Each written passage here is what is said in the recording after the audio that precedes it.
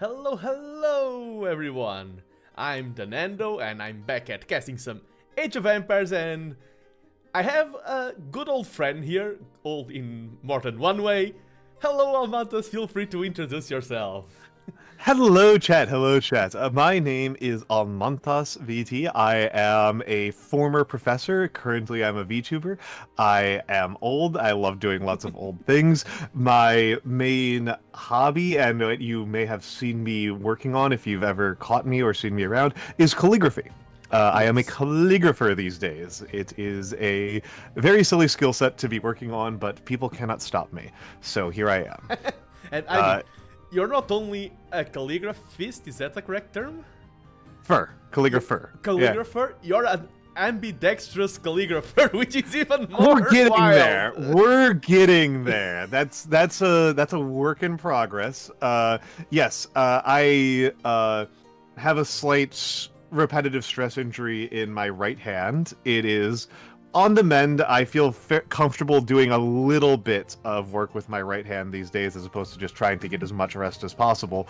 And so I have been learning how to work with my left hand for calligraphy, and I would say it is still getting there. The people get mad at me for this, but I can tell the difference. There's a very big gap between my right hand and my left hand, and it's very fun to be learning. I recommend periodically in your life working on a skill that is extremely outside of your wheelhouse, that is extremely new and difficult for you.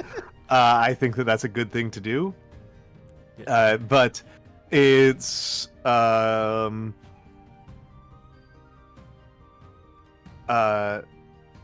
yeah, and yeah, Krantos says the best.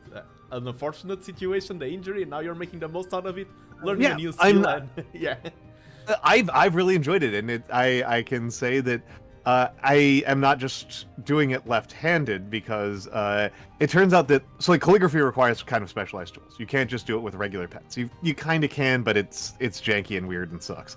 Yeah. You do it with specialized tools, and those tools are really unfun to try and push rather than pull.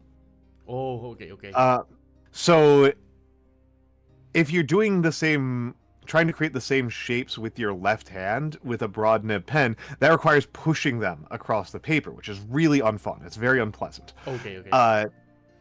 So I have been learning mirror script. Yeah. I saw the images. Yeah. I've been doing mirror, which is really headache-inducing. Like, I'm literally writing the letter forms backwards and across the page because I want to be pulling, because the pull motion is just so much easier and more pleasant to do than to do than to try to push with the pens. But it is also really headache-inducing and looks really weird. And it's been very funny to me. It's been very, very funny to me. And I remember the specific moments where I was like, wait a second, I can just use the mirror element. I can just use the flip 180 degrees thing inside OBS, and now I can read it. Now it looks like normal script. it was fascinating. I like blew my mind being able to like read it backwards like that. I mean, Uh, that's why we get along fine. You blow the mind of your viewers with ambidexterity. I'm like, okay, 6 languages. Let's do a stream where viewers don't understand nothing I'm saying. I did catch some of that stream. That stream was ridiculous. That stream was incomprehensible. I am amazed that you disarmed any bombs at all. Yeah, we did like 6 out of 10 bombs. We achieved it. It was. Oh my god. Yeah, we were actually surprisingly good. Baffling. Yeah, but I think. Oh my god. Yeah, I think that's why we got along fine. We both have the same screws are a little bit loose. Yeah. That's important. Yeah. I think so. And it's just let me just. No, sorry, just adjusting my own windows a little bit. Yeah, because they're bugging me. They're bugging me. This is a thing that constantly happens. Is I've got horrible ADHD, so like periodically I'll be like, I need to like fiddle with some knobs and wires and stuff, or else I will go insane and I won't be able to think straight. But yes. Yeah, and the calligraphy streamer. Yeah. Hello. There's, I think there is one other who I haven't seen her around. Mia is a calligraphy streamer as well, and she's like way better than me. So you're way good. I can imagine she's very good, but not way better. You're also really good. I think they're actually they them. They are. I can show you what their storefront looks like on Etsy. It's substantially better than mine. Okay. Ranked matches of Age of Empires 2. We're going to be commenting on some Age of Empires 2 ranked matches because this is we haven't gotten to that part yet, but this is an interesting overlap in me and Nando as people, in that I played Age of Empires 2 on release.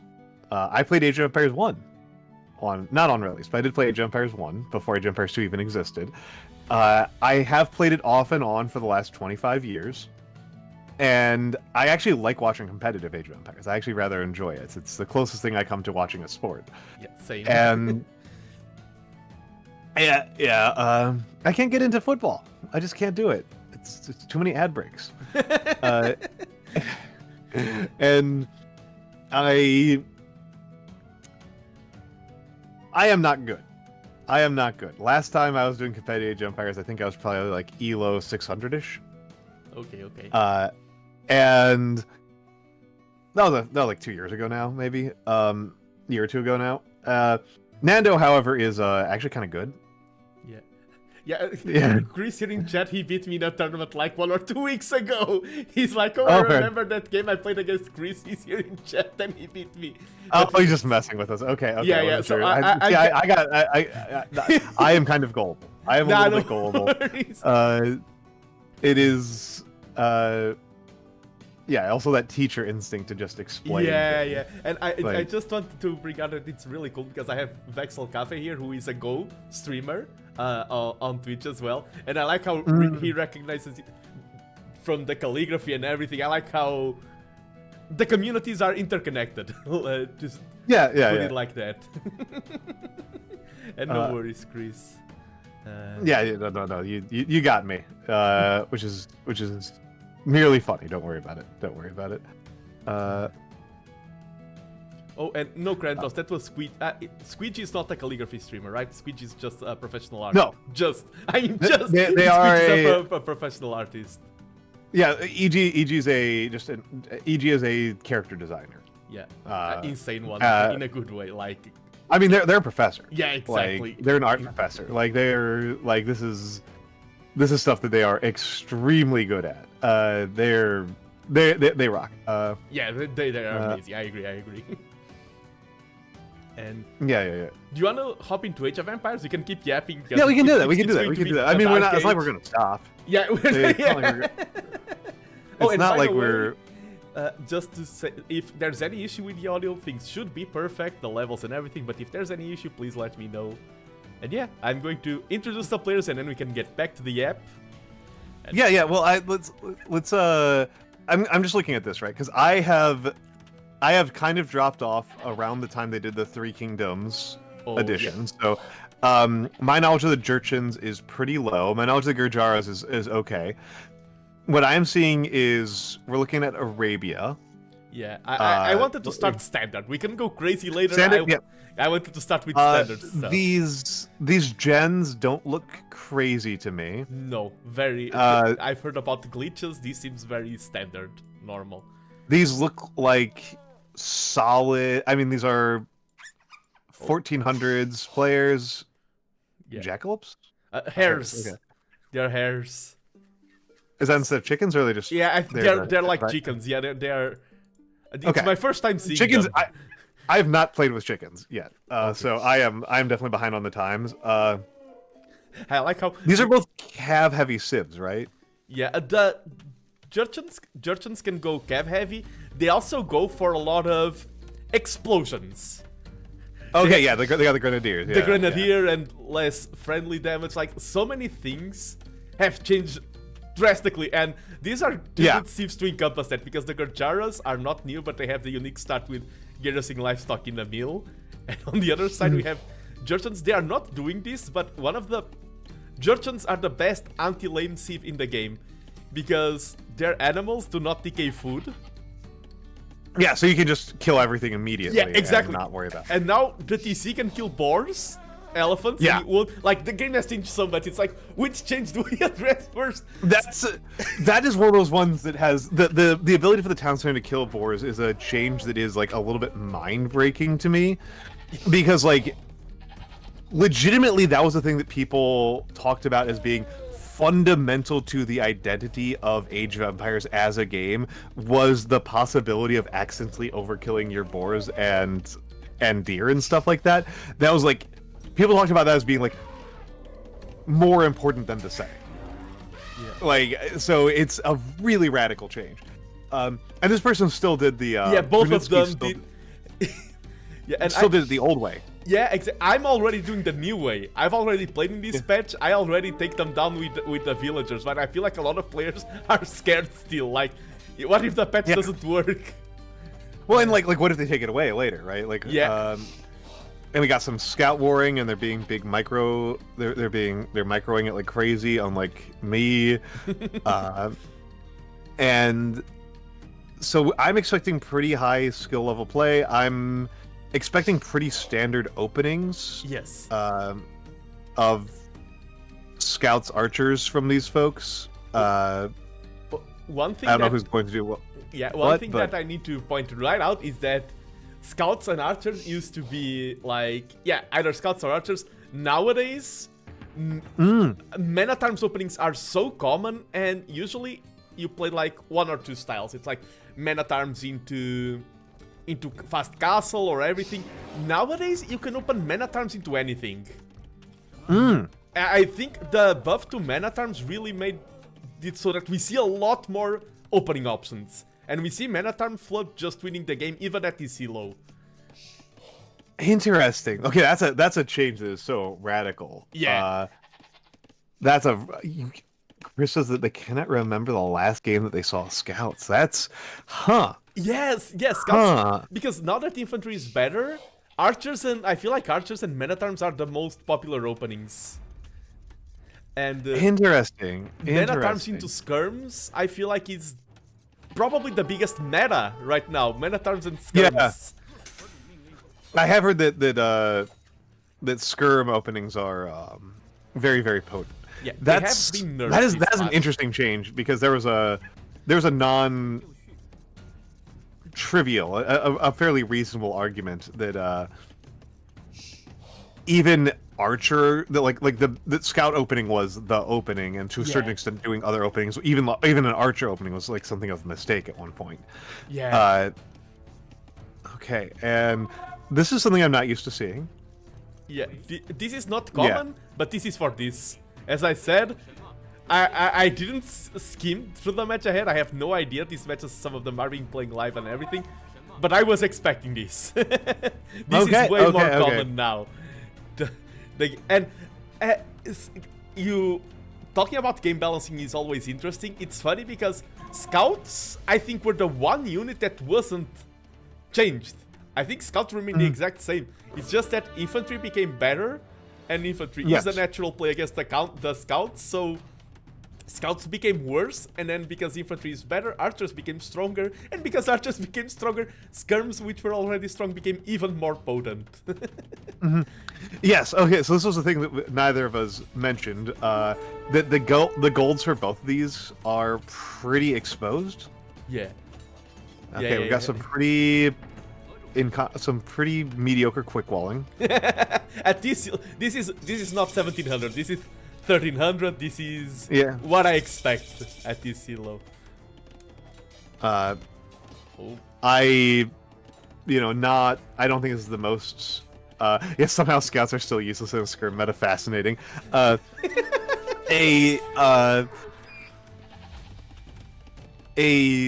thing that kind of this is kind of my little hot take as a Age of Empires player. I fucking despise quick walling as a skill. Oh, me! I fucking despise it.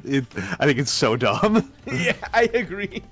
And there are a lot of talks. Some people have said that buildable, like buildings in foundation mode should be walkable, and like only after a certain health do they become impassable. A lot of people talk about it. Others say that it's the identity of the game.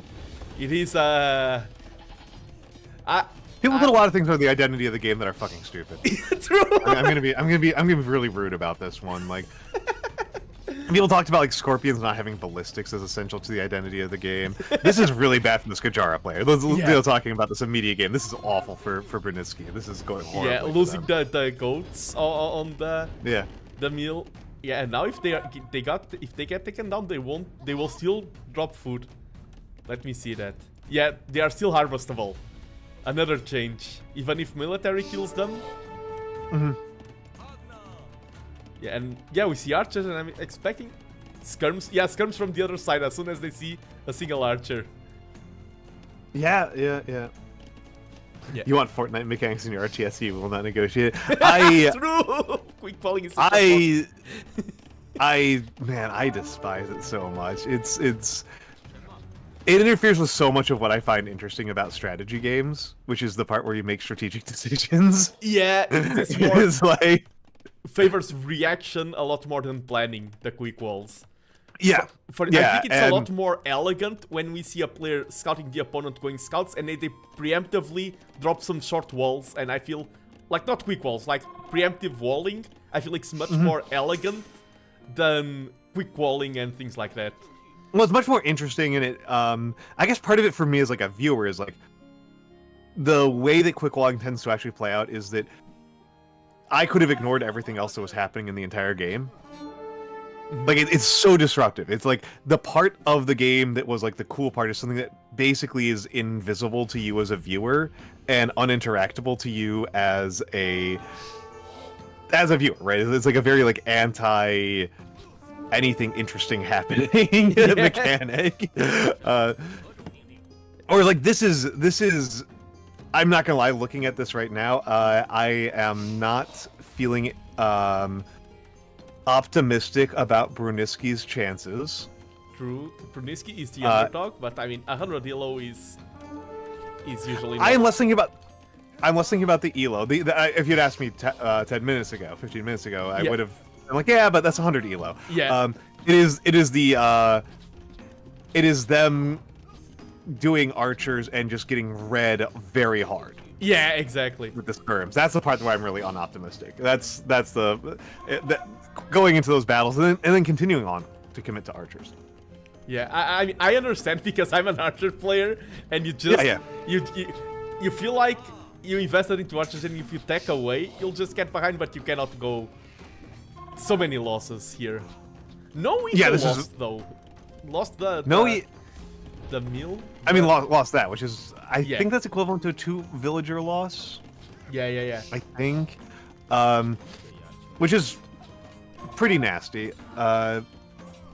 Admittedly, though, by the 10-minute mark, you've gotten a fair percentage of the benefit out of it. But like, I actually think you might still be behind at that point. I think it takes more than 10 minutes for that to come out ahead, right? Yeah, it's super slow. Eating them. It's an insanely slow bonus. Yeah, now because the military KD starts rocking too much in favor of the red player. Yeah, the red player's snowballing really hard. Me being a moron here. Oh yeah, this does not feel like committing to the things that are going to get you ahead. I think that what Bruniski needs to do, if I am understanding this right. Oh, did you list me as the co-caster or in the? Oh, credits? I'm very bad with Twitch. You still. You are tagged in the title, if I remember correctly. Okay, I'm in the title. Okay. Yeah. Okay. Almantas is in the title. Do not worry. Hello. I will shout you out still. Okay, I know how to use. Or you could pin that. Oh. And then people will know going forward, because the shout out people only know for a few seconds. Yeah. So my read of this casting read as the newbie here is that what Bruniski needed to do was a defensive tower protecting the stone mine. Oh, I would go for the gold even, but I mean, yeah, since this is walled, tower here would be nice. Yeah, I would even put a little bit further forward to make sure that they can't get up on the hill. Yeah, hills. Like towards the edge of the hill, so you're fully covering the stone mine, so they can't get archers that are able to hit the stone mine, but out of range of the tower. But yeah, I think that getting the tower to give yourself breathing room, would kind of be the essential play. I'm not really sure what else you're supposed to do if this is like a very like scout hostile meta, because the stereotypical balance. Thank you, D1100. I really like my emote artist. Yeah, your emotes are great. I like this one a lot. Sometimes I go into other streamers that I know that are good friends, and I spam some of your emotes, and they're like, "It's that Almantas, that is so cool." So you have. I love them. I'm really happy with my emote artist. They've been a real joy to work with. I've been very lucky with my artists. I've had some friends tell me some horror stories about artists they've worked with, and I've been very lucky. All of my artists have been very easy to work with. They've been very timely. They've given me really good results, so I've been very happy. Yeah, but just as I often say, you're lucky, but luck takes a lot of skill. That's what we always say in Portugal. Yeah. But yeah, so the traditional balance in Age of Empires. Oh, I'm looking at this. Hold on. The game meter at the top is predicting that Bruniski is ahead. But Bruniski is... There's the Castle Age timing. That's the main thing, because Cobra Commander is about to reach Castle Age, and Knights, or... Okay, they aren't Knights, they are... How do I pronounce them? Hold on, let me take a look. Get over it. No, not Step Lancers. Where are they? It said Paladin. It had upgrade to Paladin on there, which is not... Do they not have access to... I think you might have to click into their whole tech tree, or I can look it up. Okay, maybe Jurchens don't have access to... I'm just gonna look up Jurchen's tech tree. Yeah, maybe they only have Step Lancers. Stable... They don't have knights at all. Yeah, they don't... Or no knights. Some of the Three Kingdom Thieves have replaced them with their specific knight unit. But okay, I'll look it up just so... Yeah. I'll look it up so I can tell you how to pronounce it, because I don't know how to pronounce Jurchen. I don't know any North Asian languages, but I did take enough Chinese that I know how to pronounce pinyin. Okay. With some confidence. So I just look up shoe. Yeah, but you use are somewhat limited by the fact that like Cobra Commander is nowhere near having enough stone. Yeah. And Step Lancers will be more than enough to counter anything here. Yeah, Step Lancers are really good. Oh, and Fire Lancers, one of the new units as well. Yeah, Step Lancers I have been constantly impressed by. If I had stuck more to playing the game, I probably would have wound up being a Tatars main. And Tatars do a bunch of things I really like.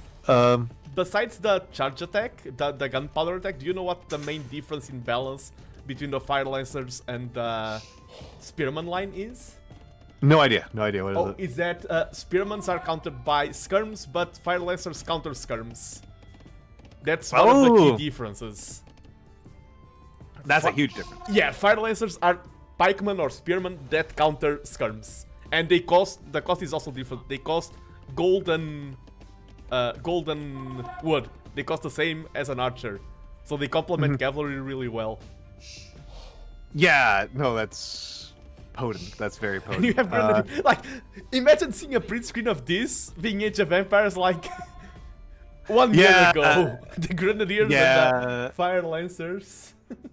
Hey, it's Mix. Hello, Mix. Welcome. Mix is a frequent guest on my streams. But yeah, okay, so my read on this is that Cobra Commander was not able to get a lot of value out of that better timing. But also Shrivamsha are not that strong into this comp. Yeah. Shrivamsha are really a counter unit for the archers and skirms, and there's none. Well, okay, I didn't finish my thought from earlier, where Shrivamsha would actually be very strong in my thought process earlier, which is that the traditional balance in Age of Empires is the question of attack, defense, boom. And yeah, exactly. The way when the game was designed, because I got the fucking Prima strategy guide, from a million years ago, where they're interviewing the original devs. They thought that like you would do one of those per game, like you would choose one of those per game, and that's just not how it actually plays out at any reasonable level, because that's stupid and boring. Yeah.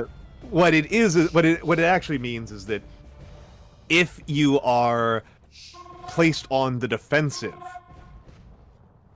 your options are to try to defend effectively and boom behind it, or to defend behind it and then attack them so that they can't boom, because so much of the value of being on the offensive is that you can boom with relative safety. Yes, exactly. And especially because in Age of Empires, compared to say StarCraft or Warcraft, it's actually really kind of hard to just burst down somebody's base in the early game. Yeah. In the early game, there's no.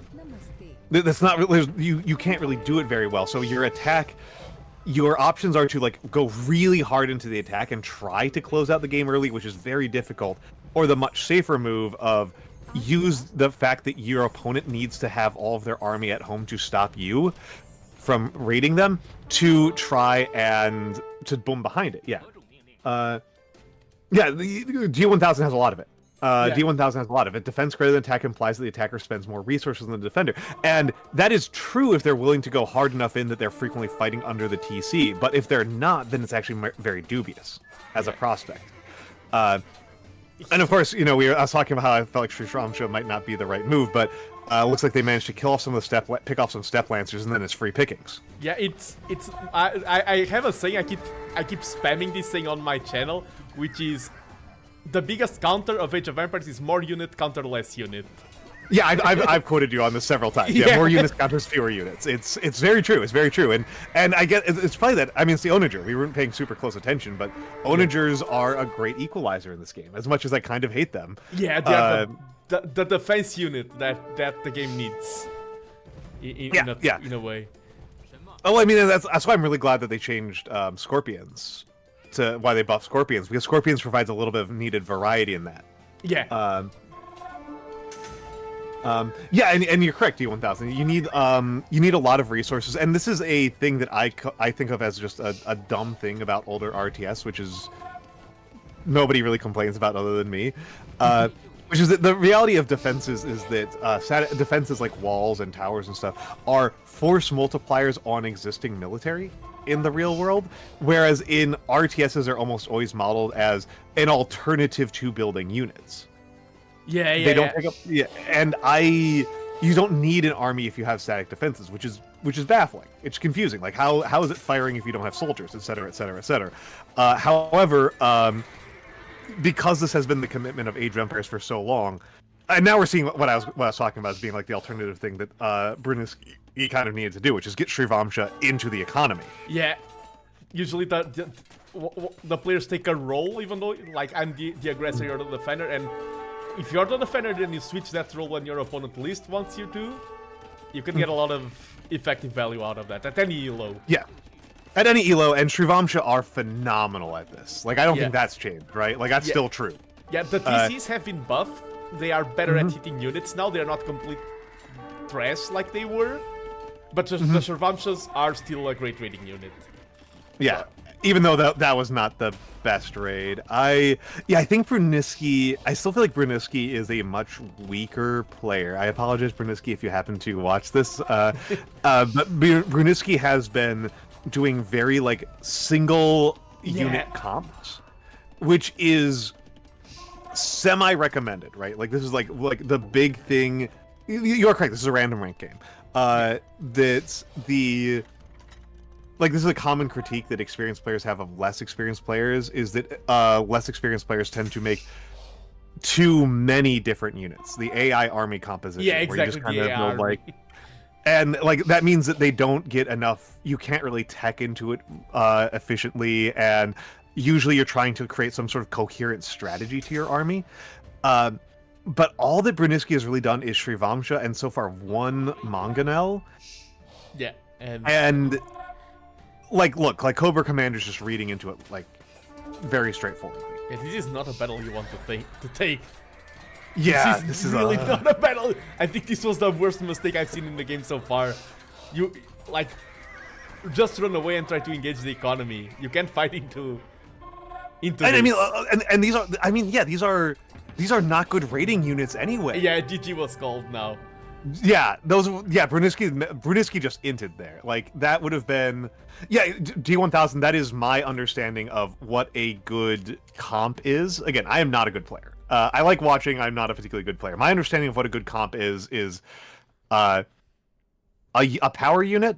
Yeah. Like knights or crossbows, and then a unit that protects you against one of the counters to you, which, let's say you're an archer player, right? Yes. That's not even really a question. I'm just making sure you get the chance to get some words in. The archers are your power unit, and then if your opponent is trying to counter you with siege, you would add some scouts. Otherwise, you would add pikes. Yeah, that's basically it, right? Like, and then the only real alternative to that type of build is a power unit plus a slightly different power unit, like, you know, like archers plus camels. Yeah, if you're willing to just burn gold like crazy to try to close out a game faster. Yeah, if you're Portuguese that have gold discount, like Archer Knight can be viable with Portuguese, but those are the exceptions, not the it's basically gold plus trash or double exactly. gold. A gold unit and a trash unit. That's usually how you comp things. And I remember when I was playing, when I was coached by Hera, I still remember it very vividly. He was like, okay, feudal you can play one unit. When you have the wait for Castle Age, always think about, okay, what's my second unit? You need at least two. Because if not, you're going to get hard countered. Yeah, you're going to run into... Yeah, Conks plus Knights is a very strong one. And I mean, if you're Spanish, like, that's a great one, because, like, Conks is such an obscene power strike that if you can just press that advantage, you can close out games pretty reliably. But like, yeah, Bruniski, and it was something, it wasn't just the Shrivamshas. Like, the Shrivamshas was the second, they did this repeatedly, because they were getting man-at-arms rushed, and then they went into archers, and then immediately Cobra Commander was like, okay, we're going Scurbs. And then Bruniski kept on going with archers. And it just did. Bruniski had moments in there where things were going their way. Bruniski was, I think, hanging on pretty well at keeping their macro game strong despite the pressure. Yeah, like Cobra Commander wasn't converting those battlefield victories into good eco pressure. Because admittedly, like, they were doing lots of Fire Lancers. Those are not. I don't know Fire Lancers that well, but I don't get the impression that they're good eco pressure units. They're not fast, and they don't do a ton of damage. So they're not going to be good eco pressure units. But it's, you know, Cobra Commander is not converting those victories on the battlefield into victories at the strategic layer. But Bruniski was just throwing at the battlefield level so badly. Yeah, and I know one thing I want to add. Cobra Commander, I was just checking the stats. I think this is the fastest player I have ever cast in my entire career. Yeah, This is insane. 89 average APM in Age of Empires. This is absurd. I've never seen this high. that is very ridiculous. That is like very. Knights and Skirms require a lot of micro. Yep, this is true. D1000, this is true. I mean, this is like you still have to like have the micro skills. It's just I don't think there's any amount of micro skills which Bruniski did not have. Cobra Commander had the micro advantage. There's no amount of micro skills that would have allowed Shrivamsha to deal with Fire Lancers efficiently. Yeah, 100%. Like if he had been going, I mean, archers or scorpions, it feels like a really rough one because you can't do skirms. You can't do Shrivamsha plus skirms. Like that doesn't work. Yeah, I think scorpions would have been a good call here, actually. Yeah. An insane call, which I don't know if I would have recommended, and Bruniski was not setting themselves for it at all, would have been chakrams. Oh yeah, chakrams, yes.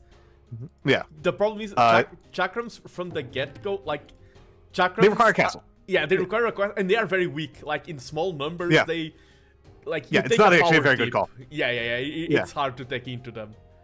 I think scorpions would have been a pretty wise choice. I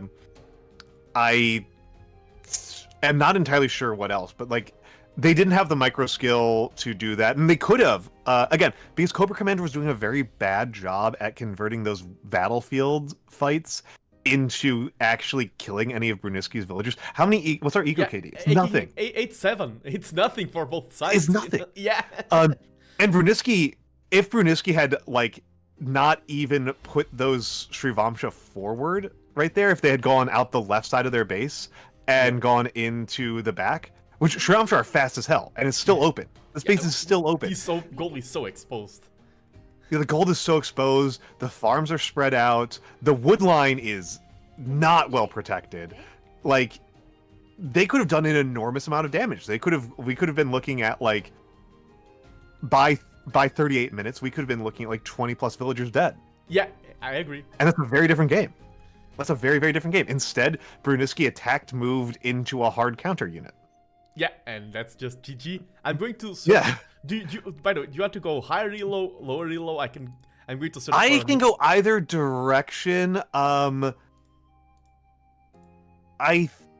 actually not sure. I'm kind of inclined. There's a part of me that kind of wants to go lower so that I can be a little bit nicer to Bruniski. But there's part of me that also wants to kind of go higher just to kind of like see a slightly more interesting, a slightly like better executed game. I'm going to let the people, the viewers, know something. Knowing something a little bit secret and unintuitive. So an unintuitive thing to me, and to I think most players of Age of Empires, but it's true, is that cavalry play is actually more forgiving. Yes. For lower skill players than archer play. Yes. Because faster moving units mean that you can make more micro mistakes and get away with them. Yes. Right? Like and so there's a similar thing where for worse casters who are less knowledgeable, higher elo games are easier because they're higher skill players to talk about, and there are more actions happening per minute, and they're more meaningful, and we find we have less things to say. We need to have less things to say. So it's a little bit unintuitive. Chris is voting for lower. I'm down with that. We're both very yappy, so the fact that it's going to be a slower game, that we can talk a little bit more during. Then we can go higher. Now I'm going to... I'm not... What's the lowest KB? I'm not going that low, but let me... 200 low is the lowest one, but... 200 might be a real challenge for me to say anything intelligent about. Let's go higher. I think... 600? Is there something like the 700s? Yeah, there... Like, I'm using the spec dashboard, it's very easy to sort. We have 700 Arena, Arabia, Four Lakes, Gold Rush. What is a 700 Arena like? I am curious. I've never seen a 700 Arena game. And we have Franks versus Celts. Celts. Okay, old school. School. Okay. I'm going to just load up the game here. Also, you asked about how to pronounce the new Chinese cavalry unit. Yeah. Not actually very hard. Okay. Hey, like the English word hey. Hey. Basically the same pronunciation. Yes. Guang. Hey Guang. Guang. Okay, yeah, you got Guang. it. Hey Guang. Hey Guang. Hey Okay. Guang. Yeah. I don't know what the tones are on that, and don't ask me because I'm actually tone deaf. So I did fail every single spoken Chinese test I ever took. I was very fortunate that my Chinese classes, 80% of the grade was writing because I aced the writing sections. But, okay, so we've got Santiago versus Longbowman playing as the Franks. Yeah, Longbowman. This feels like... as a bit of a mind game there. Oh yeah, I did hear that they changed the arena to stop generating back walls. Oh yeah. Yeah, and I like that. This is my first time seeing it. Because I used it's my first time seeing it. I was like, whoa, that's weird looking. Yeah, I was like, something's wrong, but I can put my finger on it, and now that you mention it. Yes, the back walls. I think that's a good change. Because it was dumb. It was dumb. I mean, to a certain extent, it was nice. Like you got the scouting, and it looks like Longbowman is using. No, they're not using auto scout because they're stopping, but they're also scouting something they don't need to scout. Yeah. And I mean, yeah, we are set 700 elo. We can see a lot of non-optimal play. And I think I saw Emperor's Armpits following on Twitch. I'm not sure because I was distracted. Hey, it's Emperor's Armpits. Emperor's Armpits is what? Emperor's Armpits is my. I'm pretty confident the viewer who has the single most watch time on my channel. Oh, let's go! Let's go. I think there is one person who has been following me longer that I've seen that's shown up in the last year, and they don't show up nearly as often as Emperor's Armpits. So I'm pretty sure Emperor's Armpits is my most loyal viewer. I have a great deal of affection for him. Nice. Also a name that VTubers love to say. Yeah, it's a great name. But yeah, so okay, so like at a very fundamental, very early level, Santiago is making fewer obvious micro mistakes, obvious eco mistakes. They're killing their animals under the TC. They're queuing directly to the wood line. It looks like Longbowman is not doing that. Yeah. They might be now, but I did see some stop orders. And I wondered, I missed it. I wondered if we're going to see any of them taking down the boar with the TC. I want to see one of them do it. Okay, let's see. No, doesn't even garrison. I mean, a lot of players at TC do not read patch notes, and it has been ingrained. Oh. Well, and it's also like, this is the thing that like I remember when I was trying to get better at the game briefly, I did try the TC trick, which I know Hera's a big fan of. Yeah. I was like watching Hera videos and you're like, oh yeah, this is like a great trick. And every time I tried it, I fucked it up. And so I eventually decided that the much better thing to do was exactly what Santiago did here, which is doing the drive-by, right? Pull the boar across your group of villagers underneath the TC and have them shoot as it goes past, and it's extremely safe, it's extremely reliable. Is it slightly slower? I guess. It's saving a couple clicks at a point in the game where your clicks are kind of precious, so I think that was... Oh, that's a mistake! Oh! I was just hearing you talk and my caster instincts were like, wait, something's wrong here. Oh no! Oh. This is why this mod is good. Yeah, the one that has the icons while the building is being built. Oh, that's harsh. Oh, that's harsh. Yeah, Chris, to give you a sense of how the type of bad player I am, I was very reliable at pushing deer at like 600 elo.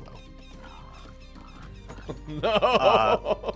Yeah. At least it cost them 100 wood, but they did catch it. I have a suspicion that Longbowman might be at the start of a pretty sharp downward trend on their elo. This might be a person who is only at 700 elo because they still haven't gotten equalized yet. This does not feel like similar elos to me. I mean, I can say though that like I don't think I'm much higher elo than that, and it is firmly because my ability to get anything done in Castle Age is atrocious. Yeah, and I was about to say, maybe they are actually the same elo, because at this elo, it's funny because players, like, if you see one of those hexagons, like in a soccer training game or something, you see, like, speed, power, all of those stats, you see the pros and they're kind of, like, growing on all directions. Here, well, okay, so we've been talking, yeah. Yeah, here it would look like a star. Some players are like incredible at attacking, but horrible at eco.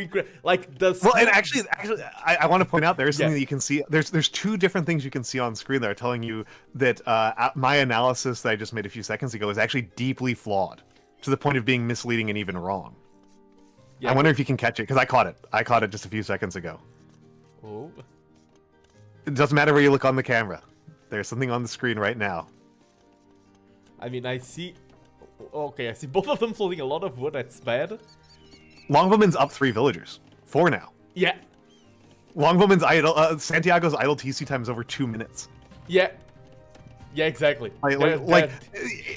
Yeah, exactly. Yeah, Chris got it at the same time, on the same time I did. Despite the fact that I feel like Santiago is making way fewer very stupid mistakes, Longbowman's made some very boneheaded mistakes. Santiago's, I guess, just not clicking build villager. Yeah, exactly. Yeah. Yeah, idle TC time is huge at any elo, and I mean at high elo it's just 0-0, but here a lot of unforced errors. I mean, now Longbowman is actually catching up. Longbowman's catching up on it, yeah, but still ahead on villagers by a decent lead. Yeah, by a lot. Oh my God, Santiago. Okay, Santiago went for a super early, not early, but in terms of villager count, early. Yeah, in terms of villager count for arena, this is super early. Arena, this is weird. Yeah. Okay. Okay, yeah, it's just strange. And Celts are also a peculiar choice. They're not the most popular choice for Arena. They are great in a lot of maps. Arena, I feel like it's not where the Celts shine. It's interesting because from a certain analytical framework, Celts should be really good on Arena, because what is the Celts' big bonus? Siege. And wood. Siege. And wood. Yeah, Siege, Siege is really important on Arena. Yeah. It's very important, but this is me doing a very naive idiot read of Arena, right? Because those walls on Arena are not nearly as firm of a protection as I want them to be. Yeah. You know, they... What? Militias are popular now, but militia rush from the Frakes in Dark Age? Well, it's got to be man-at-arms, because like they hit feudal, and they're probably okay. They're not researching it immediately. Okay. See what I mean by this is harder to talk about as casters? Yeah. Like I am trying to figure out what is going on in their psychology here. What do foxes do? What are foxes? Foxes? Are they gold? I never. They give gold? I've never seen this in my life. Okay, that's neat. I think it's cool. Yeah. I think that's cool. Yeah, I think that's very cool. Okay, Man-at-Arms came out. We got 2 Man-at-Arms that... I was like, what's this sound? These Almantas like, where? No, it's the foxes. Yeah, I can't make that sound. That's a pretty good thing to be able to make. But yeah, Longbowman is losing their eco lead. They've in fact entirely lost their eco lead. Yeah, in terms of the DLC, there's one thing that I want to talk to you about, just to make you live it. How excited are you to hear Age of Empires casters saying that a player is recruiting Cow? Oh man. Dynasty Warrior 3 and its consequences have been a catastrophe for the human race. It's Cao? It's Cao. Okay. Yeah. Cow. The pinyin C is a TS sound in English, which is one of the rare consonant sounds that English doesn't use. English uses a radical amount of consonant sounds. The momentum bar at the top is extremely favoring Longbowman. Oh. Yeah, I mean, but military still. Santiago is on the lead though. So it is close, and I mean that's. This is so weird. If this works, they're not gonna get anything done. Yeah. And at this elo, by the way, if one of these players went fast castle and used the siege tower to get over the walls, they just win the game. Yeah. It's. I mean, the moment for me where like it really hit me, like how bad I was at comprehending arena play, and I'm still not like good at it. I'm still like I'm not a what's the term? A clown? Yes, Is that the term? yes, an arena clown. Yeah, I'm absolutely not a clown. But the moment where it really hit me, like how big the gap in my understanding was watching people do a very standard opening on Arena, which is build a castle on your opponent's face as the Turks, drop 2 petards, and then just dive in with like 5 Janissaries. Yes, and that's just like a standard opening. Yeah, and it's like, oh wow, okay, so like that's actually quite an aggressive opening even by Arena standards. And it can lead to some very short games. I like the SimCity, sorry. Wait. This is embarrassing. I was about to say to blacksmith. No, I like the layout of the buildings. But yes, you were saying, and it's true. There's a lot of aggression that can be had in Arena. And go ahead, sorry. That one, this is like a funny one right here. You know, Santiago does not, in fact, actually have all the time in the world to build behind that wall. But he does have a lot of time, though. They are so slow. I'll be getting worried. I'd slap down another gate behind it, like right now. Yeah, the anxiety. I mean, I think that's what's. Okay, they're coming forward to it right now. I mean, or just repair. Probably just a repair. Or just repair, yeah. I hope you lock the gate. Yeah. Oh, it is locked. I would not go spearmans here. I think that's a pretty confusing option here. Yeah, I think archers is the orthodox play here because get scorpions out. Get Celt scorpions now. Celt scorpions. I would say tower, but I think that's just a very expensive way of just buying archers. Just drop a castle. Look at Santiago's stone. Yeah, you can just drop a castle like right there. Just drop a castle, like one. Put some houses and then drop a castle, and then like you. Yeah, what are they gonna do about it? And then spam World Raiders and Siege. Yeah, like this is still kind of Santiago's to lose. Longbow's ahead on eco again, and ahead on military. This is an actual gate. I was like, is this Palisade gate? No. Yeah, just take your time. And we do see Pikeman. I do not like that. Like you said, what goes inside the brain of these players? Sometimes it's so hard to. I think that what is going on in Santiago's mind is that he knows the opponent is Franks. Yeah, you're absolutely right. And is trying to predict their next move and is just assuming that all of this stuff is just preamble, and the real fight is going to be against the inevitable knights, which may not come because they're on 12 men-at-arms. Yes. And I did tell you that men-at-arms are now more popular. I was not lying. You can see. Yeah. Does Longbowman have arson researched? I think I remember seeing it go up. No. Nope. Oh, that's so bad. For an opening like this.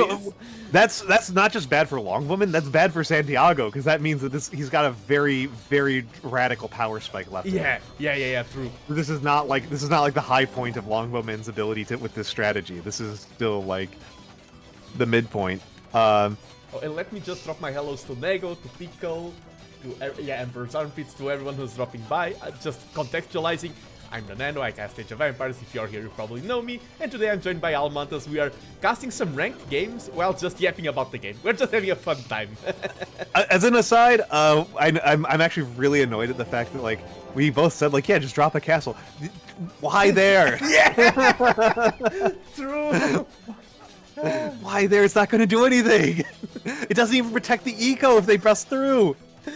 You can actually I literally had this discussion on my own stream yesterday, like, because some people are coming by and asking like some kind of military fiction-esque questions. I said a big problem with a lot of people who are looking at military issues and trying to write fiction about them is, or even just like critiquing them from the past. Also, hello, Lost Notebooks. Lost Notebooks is a regular of mine that I believe I got via Mabel. Nice. That's people will be like, oh, like, why didn't they just go around castles? Like, castle isn't actually that big. And the answer is that there's a lot of answers to that. And the biggest thing is just like they wouldn't have built the castle if it wasn't going to be effective. Yeah, exactly.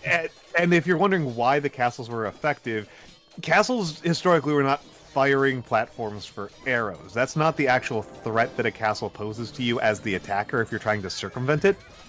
I do like the monk. The actual... And hey, there we go, Celt Siege. I don't like this as much as I would like some Scorpions, because you're going to be damaging your own walls, but it's just less reliable. But it's Siege. It'll get the job done. But that castles are operations bases for cavalry to freely go behind your army, because your army can't just get surrounded and be fine. Your army needs to have a line of communication back to your own administrative centers, notably for food. Oh, yeah. You cannot do what you do in Age of Empires and just go into the enemy base. You will just starve to death. Yeah. Like, you need to have a secure line of supplies. You can only do that kind of lunging with specific types of armies and specific context. Native American armies on the East Coast were very famous for being able to do really insane supply lunges, because these were armies of like 10 guys. Yeah. In woodlands with lots of hunting options. So very different than 10,000 guys or 20,000 guys, where they have to march along roads and they have to be raiding farms and they have to have a line of supply back to their own commanders and their own administration, or they all just die. But this castle placement is awful. Yes. This is a castle you actually can get around. It's barely even protecting his own gold. But I need to ask you, the placement is awful, but one of the latest patches was the fact that each civ has its own unique looking castle. I did see that. I kind of like it. I love it. I mean, I'm not talking about this castle in general. I love the patch, and I like this castle because I've been in this castle. Oh, yeah. I do like the Celt one. The Celt one. This is modeled after a castle in Scotland, and I've been in that castle. It is not the exact one-to-one recreation, but it is modeled after. It's got to be. It's so much thinner and taller. Yeah, exactly. Like the aspect ratio is so squished. And that French one's nice and round. Yeah, exactly. With very, very rounded. Much circle. But now it's got like 4 fucking chapels. Ridiculous. But yeah, so now we're settling in again. Like, Longbowman has a lot of freedom to just bust down the wall to the keep going right. Yeah. I mean, there's the mangonel, but like you can fuss with that. Even here, even this isn't protected. The castle is just like, okay, in the corner it looks nice. Okay, I like them moving out, and this castle is about to go obsolete because of Imp. Because of him. And like, we are talking about, like, I like how our plot lines from each game are interconnected. We are talking about how AI army is bad. Look at this. Yeah. A little bit of everything. The two throwing axemen is particularly painful. Yes. They have buff, I think, but. Oh yeah, they have. I did see that in the patch notes, but they're. Okay, this throwing one is axemen are funny. better. It is better. At least it's protecting in gold and exerting some forward pressure. Like, and it does actually kind of retroactively make that previous castle a little bit better, because now it's harder to deal with that one. But yeah, like building that first castle was almost pointless compared to building the mangonel was the thing that actually stopped. Yeah. The push. And Longbowman letting a couple of his units idle wander in. Yeah, and painful. The archer range is going to go down, but on like a very slow time basis, whatever. So Santiago's building a second TC. Does Longbowman have more than one TC? Yeah, two TCs as well.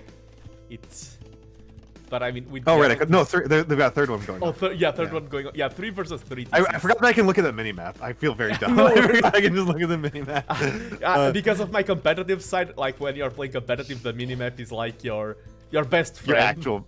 Yeah, I'm used to looking at the minimap all the time, but I'm casting right now, so I'm being lazy about it. No. And also, like, this is such a low activity game. Yeah, you've earned the right to be lazy as well. I'm the host. You want me to go hype mode, and we see the castle firing arrows, and we see the units are waiting for so Santiago is now up enormously on res collected. Yes. Yeah, this is not a neglectable lead. This is a huge advantage. Oh, there are fox. There are foxes now. And it is a bit of a. Oh, sorry. Yeah, the foxes. Yeah. And like, look at the score lead is enormously in favor of Santiago right now. Santiago's on 3 TC. They're both on 3 TC. Yeah. And yeah, now we've got the. I mean, the thing is, like, this is the thing about this kind of elo is like, like you can still throw. Yeah. Like Santiago's still in a position where they can absolutely throw. They are playing cautiously, which I think is the right move. And but I just want to say something also to everyone in terms of learning the game. Yeah. You should only build forward castles with a purpose. Like, if it's a castle for production, if it's a castle to pressure a goal or something. If it's not doing an active purpose at the moment, 9 out of 10 times people hate doing defensive castles, but even if you are attacking, drop a defensive castle behind. 9 out of 10 times they will be much better for you.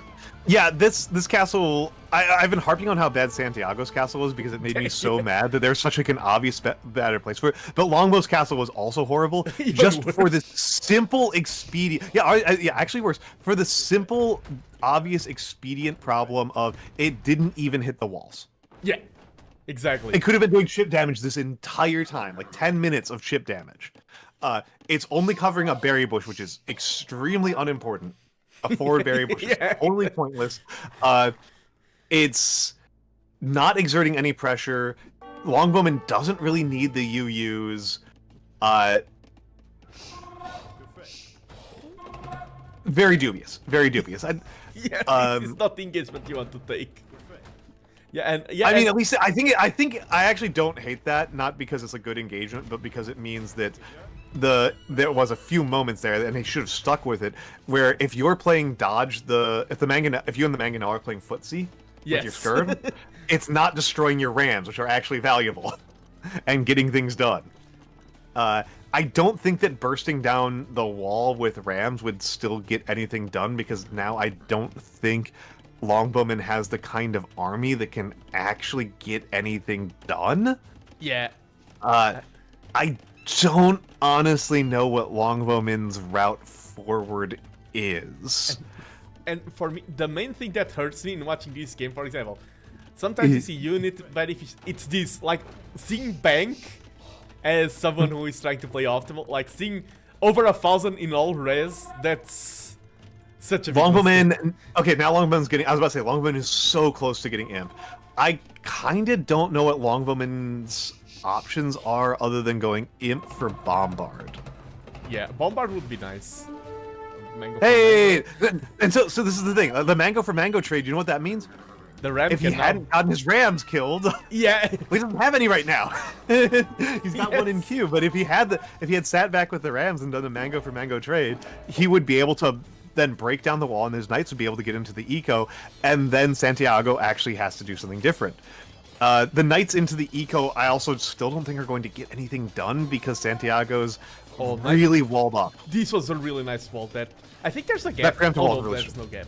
No gap. There's no gap. There's a really good preemptive wall. Yeah, and that's what we talked about also in the previous game. Preemptive walls are much more elegant than quick walls. This is elegant. This is not elegant speed. This is not speed, as also it's like this is just a good wall in. Like we were joking about the SimCity building before, but like it's paying off right now. And there's something I actually really like about this wall that's like that I think is really clever, and I don't think I've ever really thought about before. But the way that he built that interior wall, that second line of walling, that means that the barracks can deploy out of the wall or into the wall. Oh, true. They have this gap here, and they can. Yeah, I think that's cute. That's clever. I don't know how much that matters, but yeah, with my experience in this game, when you rally them out here, they would spawn here, and when you rally him, they would spawn here. Yeah. When you try to be too will clever, not the go- pathfinding will betray you. No. Yeah. With all of these And of stone- course, yeah, this is going to burn down this.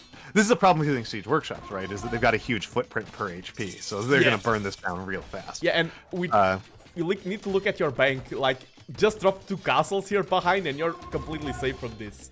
I mean, Yep. they are not. And see, this would have been this would have been a good place to put a forward castle for longbowmen. Would have been right on the other side of that wood line. And now this is a really rough engagement. This is horrible for longbowmen. This is the reason why I didn't think this was going to be all this impressive. Yeah, exactly. This is awful for longbowmen. So much. Like that scalping might be infantry. GG right there. Yeah, it just shreds the entire army. And this castle is still being built just to villagers. Oh. Yeah, wood raiders can melt everything here. And they're Yeah, turning elite. Nothing that can deal with woad raiders here. Oh, this is the, you know, if you watch T90, he talks about trickle trebbing. Yes. The problem here was that longbowman didn't go in with his whole army. Yes. What's the This is point not of sending half the army? Yes, commit. This is not a game that rewards holding reserves. Yes. Exactly. Like the scouting is not as uncertain as it is in reality. Engagement times are not designed in a way where you can commit your reserves in a way where they'll be able to help out your units. Your units, like the things that you're doing for splitting your army are trying to set up flanks, trying to get around the opposing army and get into vulnerable siege units, or doing small numbers of units to try to bait your opponent into moving to a location where it's more favorable to you. Like that's the only reasons why you don't have everything in a death ball, basically. Yeah, and like reserves are not only like not good, they're actually horrible. They are punishing. Like when you're playing like tug of war kind of games where both of you are 200 pop, one of the most important things is get your production in the front, and sometimes hotkey only the front barracks, because they aren't reserves, but just a walking time of units occupying your pop here can be the reason why you lose the game. By the way, longbowmen just researched pikemen. I think I didn't like pikemen out of Santiago. Out of longbowmen, I think it's even worse. Yeah, Santiago has no cavalry and no motivation to build cavalry. The cavalier upgrade's fine, but like, yeah, now we're going into two-handed swords. And this is like these are enough scorps to melt everything. Yeah, like I said, I don't even like 15 minutes ago, I don't know what longbowman's path forward was. Here, I think it's just over. Yeah, I agree. I just think it's over. Like, there were moments in here where I think longbowman was in a fairly good position. I think Santiago made some pretty miserable mistakes. But, like, longbowman is doubling down on building these really awful castles. Yeah, this one just gets denied immediately.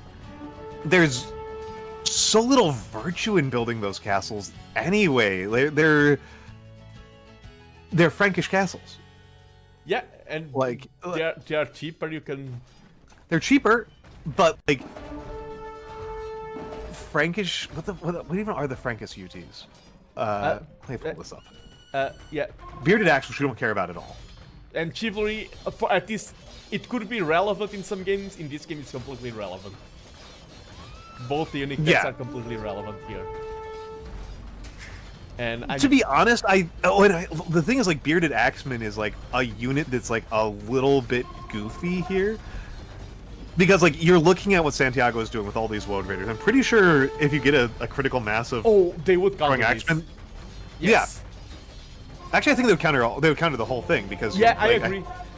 They deal melee damage, even though it's ranged, it's melee type damage. Yeah, so they should. I mean, they'd absolutely vaporize the Woad Raiders. That one I'm not in question about. It's a question of like, this might be too many Scorpions for them to deal with, like, regardless of numbers.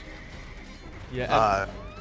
I would just love to see, like, because of the floating. Okay, and it just makes sense. It just makes sense. I mean, that the Longbowman had a window where I think Longbowman was actually doing quite well. And this is kind of a bit of a fun part about looking at these low elo games, that like Longbowman made some really boneheaded mistakes in the early game, but was still out ahead on Eco for a surprisingly long time, just because of better idle TC management. And then, because like that idle TC difference right now is 5 minutes at the end of the game.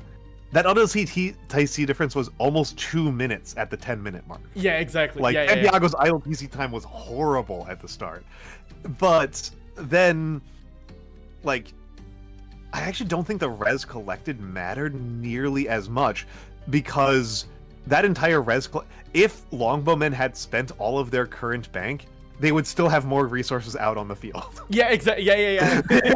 Their resources spent would have actually been ahead if they had managed to burn down their entire bank. So the resources collected difference isn't that big. It's that Longbowmen was pulling some things. Yeah, R-base, that was the first thing I noticed. I was like, huh. Playing a Civ that is very incapable of using Longbowmen. Let me just ask, because R-base is a good friend. Did you win your set? R-base was playing... R-base is like my level, a little bit better, and he was playing against Lix, who is a professional player. Like, 1600 versus 2000 something elo. So, that's a gap. That's a gap. That's a gap. We did just see a decisive loss for... So far, the Overdogs have won very decisively both games.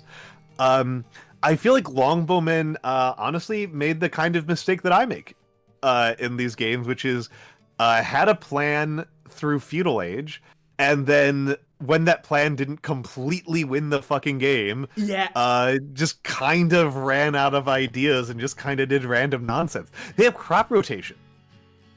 True, that's it's free for the Franks. It's free. Oh, it's free. Okay, it's free. You get. I was like, there's something so funny about getting crop rotation without getting bombard cannons, which was like almost certainly the best thing they could have researched. Yeah. Right, like they had that opportunity to bust down the walls in feudal and early castle, and it was going pretty well for them. And then I do like the new elite Woad warriors. I do like them. They're very like anachronistic, but the whole Celt Civ kind of is like, that's like a 300s to 500s type of dress. Yeah, no, exactly. R-base. That was part of my joke. That was part of my joke. Is it like, this is not a meaningful elo difference. This is not one that matters. Like Longbowmen did have some advantages, but then just absolutely squandered them throughout the whole mid game. And it was, as you said, they did have a plan for early on, but because Santiago played this very decisively. It's like, I'm playing with the Celts, my build comp is infantry and siege, I'm going to get Woad Raiders, I'm going to get heavy Scorpions, and that's my game plan. And that's a game plan that can, like, it's an entire game plan for Arena. That's an early game plan, a mid game, and a late game. With the Franks, we just had infantry spam into, I'm not sure what I'm going to do. And infantry spam into banking resources. Even a bad plan in Age of Empires is better than no plan. I mean, the famous phrase that from Americans is failing to plan is planning to fail. Oh, that's a nice one. And that's the way to put it. And that's what we saw with Longbowmen, and like I have trouble kind of criticizing, because I do the same thing. I am also very much a player who, like, I kind of have a plan through feudal, and then once we're in post-imp, I kind of have a plan, and then for Castle Age, I have no idea what I'm doing. It's total like flailing. It would be the closest thing I ever have to a plan that ever works in my favor is 3 TCs and just try to get out of Castle Age as smoothly as possible with as little complexity as possible.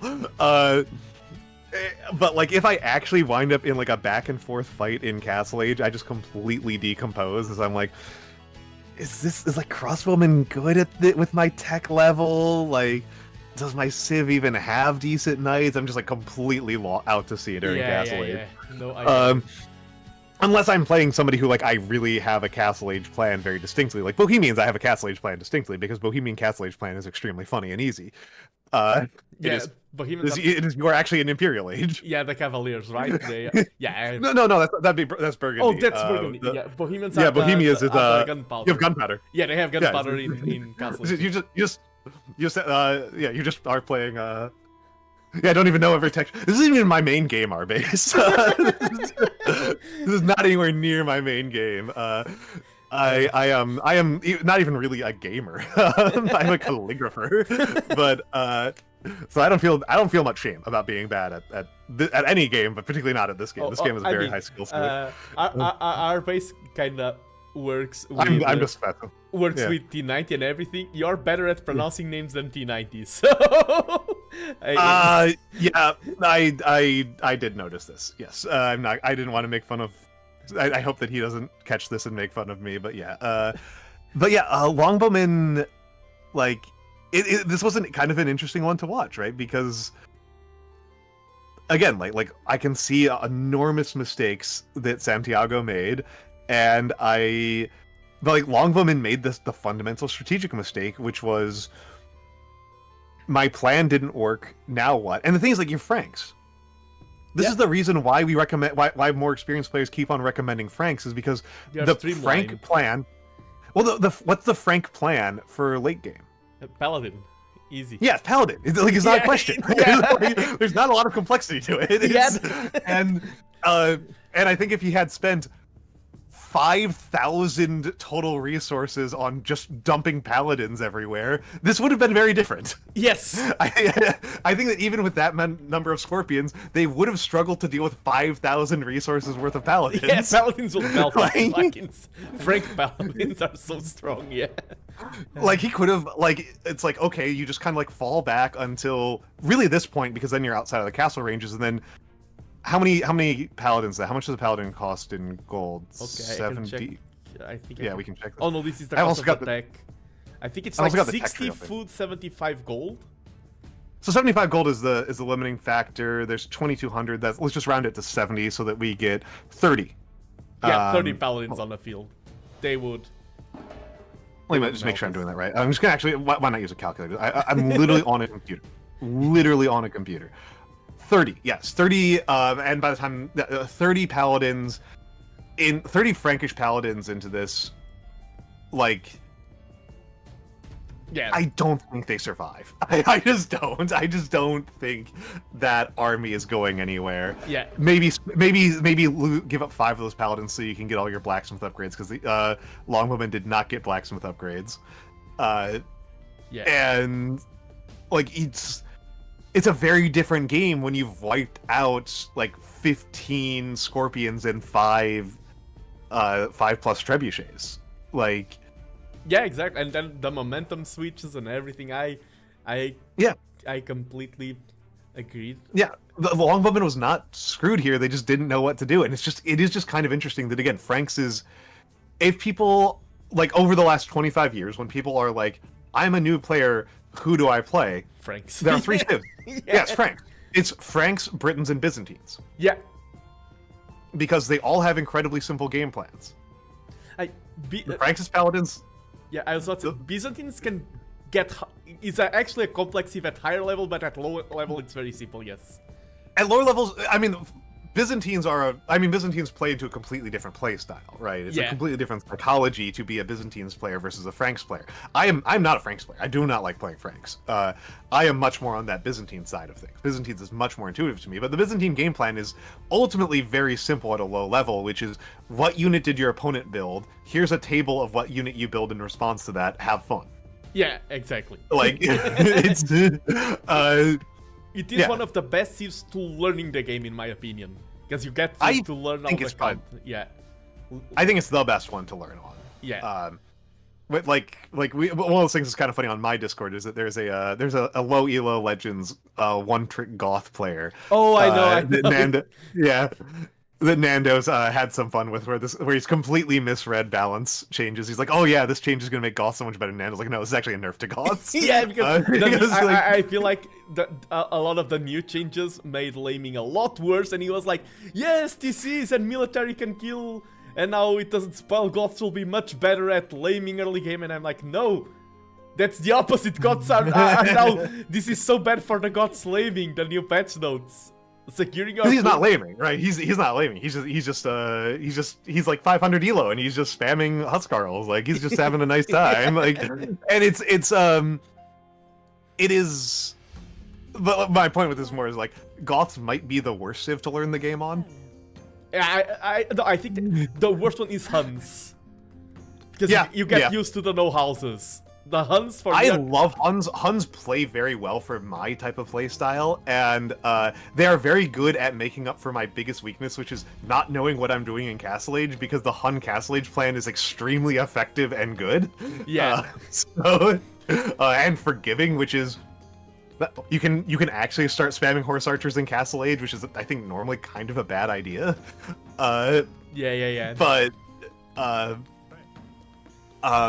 this was a fun one. I think I'm going to load another one. Load again. I'm going to use the restroom while you're hunting for a game. I'm going to but yeah, let's grab something. Yeah, I was about to say let's grab something like 1600 plus. Yeah, 1600 plus. I'm assuming there's no like 2000 pluses. There is for sure. Well, let's go with that. I mean, your choice. Your choice. We can either go for like a 2000 plus or like a 16 1700. Your choice. Okay. Yeah, you go. I'll see what I find. I'll use the restroom. Yeah, because, there is Stone Please versus Beery. I saw that Mem was playing, but he's also streaming, and I don't like casting games of people. I feel like I'm kinda intruding on someone else's territory. Like, if Mem was playing but not streaming, I would cast Mem. Oh, is Danielle alive? Because I see Danielle is playing. And that's around the elo range that we want. And this is mega random, so it could give for some interesting... If she's live... I won't stream it because, as I said, I don't want it to intrude. But I don't think... Oh, she's live, so I won't be... Yeah, gaming before the show match. Okay, so I won't be casting Danielle. I don't like to cast people who are streaming their own games. If I know, sometimes I may do it without knowing. Let's go Tatars. Oh, Celts again, let's not repeat Civs. I want to go for a different map. 4 Lakes, or did... 4 Lakes, Italians versus Persians. That's ranked match. Burgundians. Oh, Franks again. No. Dravidians versus Celts. Why is everyone playing Celts today? Oh, Shu versus Bengalis. Gold Rush. Romans versus Teutons on 4 Lakes. Okay, I like this. Will you check out my game versus leaks from TWS stream? Oh, I could. Like, is it live right now? Or but I can do it later as well, because I know you had some good games. Let me see. TOS. Yeah, while I'm waiting. Okay, I'm having ads. Let me mute that, and let me set up capture it for this game that I just found.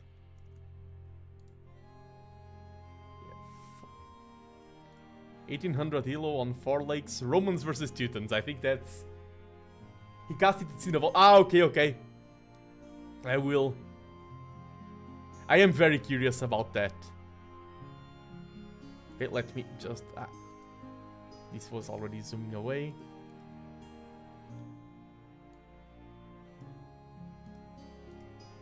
Okay. I'm having infinite ads on the West stream now.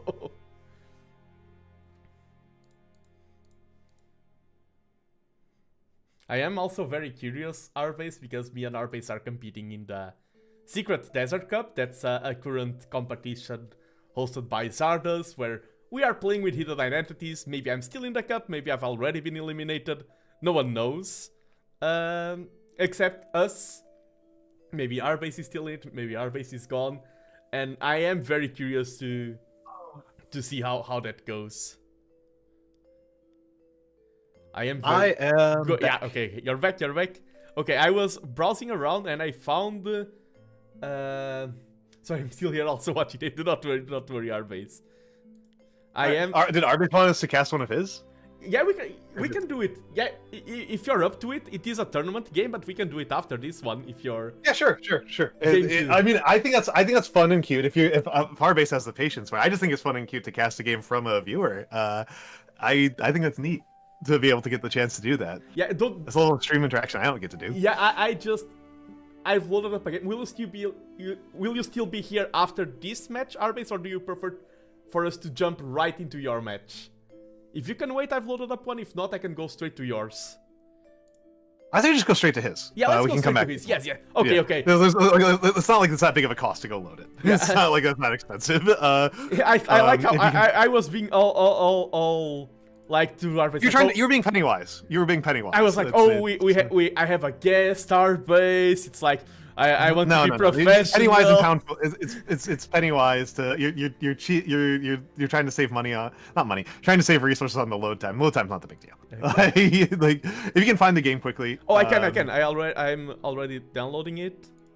All right. Let's see what Arbase has got for us.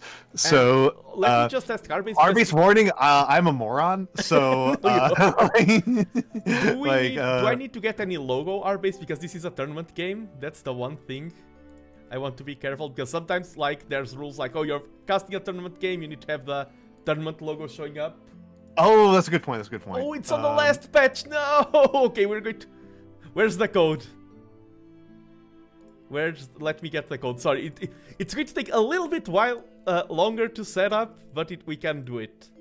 Let me okay. And this is Arbase versus somebody who's like a pro. An Arbase is like 1700-ish.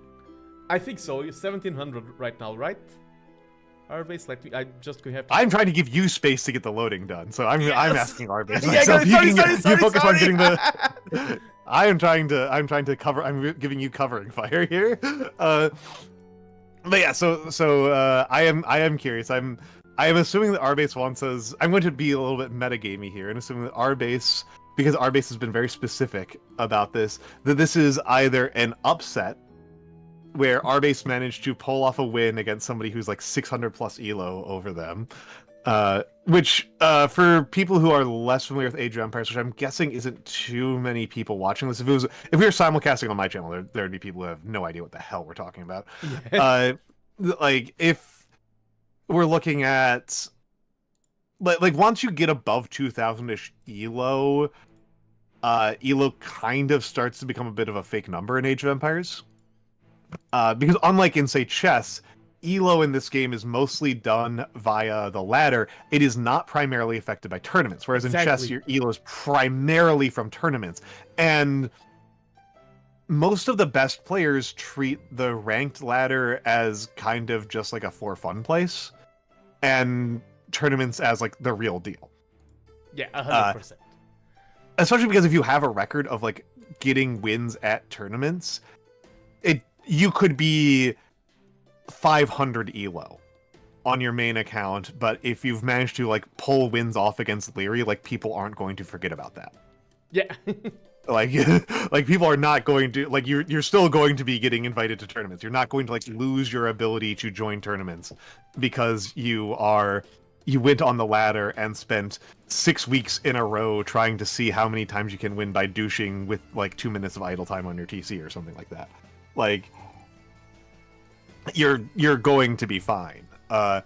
So elo for the best players is kind of fake. I remember somebody somebody completely insane. I need to look up who it was. It was one of the Chinese players. And it's funny because you brought up the elo fact and everything. That's actually like in people talking and discussing. That's such a huge topic of discussion inside the Age of Empires world. Oh yeah no I'm thinking about this because hold on, I'm literally looking this up. No, it wasn't CISO. Wasn't Lix. Who was it? It was like Yo is like 2100 or something insane. And Yo is not 2100 like in terms of skill level.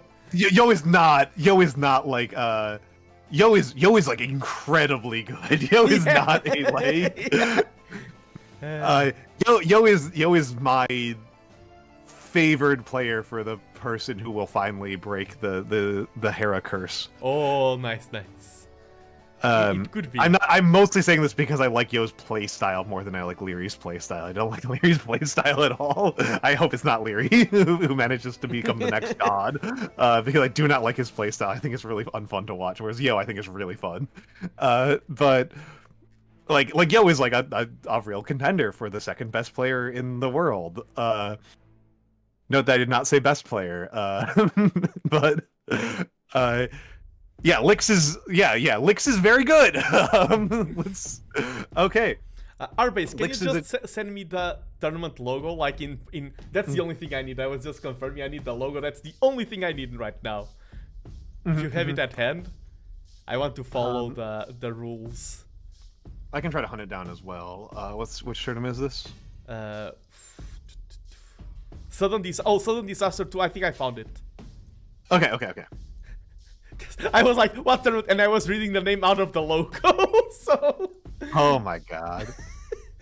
I was like, wait, I'm staring right at it. Oh, this is John Slows. And so this is Sudden Death? Yes, it's a Sudden Death game. A lot of things are... And do you know how the Sudden Death format works? TC goes down, you go down. Exactly. That is exactly how it goes. Okay, Jag Warrior, enjoy the 10x game. Enjoy the 10x game. And if you come, we'll probably be casting like a couple more games. Like I'm down for. I cleared my schedule for the rest of the day. Like, and I ate before we got on here. I've got hours left in me. I might need to grab a snack at some point. But yeah, I'm fine today. I'm I'm about to go into like 2 or 3 days break from stream. I mean, it's called weekend. It's not a break. I've got the opposite schedule. My weekends are an absolute fucking disaster. You know, this is the end of my. I've got like a reverse weekend. Like Saturday, Sunday is like my actual hard parts of the week. But yes. So this is the previous patch. So we're missing a lot of changes that we've been discussing. Yes, a lot exactly. Of rolled back. But Men at Arms are still incredibly powerful in this patch environment, right? Okay, and since it's a tournament play, I'm going to ask you for like 30 or 40 seconds at the start for me to do the introductions like a pro. Okay. Okay, I will let you do that. I'm just going to make sure that I'm checking my own understanding on this correctly, right? Okay, yeah, go ahead. This is me doing a bit of a. First of all, the aqueducts is driving me a little bit nuts. Those are crazy. But the fact that their Gaia is goofy. So Chinese are traditionally very strong. They've got a very hard and fast start, and then they tech up quicker. So they're pretty strong, just across the board in terms of speed. Exactly. Super versatile. They have no. The biggest weakness that I'm aware of China having overall is the lack of bombards. Yes. That's a big weakness. I know that historically they are considered an archer civ, but they often actually have a very good night rush. Yes, and they also have access to the rocket cart now. They also have access to the Mangonel replacement, which I don't really know how that plays out because I've literally never played with them. It's more like a circular fire than a line fire? It's I hope it's a mangonel, but it feels a lot better. If it does like a circular AoE as opposed to like a line AoE, that does feel a lot better, and that literally might be enough for me to want to get back into the game because I fucking hate dodging the way that dodging mangonel shots is done. The main thing is not even it's that the rocket cart AoE persists. It's like it hits an area over a certain amount of time. It's not like blam, it's two. Yeah. And that makes the micro a lot better. And you can interrupt mid-fire, so you are firing non-stop to an area, and then you can move them, and they are very responsive compared to the janky mangoes. The thing is, like, mangoes are so critical for the game balance, and I just fucking hate using them. I hate using them, and I hate fighting them. And Gurjaras have no knights, but are camel heavy. China also has camels still, right? They never took that China away? has camels. Yes. China has camels. Always goofy. Always was a goofy. Oh no, wait. They have been removed. That's one of the big changes. That's a huge change. That's a huge change. Okay, so Gujaras has an option to just kind of choke the Chinese to death on super cool, ultra late game camels with lasers. And China has going to kind of struggle into that, I think, is kind of my read. But I'm assuming that our base wants us to see this because our base is pulling off something funny. Yes. Oh, so I'm just going to ask you to feel like 30 more because I'm someone who is very by the rules. Okay, and I just realized that I need to set up a bot for people to, like, it's part of the rulebook, and I don't want... I've never interacted with John Slow, I've interacted with other casters, and it will be like, oh, it's okay, it's TheNando, he could... Since it's John Slow and I never interacted with him, I prefer to do everything by the book. Do everything by the book. I think John Slow's a funny guy, so I don't think he'd be too bothered, but it is his tournament, so... And I am also a person who likes to do things by the rules. So you need another 30 seconds of me ranting? Yeah, exactly. Yeah. That's what I was asking. I was asking if you need 30 seconds to talk or you need 30 seconds of filled airtime. Okay. So I am again the fool here. I am the not good one here. Lix is a good player who I like a lot. I cannot lie, our base, I'm kind of rooting for him, even though he is the massive overdog here by a ludicrous percentage. So I am sorry, but I am expecting something exciting here. This is a closed map. I don't really know what this aqueduct accomplishes here, and I'm really staring at the way that it is jank as hell on that hill. That is extremely funny looking right now. If you can see that right next to the DE paused symbol to the left of it, there's a really sharp twist in that aqueduct that does not work structurally at all, and it's very funny. I don't really know what that accomplished, but it's a closed map. I don't feel like my read on Gurjaras, as again, apologies here, is that the Shrivamsha rating is a really valuable part of what the Civ is bringing to the table, and you're not really going to be able to take advantage of that very well on this map. I do think that the gunpowder advantage is going to tell. The gunpowder advantage might really tell, though. Gujaras do have excellent gunpowder. Okay, so you set up a set up element. a command. Yeah. Because I was just reading. As I said, I wanted to follow. Even if it's just one match, I prefer to not get into trouble in the Age of Empires community. Huge drama. To not make a bad impression on John Slow. Exactly, and I mean, both John Slow and this is also hosted by T West. I never interacted with them a lot, and they seem, both of them, spectacular people in the community, so... I like John Slow. I like him conceptually. I like how he casts. I've generally gotten a positive impression of him. Unfortunately, my strongest memory and association with John Slow was him attack grounding his own king in a regicide game. I am sorry, John Slow, but that is a very hard thing to forget about. But yeah, so that's what I've got. That's what I've got. This is an odd map because it is a closed map, but outside of the walls, it looks really open. Yeah, exactly. And you don't have a lot of res inside your base. So I'm going to do the introductions, and then we can just... One thing before we do the introduction. Go. Yes. This is a question. What does the aqueduct accomplish here? Like, what is it actually doing? I think it's just, like, players want to have an identity to map creators. I think it's kind of the map identity. The map is called Wellsprings. It's just... I think it's just to give aesthetics.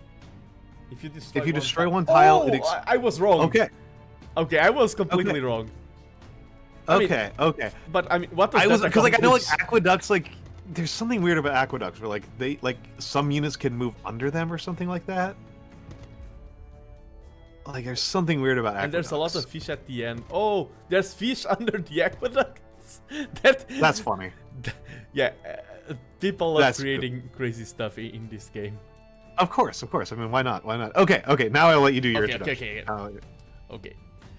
Hello everyone, and welcome to this match of Sudden Disaster. This is a best of 5 and this is game number 2, the only game we'll be cutting here tonight of this tournament, hosted by John Slow and T-West. And in the right side of the map, playing in the orange color, we have our base 96 with the Gurjaras, clearly the underdog today, sitting at around 1700 elo.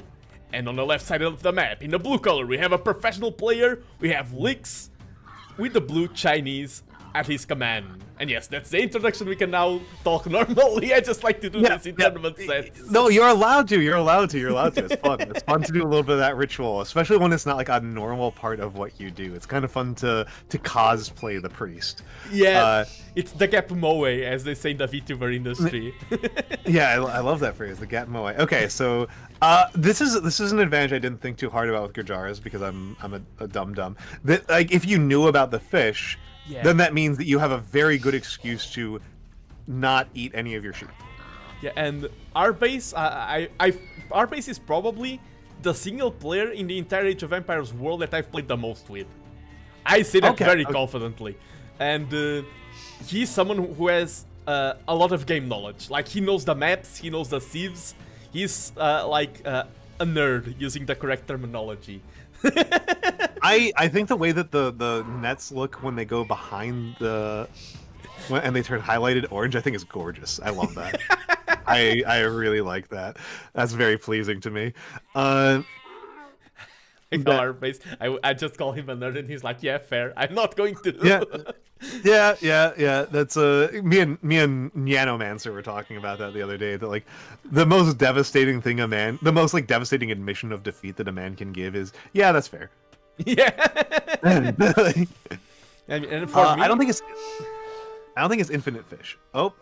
No, it's not infinite for sure. And for me, like, if you call me a nerd, no offense taken. I think the only adjective you can use to describe me that will make me angry is like saying, "Oh, Nando is very, I mean, normal, but said in a like a normie kind of way." And I'm like, "No, I'm weird. I'm not normal."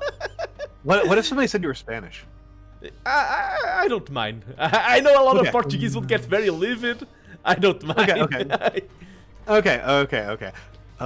With either Spanish or 30k fish or until the aqueduct is destroyed. Gotcha. Oh, wow, 30k. Okay, that's infinite. Yeah, okay, we can see it here. Well, they said if you destroy one tile, it blows up the whole thing. So, like, that is a goofy but optional strategy to just start immediately damaging it. Yeah, and that reminds me a lot of, like, game theory and things like, okay, I will take this advantage from both me and my opponent. Yeah, but you're prepared for it, so... Yeah, exactly. You know, that's the difference. Like, that's the difference. Yeah, somebody could accuse you of being a cavalry player. Yeah, that would be rough. That would be rough. I think you'd just be confused, to be honest. You're just like, what are you talking about? It's just so overtly and obviously not true. Yeah, I think even worse is someone called me an arena clown. I'm not a fan of arena at all. I think, like, again, that's just like a horrible misread of like your history. Like, it's just like an objective fact. It's like very straightforward. Like, hey, you don't pick into arena. It's like, no, you just got the wrong guy. If somebody said, I think Nando would be much stronger if he played on arena more often. Oh yeah, that would be. That I think would get you. That I think would get you a little bit more. Okay, so Lix is up 300 resources collected. Yeah, but down on idle time. Oh, but good job, Arbase, on that 1 second idle time. Yeah, that's nice. This is because the Chinese start forces you to have idle TC time. Oh, that's true. Yeah, and that's because Lix would be on 0 as well. But yeah, good job on Arbase here, playing solid. And I do like that. Like, as you said before, I think strategically the milling to the sheep was such a good call. That was clever. That was cute. Yeah. Yeah, this is balanced because it's like you gain something and you lose something.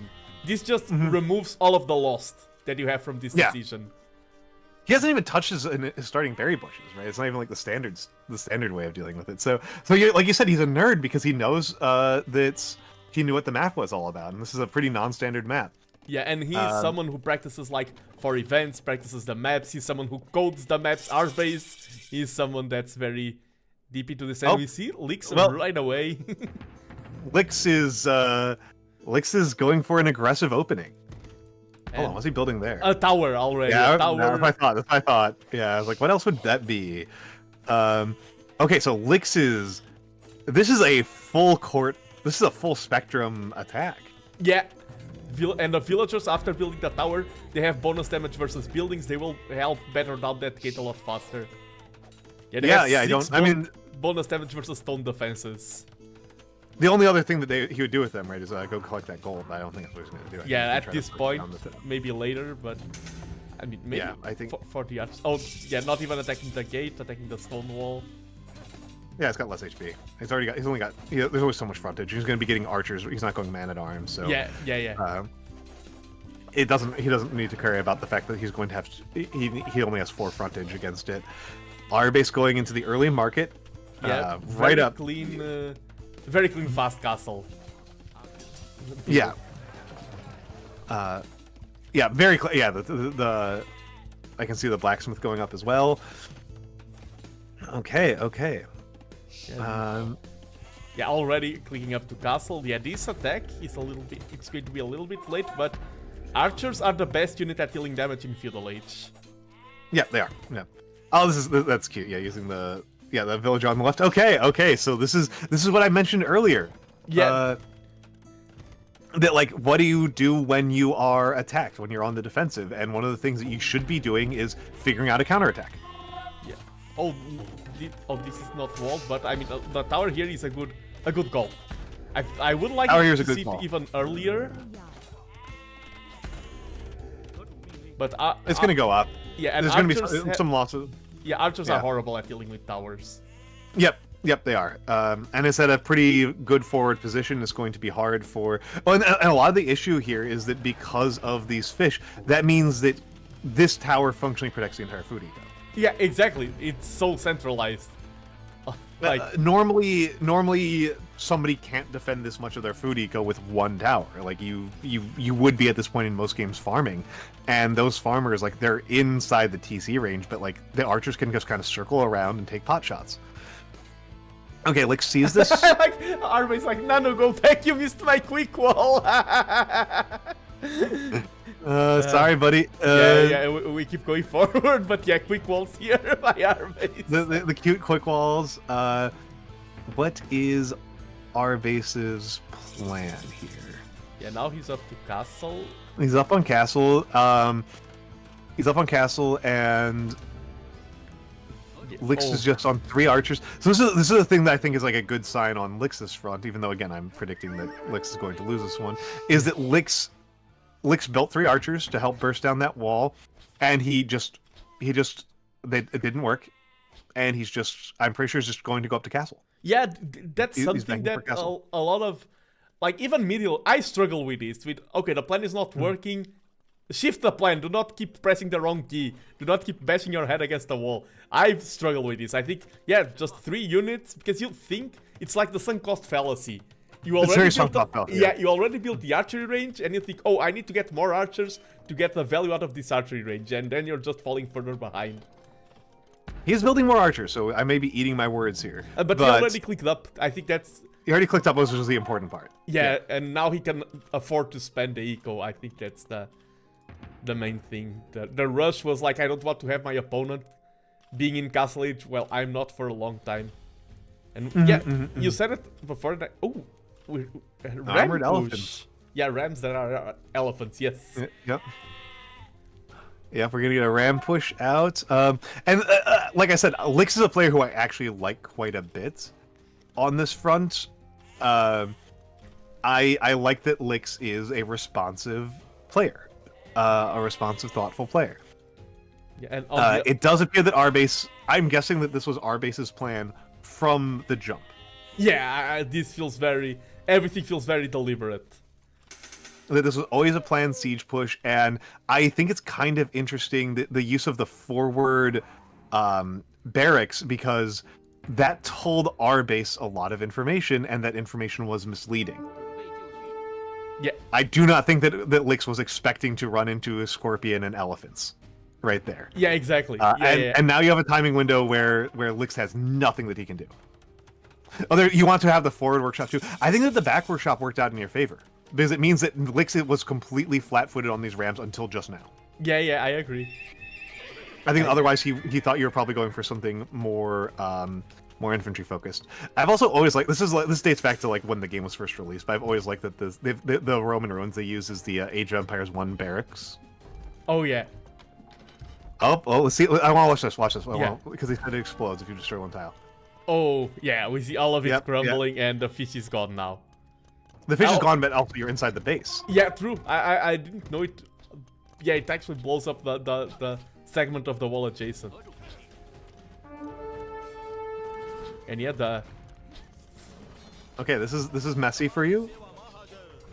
Losing the scorpions is messy. Yeah. It is sudden death. That's true. Oh yeah, it's sudden death. Yeah, I completely forgot. Yeah, I completely forgot. Yeah, it's just a dive. It's just a dive. Yeah. Is this enough? Take a look at the oh wow. Yeah, it's gonna be easy. Yeah. This is so much damage. Yeah, easy. No, he's gonna make it. Goodbye, Lix. Oh, doesn't have enough rest to repair. And another elephant is here. Oh my god, this is so close. Yeah, you can block the elephant with the villagers. the villagers blocking the path. Use the market, sell the stone to buy wood. Lix! Oh no! No! His ego, man! Arbace's ego will be so inflated. I completely forgot that this was sudden death. Yes, that was kind of No, big. I did not forget that. I did not. This was incredibly. That was cute. That was very cute, Arbace. That was good.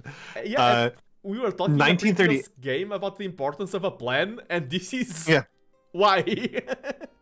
Well, I mean, Arbace said it straightforward. This was a planned strat. This was a planned strat, and he was thrown off by the by having to build the back siege workshop, which again I think actually probably helped because this meant that Lix did not even know when that what your plan was at all until you were inside his base. Yeah, basically until you already had the critical mass of elephants.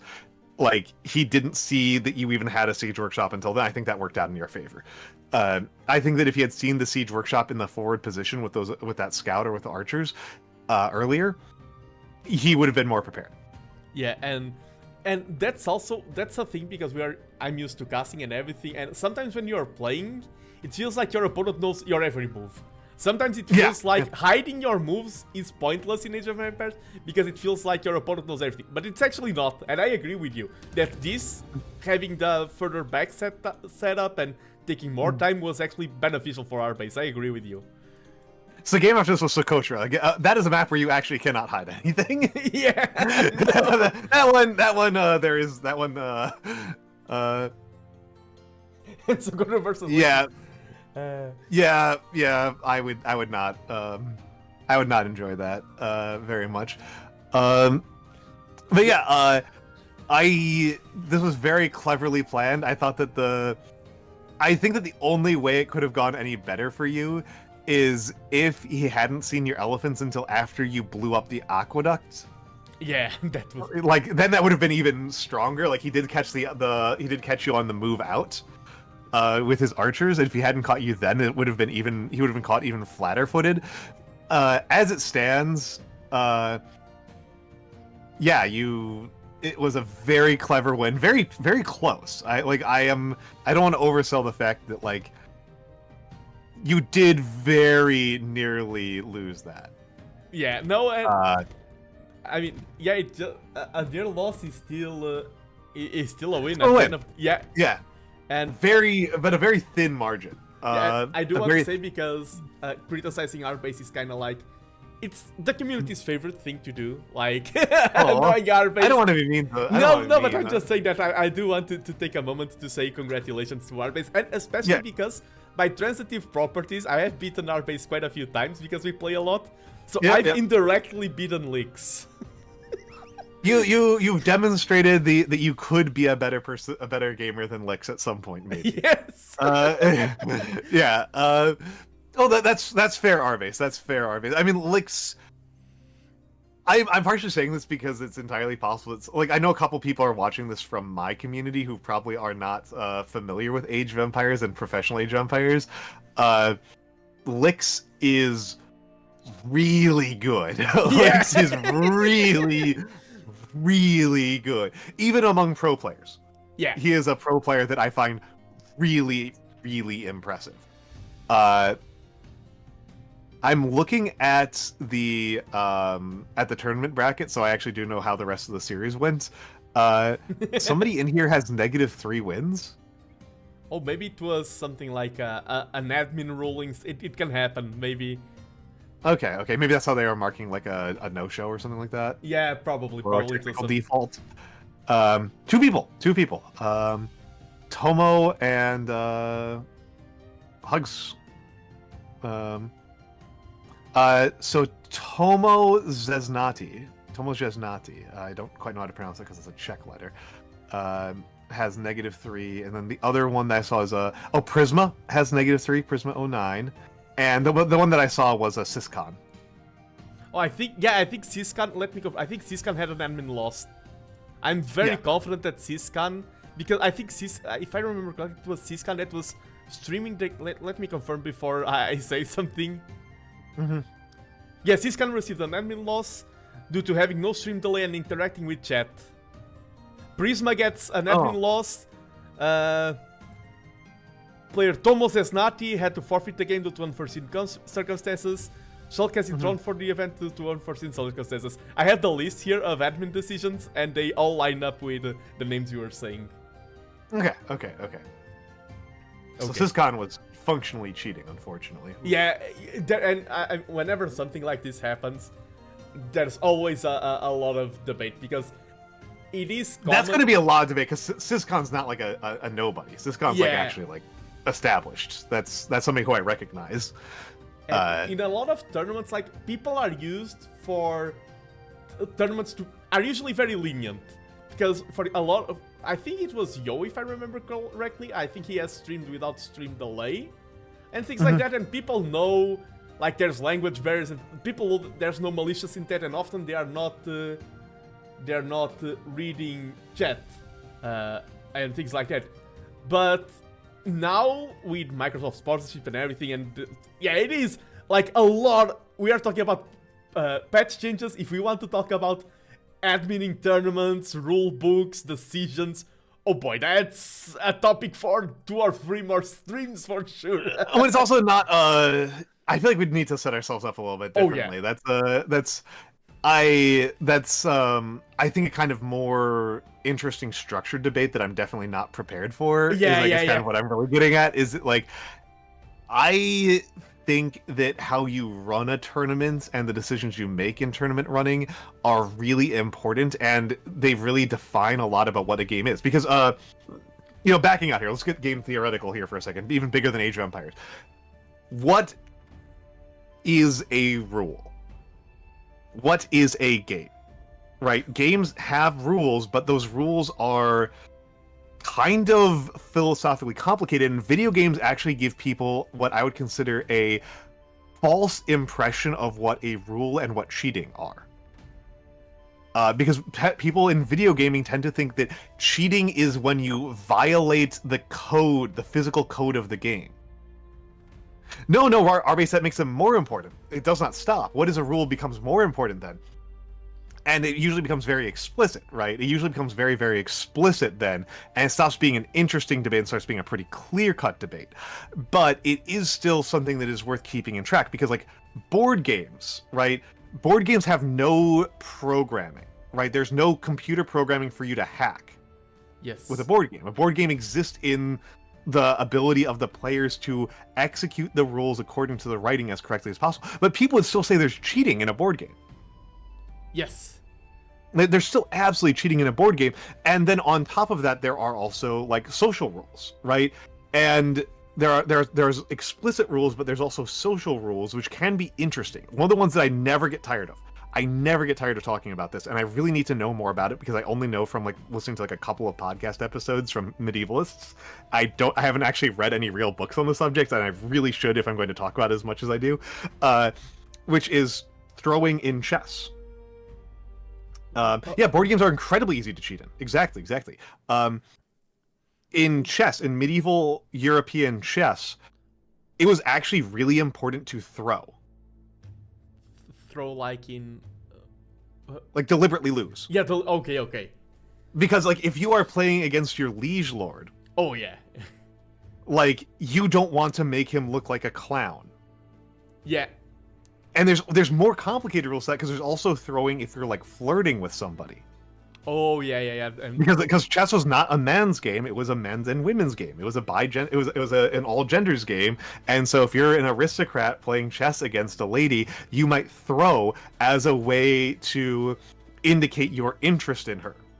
Oh, right? Yeah, like that's super interesting. Yeah, it's really interesting. And she might then throw to indicate her disrespect for you. And so now you've got two stinky medieval nobles like deliberately throwing to try to like maneuver around each other. And it's really interesting. And Chris, I don't know that there's no social rules are less. I think that they're less obvious. True. For example, there's a lot of social rules in Age of Empires, for example, when it comes about map preferences and laming, for example. Laming, a lot of laming comes down to social rules. It's not enforced. And sometimes I can get a peculiar situation. For example, this happened to me. I was playing in a tournament setting and you couldn't fight. It was a no-man map. You couldn't fight before the villagers went up. Before the TC went up. That was one of the rules. And I was building my TC, and my opponent's villagers were walking right next to mine. And I was like, okay, he's going to attack me. I instinctively clicked his villager, and then I'm like, oh no, that's against the rules. But I got a hit in. And my opponent was like, yeah, admin loss, you just lost the game. And I mean, it is the rulebook, and it is completely but I feel like, yeah, it was a peculiar situation. And just another one before. In terms of social rules in board games, for example, in Go, I play a lot of Go in tournaments. Some players have like habits, like playing with the stones, and that can be really distracting. And at what point are you inflicting like psychological unfair damage on your opponent by like doing noises? Imagine you have a vocal tick and you're like doing or something, clicking sounds with your voice. It's like you can't say you have a tick, now stop. You can't say that. It would be so tempting for me while playing Go to just put my finger in my bowl full of stones and just kind of like spin it around. Yeah, just exactly. That'd be so annoying. But it's... And like the bigger thing about social rules, right? The bigger thing about social rules is like, we've mentioned that money is on the line for a tournament like this. But I'm not going to name names, but you know, this tournament has Yo and Sito and Lix. I think I saw Hart in here. I think Leary was in this one. I saw Viper. I'm not reading it through super carefully, so I haven't seen if Hera is in here. I see ACCM. Yeah. I'm not going to win. If I am in this tournament, fucking Vinchester. I can't beat Vinchester. Are you kidding me? Are you kidding me? Like, I am counting on like I'm absolutely counting on him just like getting disconnected. Like his internet just kills him or something like that. There's no way I'm beating Vinchester. Are you kidding me? Like, so if I'm in this tournament, actually making money is not on the list at all. Yeah. However, we actually just saw something, Chris. This is something that we just saw. What did we just do? What did me and Nando just do? Oh. Now I'm curious. So. We just casted a game of our base beating Lix. Yes. This means that not only did our base beat Lix, our base has compounded that victory. He has established a reputation. We have burnished that reputation. We are giving our base clout and social prestige by doing this. This is probably the best thing that our base could have possibly gotten out of this tournament, and he's compounding that by things that he has done outside of the tournament. So there are social rules. There are social rules here. Yes, yes. Yeah, this was a social victory that goes beyond anything that happened inside the tournament. And by the way, it is Friday night. T90 is doing the community games. Yeah, we had already told me. The community games from T90 are just packed full of social rules. All social rules. All social rules. Like the allying everyone at the start or you lose and things like that. And diplomacy by itself is a social rule game. It's... Yeah, well, I mean, our base, this is... my point is more that, like, rules are a kind of complicated and interesting thing to study, and in the case of a game, they are actually really interesting. I mostly just kind of like the point that Jay Dragon, who's a very excellent board game designer, made one of my favorite board games of all time, who she made the point that does Super Mario have rules, or is it a toy? Super Mario, like the game for the NES. Yeah. Is it just a toy? Like, is it just a toy that has no rules? Like, is anything that you do to it not a rule violation? And yeah, Arbase and Chris, this is actually completely correct. There's nothing stopping you from going cutthroat. It's just that nobody wins doing that. Yeah. Unless, Stimpy is famous for it, and exactly. He does not unless you establish a reputation for it, and then we're back at the social cloud part of rules. This is a very that's why I like having you on. Like, a lot of tensions, but they're all interesting. yeah. These are This was a good one. By the way, to update my game because I unupdated my game and now I need to re-update it. So we can get back into the other games. That's a good one. I actually need to use the restroom again because okay. I've drinking like 3 liters of water already, so I will be back in just a second. I can talk while setting up things. Do not worry. I think games have rules just like sport. Yeah, but we are talking about an interesting thing because that's an interesting topic. How rules have different dimensions to them.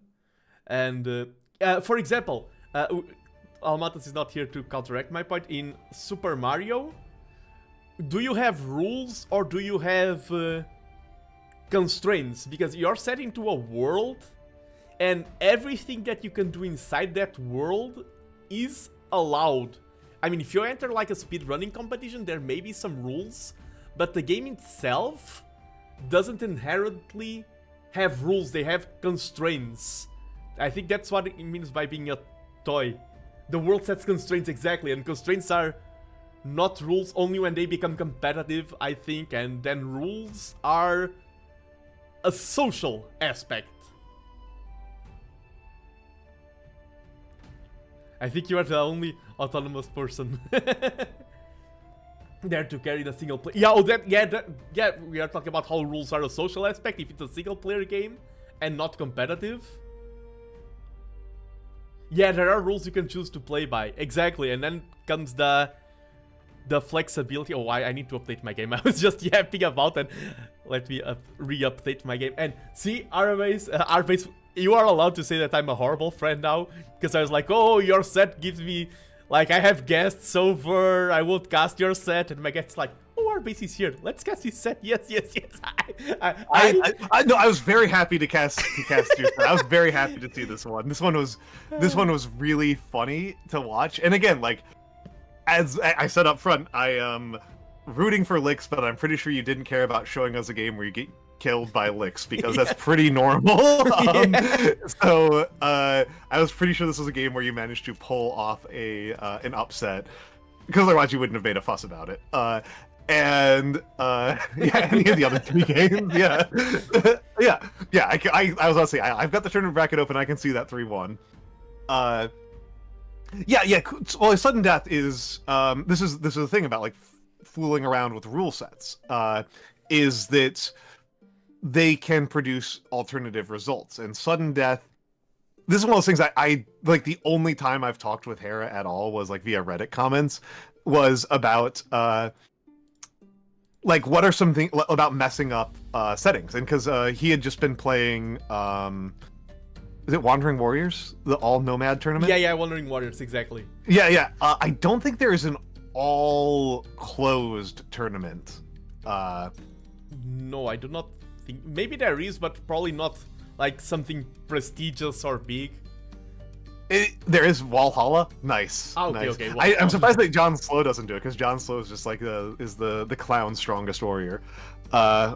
Master of Arena is a good name. I'm partially just really like that because that's one of my favorite video games of all time already. And there's the John Slow event. That makes sense. That makes sense. Master of Arena is an old Armored Core game for the PS1. It's the third Armored Core game. It rocks.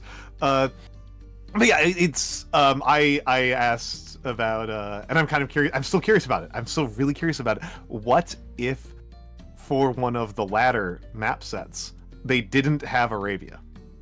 Oh, I'm an Arabia. I'm like an Arabia Andy. I'm an Arabia clown. But I would like that. Even me liking Arabia, I would like for Arabia to not be in the rotation. Yeah, people would be, yes, absolutely, R-base. It would be really funny. It would be really funny. That is exactly why I'm in favor of it. Oh. Don't even joke.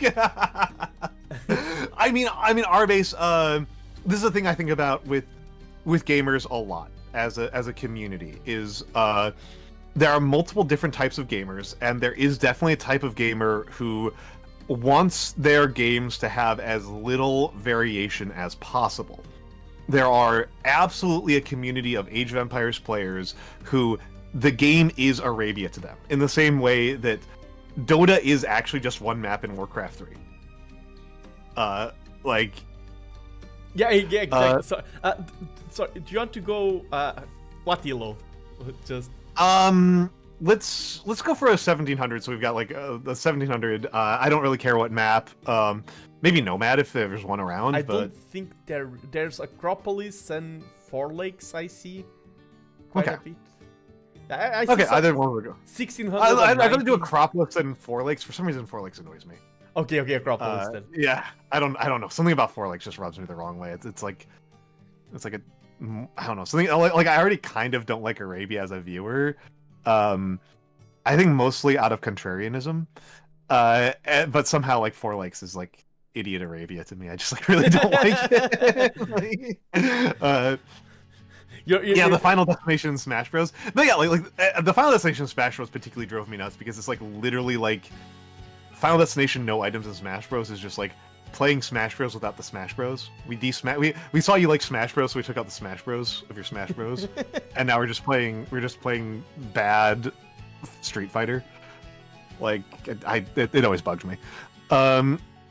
Yeah, you're just playing bad Tekken. Yeah, it's like it's worse than playing Mario Kart without items. It's like playing Mario Kart on only the baby cart, only the double dash baby cart level where you do 8 laps that are just a circle with no obstacles and also no items. It's like, what are we doing here? Why did we do this? The Gran Turismo still exists. You can play Gran Turismo, and it's better at these things.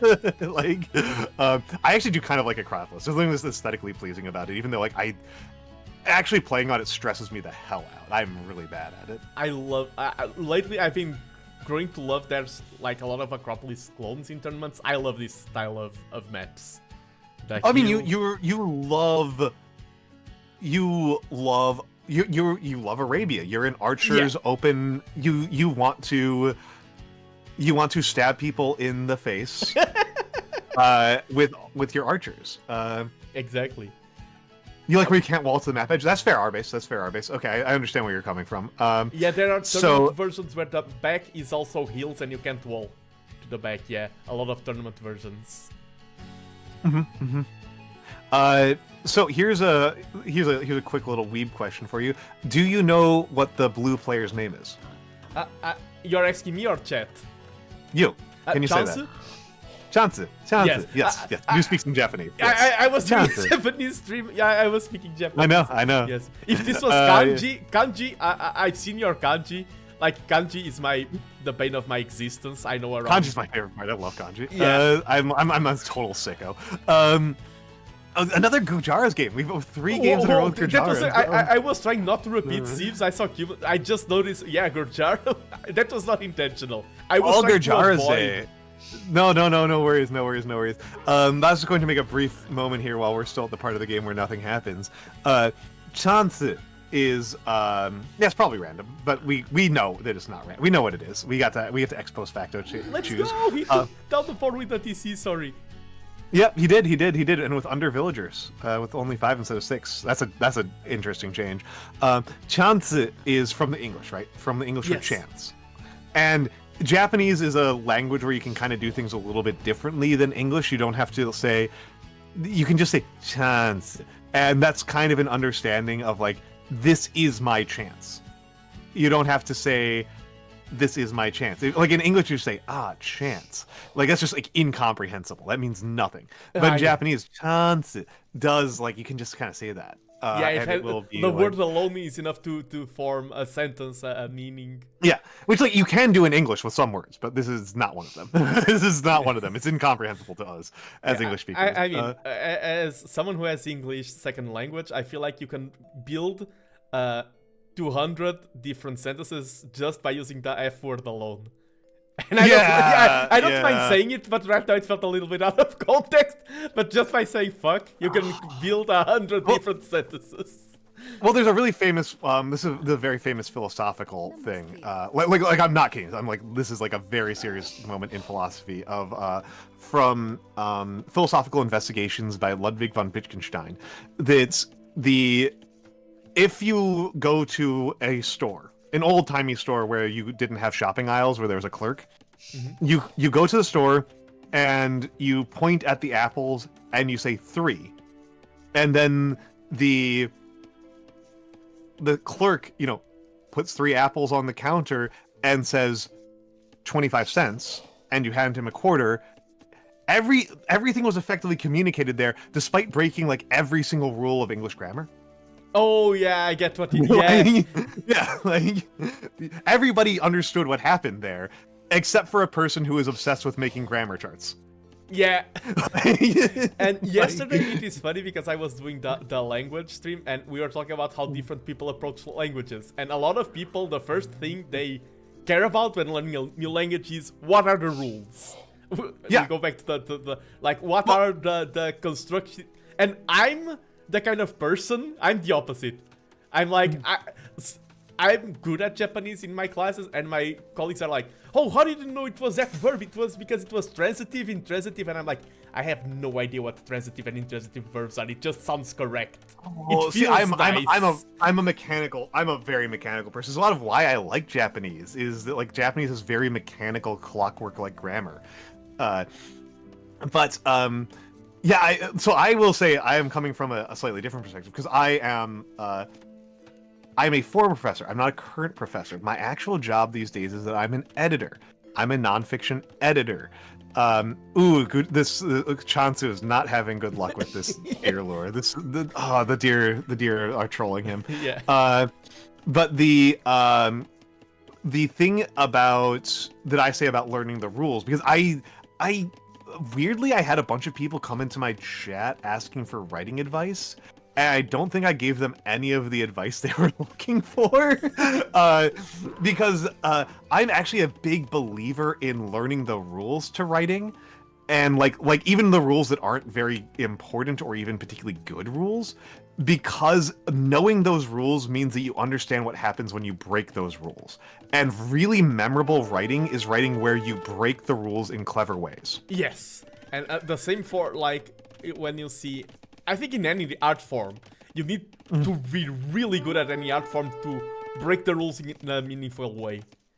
Yeah, otherwise it's just kind of the thing that happens particularly, and this is what happens now that I'm in VTubing, is I end up encountering a lot more like aspiring fantasy writers.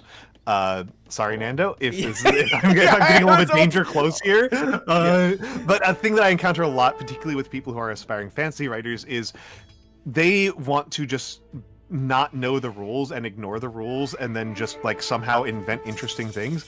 Goodbye, Cumin Scout. And the truth is that it does not work that way at all. Yeah, I agree. What happens if you don't know the rules and you try to break them is, can we get a fog of war? Look at them. I want to know how bad off this human player is. Not that bad. Pretty bad. They saw the enemy base. Yeah. But yeah, and now they saw that there's the barracks. Yeah, coming up. But they did not see the stables go up. I like how we both at the same time. Horrible, not that bad. I mean, I guess I'm like less experienced. I don't know what like truly horrible would look like. Yeah. Like if you hadn't even gotten out of your base. Oh, and by the way, for me, for riding, trying to limit a new patch is a bad idea. Wasted. Wasted. All the advantage was gone. And yeah, what horrible looks like for me is this. This is even worse. I mean, now the scout is in, but Chance is scouting. Okay. Chance has. Okay, but I was about to say in the mythical creature of aspiring fantasy writers, I did study a lot of rules when it comes to fantasy writing, and by the way, you talk about giving advice. I do remember the #1 advice you gave me, and now that I'm back at writing, I am following it to a T. Yeah, what do you think it is? The #1 advice you gave me, I remember perfectly, was publish your stuff, get your stuff out there. Yeah, just get it out there. Just get it in front of #1. Yeah, I that was not my first thought. But that's a better rule than what my actual thought was when I was trying to remember what I've told you. My rule that I give to writers that I think is really okay. I think Kraken is a better player. Just watching how Chansu has really messed up their scout use really badly there, where they got nothing. Yeah, no damage. Just and now they like this, they have to like retreat because and they're playing against humans with 2 TCs now, and this is such a rough position. Yeah, humans. But humans are one of those thieves where they can force certain playstyles, and if you're playing against humans, your best bet is fast castle. Fast castle into a lot of pressure, and I think this is a strategic mistake. Doing this is making your game a lot harder for Chance.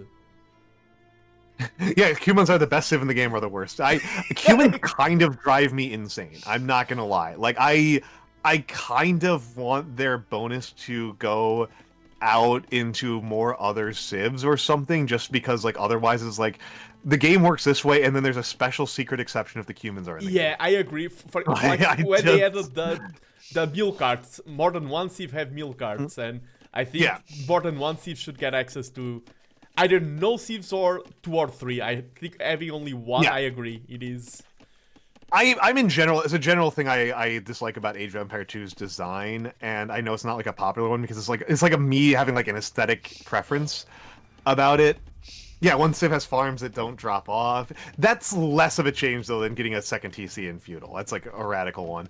Is it like there's a bunch of unique units that have completely unique rules for how they interact with the game, like the O book. Yes. And the Hussite wagon. And these are mechanics that like could be core parts of the game balance, but they're just kind of like these weird noodly cul-de-sacs of the design, and it bugs me from like a design perspective. There's like, yeah, you can have units that basically shield the units behind them, but actually it only belongs to this one unit. Yeah. And that rarely gets used for that purpose because it's good enough. The Hussite wagon is just good enough on its own. This is. I agree. It's like, and that also makes it when you're talking about one of the most important things in MOBA game design is a squad shooter is how the game gets overwhelming with more and more units to learn, more and more civs, and the fact that you have the fact that you're in MOBA's is a nightmare. The fact that you're getting more and more civs where this is the thing that only this civ has. This is, for example, I think Eagle Warriors, our Eagle Scouts, are a good thing. They are a change, but it was manageable and it was kind of an identity, and there is a trade-off. But now it's getting to the point where every civ needs to have that gimmick, and I'm like, this unit, is this the one that stacks with their peers, or is this the one with the charge attack? Is this the Constellier? I play a lot of this game and I get confused. Do I need to hold on? Am I playing against the one civ that has archers that ignore armor? Yeah,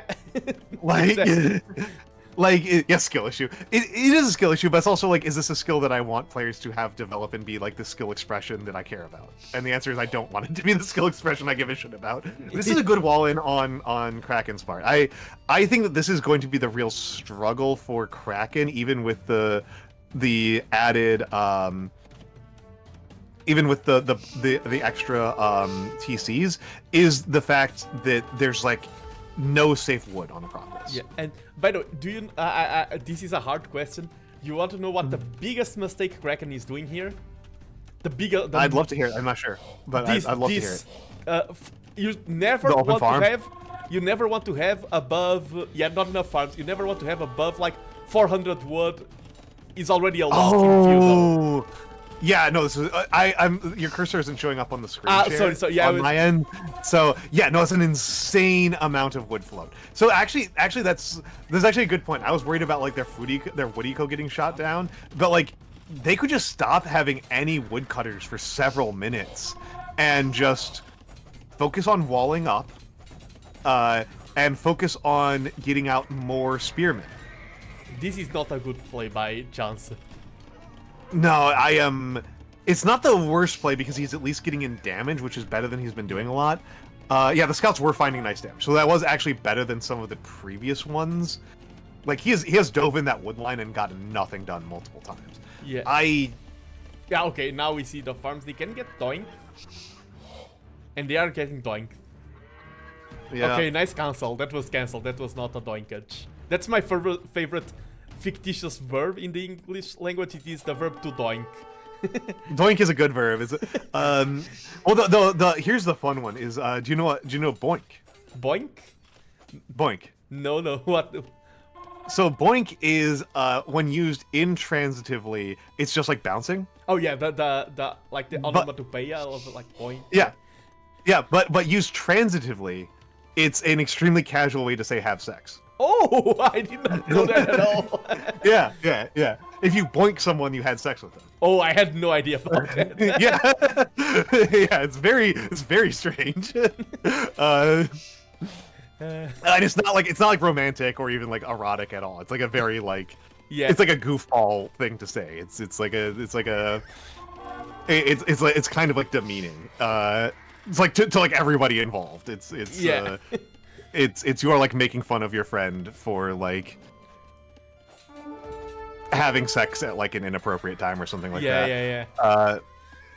Okay, so Kraken is cleaning up. That's what does Chansa still has 4 more scouts behind this, but I'm going into castle. Yeah, that is scary. Yeah, because Kraken, that's the part of humans, just lost 15 bills and is still ahead by a lot. But he's behind on res collected. True. Yeah, Chanso has been doing good macro behind this, all things considered. Like, yeah, better I farm think that timing, 22 farms, that's great, and that's why also Kraken is so far away from overall castle. Better balance, I think, on their eco. Yeah, 321.6 versus Kraken has so many for saying that they're not doing like archers. They have so much wood collection for not having archers. Yeah, and this is a huge problem because once you float wood, you don't have food at the time you need, and then you overfarm, and then your eco becomes a mess. This has like a compounding effect. When in one of my coaching matches with Hera, I did this exact mistake, and Hera was like, "Your economy is so bad, I want you to go fast imp because you have so much food and you do not need it." Usually it would be a bad play, just go fast imp now. But it might be what Kraken should do. Because Chansu can't knight. True, yeah, right? Charles are not can't knight, so like pikes can basically hold out indefinitely against Chansu's entire thing. Yeah. Like you don't actually need to you don't actually need to do any sort of pivoting to deal with like the new knight threat because there's not going to be a knight threat. Exactly.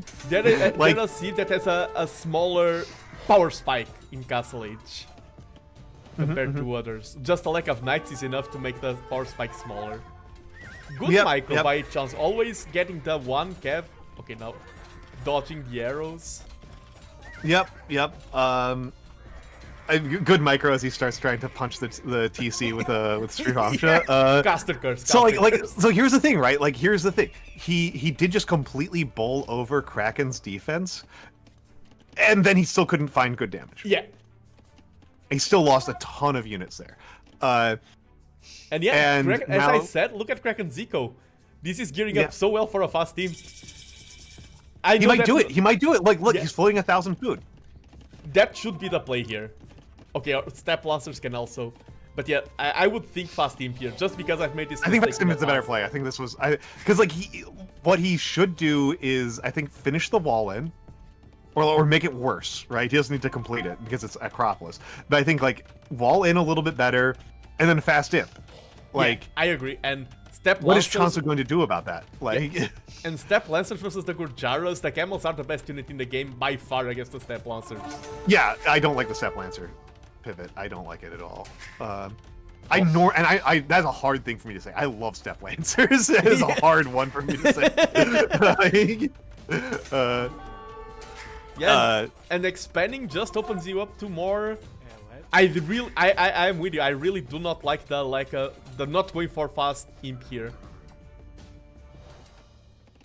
Yeah, he's gonna be able to clean up this, but like Chansu already has camels coming behind this. Yeah. Like I think Chansu's play is actually pretty simple, which is just run away, and fight on your own ground. Like, okay, you've got step lancers, but like this is Kraken's first chance to possibly find damage. He's going to run straight into camels. Yeah. Like he's going to be fighting at a TC with camels. This is awful for Kraken. And I like the outpost here for Vision. I always like outpost play. So many players underestimate. And yeah, legitimately, I consider playing Ethiopians more frequently just for their outpost bonus, because otherwise I'm really hesitant to build outposts just because I don't want to spend stone. Yeah, so what I've been doing sometimes is with other sieves. Kraken making a good pivot. Kraken repivoting in a good way. Oh. Yeah. For the Hill Castle. Yeah, for the I'm missing the name. Chakram throwers. Okay, I thought he pulled everything off of it. And TC number 4. Okay. I did not like the Step Lancer pivot overall. I think that was a bit of a blunder, but I think going on to 4 TC is dangerous. But that's a good TC. That's a good TC. Yeah, I'm saying Chakram right. It's the keep checks for the humans. I really like the keep checks here. Kipchaks is a goofy unit name. I'm just as an aside. That's just an ethnic group. Okay, yeah. Yeah, that's like if the Spanish just had a unit that was just called Portuguese. Yes. Or... like what? Like, okay. Like, yes. Back up further. Don't fight out in the open against the camels. Get arrow range. Please get the arrow range. The TC's right there. It's right there and it was garrisoned. Okay, yeah, now Kraken's building camels, which, like, camels are going to struggle long-term into Gujaras. But Gulam is another one. Yeah, Gulam's another goofy one. Honestly, Arbase, one of those things that I like to keep on pointing out is that, there are quite a few civs in this game that we know had gunpowder weapons before they had traction trebuchets. For example, the Aztecs. And the Maya. I don't think we have any attested uses of them ever using traction or counterweight trebuchets. I don't know. I like to make fun of that one a lot. But it's there's a bunch of goofy ones in this. Yeah, I mean even the organ gun for the Portuguese is a very weird choice of a unit. Yeah, I associate those more with like Central Europe. Yeah, as a Portuguese, I never heard about organ guns before Age of Empires. The caravels, yes, the caravel, like the unique naval unit, like we learn it in school. It's kind of our identity. We talk about the triangular sails to navigate against the wind. It's like part of the Portuguese culture, the caravel. The organ guns, I was like, what? And Lorheyan is talking about a really funny story from Mexican history, which is, if people don't know this one, during the Spanish conquest of Mexico under Hernan Cortez, the Spanish conquistadors tried to build a counterweight trebuchet to attack Tenochtitlan. And the thing is that they didn't actually bring any engineers with them. They just were kind of building it based on vibes.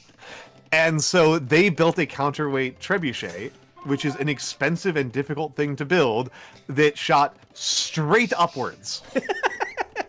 straight upwards, and the trebuchet shot landed directly on top of the counterweight trebuchet and smashed itself to bits. And very funny. And that's why I studied engineering for 11 years. Yeah. It is not the silliest single story from that. I actually think a lot. I think a lot about the Spanish conquest of Mexico. It's actually a subject I find really interesting. In no small part because it's one of the strongest cases. These Kipchaks are a really good play here. Yeah. The Kipchak pivot is good, and this is a good fight. Camel plus Kipchaks against Camels plus Srivamsha is I favor the. This was a great really good engagement. I think Kraken has actually properly read Chansu as a person who is going to be trying to fight inside Kraken's eco as much as possible. Yeah. And I think that that's actually really smart on Kraken's part. Not just like good gameplay, but good reading of your opponent. Yeah, that's important as well. Yeah, that's actual strategic knowledge that's the kind of thing I actually really appreciate as opposed to just being good at executing things. But I do think that I actually one of the things I do like to talk about is that I think Cortez was a kind of uniquely skilled commander. Not a good person, but very good at killing people. And there's a couple of things that he did. The reason why I keep on highlighting this is because a lot of people tend to highlight the Spanish conquest of Mexico as being just like a matter of Spanish technology. And I don't think that that works on a couple of grounds, and not least of which is that I do think that the specialness of Cortez is worth emphasizing because, oh, yeah, the trebuchet on the hill. Yeah, it's a shit is fair, I think. Not nearly the most evil person in the concrete among even his own expedition. Not even close to it. But still not a good person by any stretch of the imagination. But still very good at fighting. And there's a couple pieces of evidence, and one piece of evidence that I like to cite is that we have other Spanish conquistadors who fought similar battles and did not do nearly as well as Cortez. Yeah. Like other people with the same technology and advantages lost against weaker opponents. Cortez did some really interesting and unique stuff. Notably, I mean, he didn't mostly win off of Spanish arms. He won by creating a very complicated alliance of Native Americans that was centered around him as the ringleader, and managed to use that successfully. And that's really impressive. To have that kind of sense for who is allied to whomst and who is a safe ally. Wow, they are not taking down this castle in an orderly fashion. Yeah, the armored elephants are being very efficient there. Yeah, and the other part, yeah, you can be smart and a POS at the same time. Yeah, no, I want to be clear about that one up front. Yeah, but the other part that now the castle goes down. The other our base is correct about these armored elephants being a bit fucking OP. Yeah, Blue Stadium Castle is certainly an interesting choice. I think it's probably the right choice. Yeah, I also think it's the right choice. Because like the thing that you get by going to Imp is going to be the hand cannons and the Imperial Camel, but getting the Imperial Camel is so goddamn expensive. Yeah, exactly. And it would slow you down in a game where he's winning by tempo right now. I think he's gonna win. I've mostly preferred Kraken's play, but I think he's winning. Yeah, I think the ramp, the elephant push here was a really good call. I wouldn't have called this. Like, it's one thing if we are casting and we have time. Thinking of this while the heat of the game is on is so hard, and it was the absolute correct choice. I like this because we are seeing a lot of games that are not being decided by micro at all. There was some micro moments, but this was 100% a strategic game. Yeah, and so Kraken still ahead on res collected, way behind on idle TC time, which is deeply unsurprising. Way behind on Eco KD. That Eco KD is getting worse and worse and worse. I don't think he has lost it. I think if he stays calm and he's doing what I think he needs to have done, which is pivot into Halbs. Yeah. Oh yeah. Halbs to complement the army. Yes. But yeah, I think that because Chansu is not building anything that is not countered by Halbs. Yeah. Well, it's building chakras, but it's a bit late, and there's not a lot of them.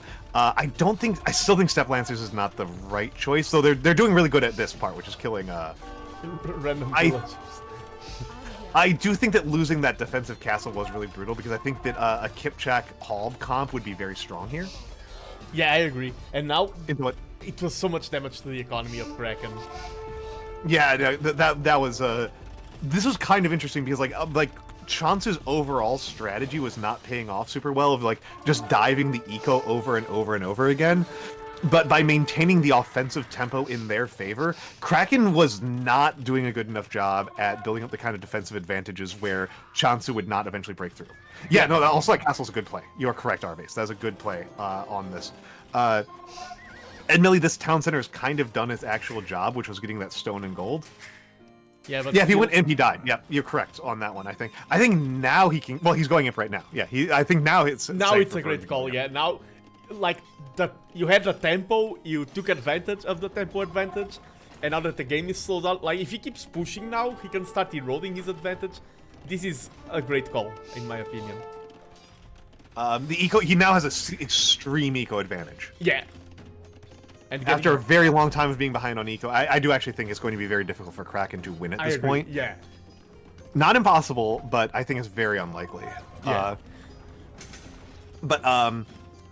Oh, but yeah, just because you were talking about Hernando. Yeah, so I didn't finish the thought. So the other thing about Cortez that really stands out to me is just like goofball-ass moment in the conquest of Mexico is that Cortez is the leader of the Spanish, Moctezuma II is the leader of the Azteca, the Mexica, and Cortez is fighting on the front lines all the fucking time. This is a lot of the reason why his own men don't just fucking kill him, because he didn't pay them. This is one of those things I always think is really, really noteworthy. Like, Cortez should have been killed in the mutiny. Almost any other Spanish commander would have been. But he doesn't. He manages, and part of it is that he is fighting on the front lines all the time. He fights, he has a really large number of actual in-combat experience out of like any human who's ever lived. He has a very high amount of it. And he doesn't die. He just gets minor cuts and scratches. He gets some scars.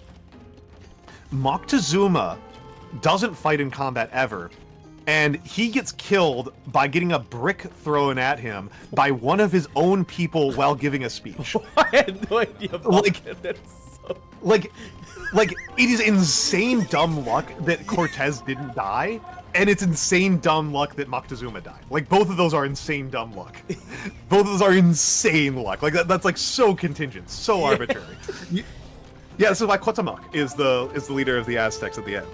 Yeah, and not Moctezuma. When we talk about rules, that's one of the first things I remember about studying fantasy and writing fantasy, is that they told me, you need to be very, quote-unquote, realistic, because if you write stories like they happen in reality, people will say they are too far-fetched. If I wrote that story in a fantasy book, people will say, oh, that's not realistic. But it did happen in reality. That is a Joe Abercrombie-ass thing to happen. Joe Abercrombie would do that. He would. 10x Water Nomad and Fast, that is brutal. That is brutal. But welcome back, Jaguar. Yeah, welcome back. I'm guessing that you did not win that one. But I can see Kraken is hanging on. He's clawing it back, I think. His eco is still weak. He's still weak in eco. He has mill advantage. I think he is making the right choice here. Losing the Treb is very, very painful at this moment, but I think that applying some slow pressure is probably the right move. I think I really like Chance's vision with the outposts and everything. Chance's vision is really good. Yeah, almost casting the game, like seeing everything. And one thing is that, Imp by itself, a lot of people forget this. It is a power spike, but it's not one of the biggest ones in the game, like Castle Age. No, it's not. It does allow you access to huge power spikes, and even though he has 0 camels on the field, I saw him getting the camel tags. But and I'm just going to make this very clear. I think probably everybody watching here understands this, but in case anybody doesn't, a lot of the reason why Imp is so much less of a power spike than Castle is that you build Castle and you immediately can start building Knights with no further investment, and Knights are incredibly strong compared to everything else. Yeah. Going to Imperial just unlocks more technologies to research, other than traps. Yeah, everything else is just new technology. Yeah, the only huge meaningful power spike is getting the traps for when there's a trap wars. Being the first one to get traps is the big imp advantage, but it is. But like paladins are not an imp advantage; they're a researching paladin advantage, which is very expensive. Expensive in terms of res and time. The research takes so long to complete. And there's a reason for it. There's a reason for it. It's very strong. Admittedly, I think this is something I am not super enthusiastic about on Kraken's part.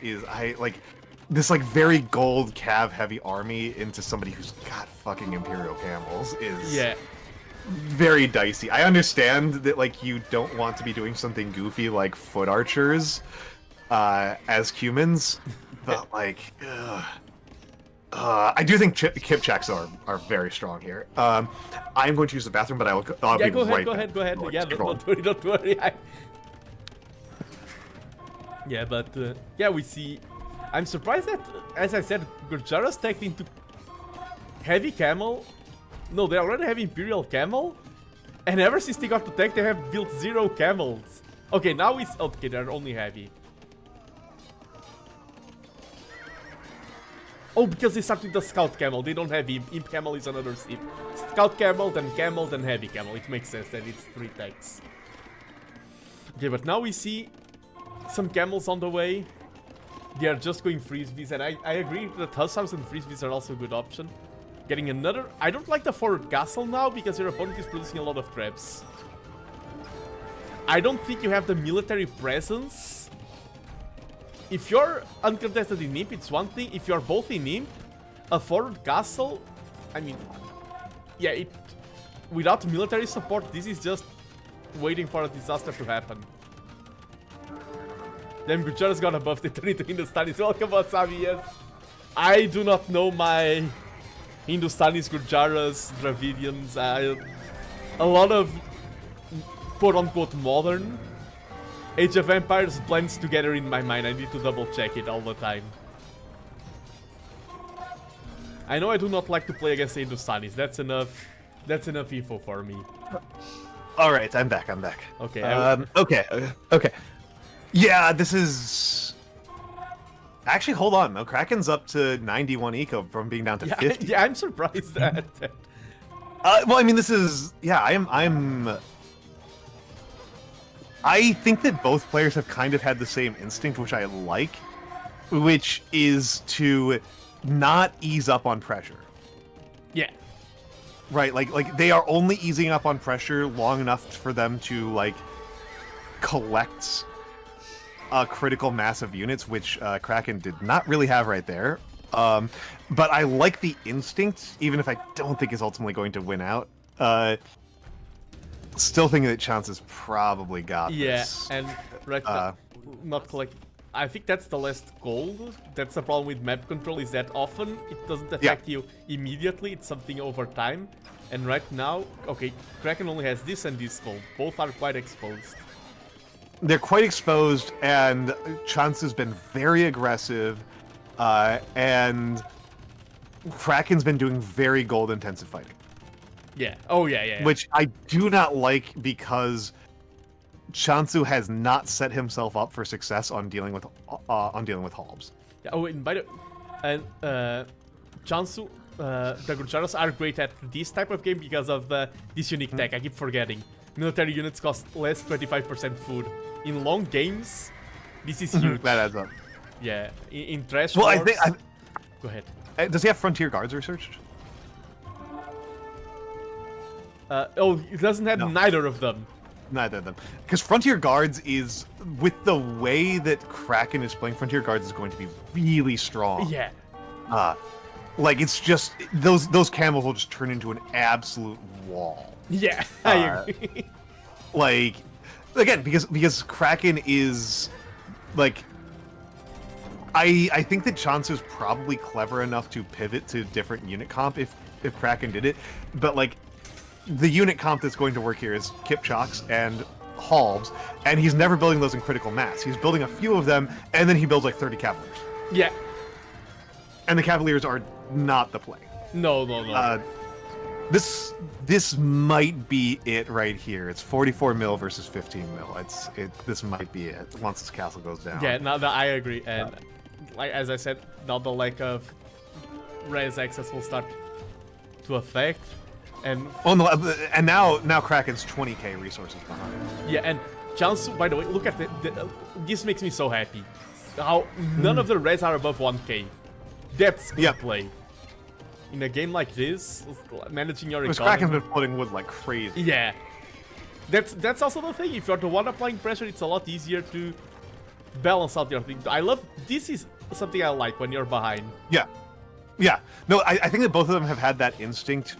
It's Chance has largely been better at executing it, and I think a lot of that is because Kraken made himself more vulnerable to this kind of raiding. Like Kraken has left his eco frequently very exposed. Yeah, and Kraken did build more halberds than anything else, but I don't think we saw a lot of like good critical masses of them. I feel like they were trickled like crazy. Yeah, and the thing is, like, they were the right play from the start. Yeah. Right? Like, there was never a moment where building Spearmen was a bad idea for Kraken throughout this entire game. Up until Chance was getting chakrams at the very late game. Yeah, exactly. Yeah. That was very late. Yeah, very late. I don't think it was in the feudal. I think that it was when the castle got burned down in Castle is like when Kraken lost that play was so good. That play was so good. It was the elephant. It was the ram push. Like, yeah, elephant, I think based on their feudal positions, Yellow was still pretty firmly ahead, but Yellow wasn't taking advantage of it well. I think Yellow could have made the eco rating more costly and more pointless by walling up a little bit more and using a couple more spears here and there. They did leave themselves very exposed, and I don't really know what the heck Kraken's plan was. Yeah, right. Yeah, now in the late game. Well, in the late game, there's nothing to do after that ram push. But leading into that ram push, like, what was Kraken's plan? Like, Kraken's plan was, it wasn't to fast imp. Yeah, exactly. Like, if it had been to fast imp, I think that would have been different. I agree. I think that's I think it's very common at this Hilo. I lost this game because I was too greedy. I lost this, and then you try to do everything. Like, I can't fall back on economy. If you do everything perfect, it's fine. But there are times where just focusing on one aspect, like throw the spear at your opponent's face, go head on, and I think Kraken lacked like killer instinct. Like, I'm going to go whip and punch you in the face. Well, and it was like I think that this was what we saw. Like Kraken was doing this in a much better way than previous players we've seen, but this reminded me a lot of that low elo game we saw, where Kraken's game plan was working pretty well up until he does a pivot into Step Lancers. Yes. And then he starts foundering. He starts just kind of flailing from there on out. Like, the Step Lancers was a bad pivot. Yes. And then he doesn't know what to do after that. Yeah. Like, once he realizes, like, oh, right, Gujaras have some of the best fucking camels in the game. Yes. And they don't have knights, so they don't have a reason to not build camels. Like, I feel like Kraken kind of struggled to find a plan after that. And I am not a Cumans player because Cumans hurt my head. So, despite the fact that I like Step Lancers a lot and I like all of the other Step Lancer civs, Cumans is like the one I kind of touch the least and know the least. Like, he didn't really have a plan. And there is something to be said for the really shitty eco balance. Can we pull up the Can you pull up the post-game stats just so I can see like what their wood collected is? Yeah, stats. Economy. Yes, wood, food, gold. Oh, they're actually behind on wood. Well, I guess they're behind on everything, so it doesn't tell us. Yeah. But compare like 2k on wood, the difference, and 13k on food. That. Yeah, that's true. That's a simpler way to put it. And with less use for wood. Yeah, exactly. Like they weren't really, and it's a little bit nasty to think about like what is the thing that you do about this, because you're not an infantry civ, right? If you're an infantry and archer civ, like it's a little bit more straightforward. It's like, okay, Shrivamsha and camels, that's going to struggle against like an infantry and archers type of comp.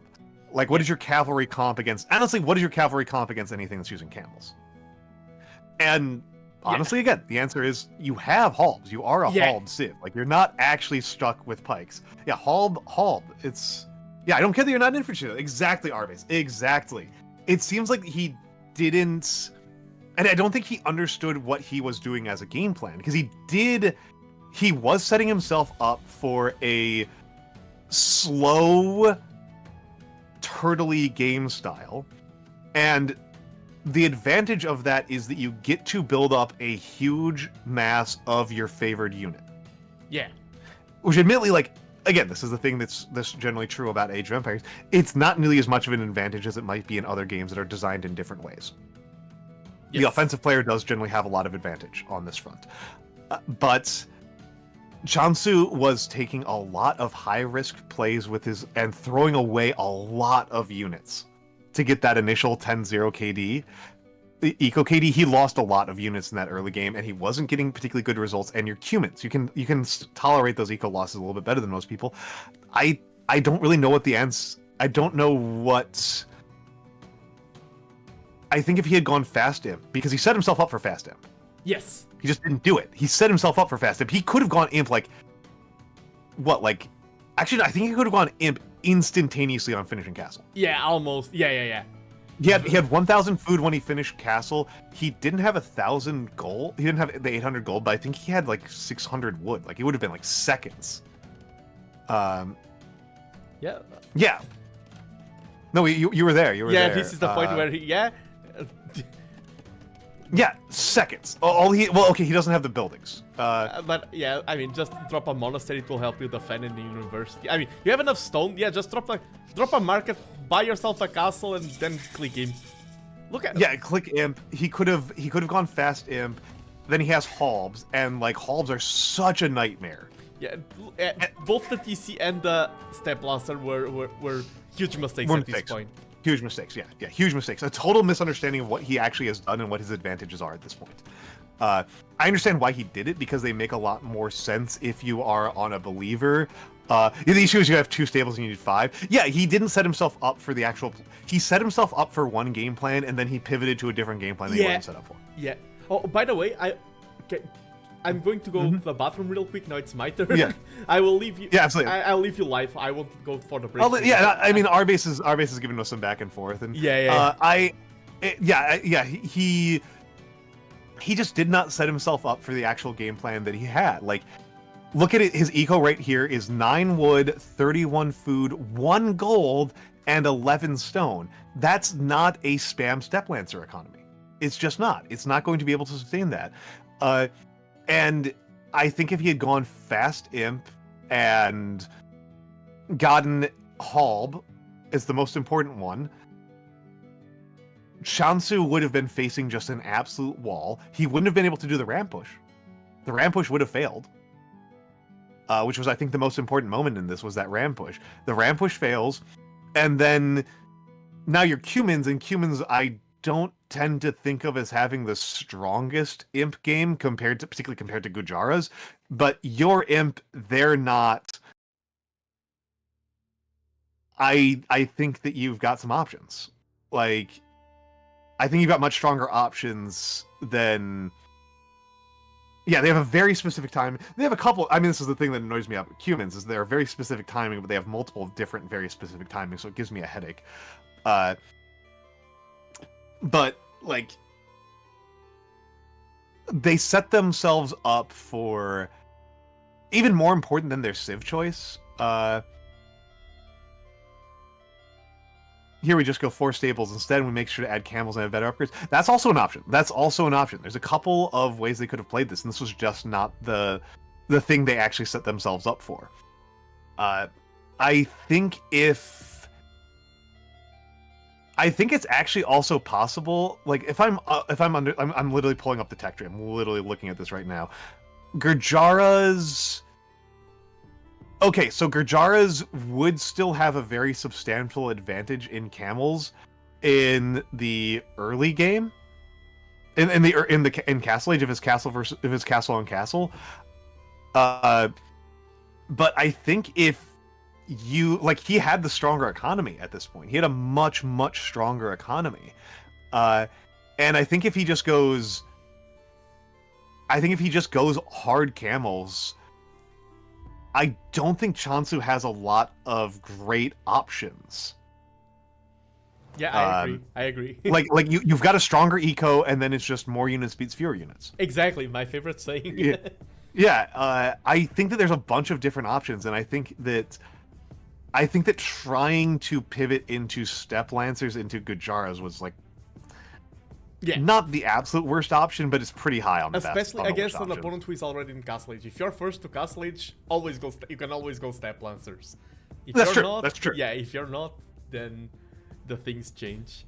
And, The other thing about Step Lancers, right, is I feel like Step Lancers are exactly our base. Yeah, they've got the better bonus from that Gurjara mounted bonus is an innate bonus that is kicking in Castle, but like you have more of them, and you're going to continue to have more of them, and you're not going to stop having more of them unless you have some really bad trades. yeah. I think that my thing about Step Lancers, yes, 1 damage. It's correct. It's 1 damage. It's 1 damage versus being what, like 10, 15, 20 eco up. Yeah, exactly. Like that's not very valuable. I think that was kind of Kraken set himself up for a couple of different gameplay styles. My thing about Step Lancers is that what Step Lancers, if you have tempo on your side, Step Lancers are incredibly strong. Yeah. They can turn a slight tempo advantage into an overwhelming tempo advantage. But if you are not at a tempo advantage, I don't think they can turn over the tempo advantage super well. Yeah, I agree. Yeah. Not impossible, because they do give you micro options that can allow you to get some crazy upsets. But like I don't think that this, like, Kraken did not set themselves up for the Cumin high tempo playstyle. They set themselves up for the Cumin low tempo playstyle, and they should have played to the strengths that they already have. Yeah. Have a good night, Arbase. Thank you for stopping by. Thank you for the very funny game that we got to watch of yours. Have a lovely night. Now you know Arbase, when you host future tournaments, if you want to, like, Arbase is one of the big community persons. He's now going to be like, okay, I like this Almantas' casting style. I'm going to get him into commentating some tournaments. Well, I mean, I am unlikely to do any on my own channel. Yeah. But I don't mind guesting. I'm having fun guesting. I just for my own channel, it's not my style of content. Yeah, and even some, like, we have some community casters who, like, almost only co-cast. They do not host. Yeah. Casts. I'm happy co-casting. I like this. I'm down for a couple more. Yeah, you're like I'm also down for a couple. You're the expert analyst. Like, we have here oh, by the way, since you are the expert analyst, before we move on, I'm going to ask your opinion on the most heated debate in the entire history of Age of Empires. All right, let's hear it. What do you Khmer or Kamai? I did actually look up how it is pronounced by the speakers of the languages Kamai. Kamai, okay. I was a Kamai defender, so I. Yeah, you're correct. You're correct. It's not. It is Kamai. It's not Khmer. The R. I don't. Kamai. What I learned from looking this up is that Kamai as a language is one of those languages that is really deeply non-standardized, which I don't think people, if you're familiar with linguistic development, I don't think people should be too shocked by, because Kamai is a language for a mountainous people. Oh, yeah, and... yeah, that's the fastest way that you get linguistic splitting. Yeah. Is heavy amounts of, is high terrain, high rate of elevation changes. That's, like, it's not flat land at all. Yeah, I mean, I understand that. I'm actually largely okay with people pronouncing things differently in different languages. I just feel like it's pretty easy with Kamai. And it's, like, call it, English speakers saying German is very established. Like, that literally goes back to literally older than our language. And there's definitely places where I don't really give a shit, right? Like, like Chinese speakers. You know what you call America and China in Chinese? Oh, I have no idea. Megwa. Megwa. Huh. Megwa. It's an oath, that thing. Megwa. Megwa. Megwa. Rice country. Oh. Yeah, rice country. Admittedly, it's like the choice of which Hansa they use is partially based on sound, but it's also they often choose ones that are designed to be somewhat flattering to the country in question. So Germany is Dugwall, so it's supposed to sound like Deutschland, like duh. Deguo, but it's also I think it's the country of like fastidiousness or rules, is what Da is. It's like diligence, and it's true for almost every country. Whereas with the one exception I can remember is Russia. I can't remember how you pronounce it, but the character in question is selfish. Which I think is very funny. Reflecting that China and Russia did not have good relations for a lot of their early period, and China had not yet developed the question of actually having fucking diplomats in the 1600s. Chinese diplomacy has some staggeringly bad moments in its history. But like, yeah, it's kind of arbitrary some of the time, and I am... Yeah, run is people. Run is people. Shun, I don't know. There's too many homophones in Chinese. My Chinese is really bad. Don't trust my Chinese. And like it gets really complicated and interesting. Where like, how do you pronounce India? Yeah, for me it's India. Yeah, it's India. Yeah, that's how English speakers pronounce it in general. But the Hindi for India is Bharat. Bharat. Yeah. Which has, this has actually become intensely political. Oh.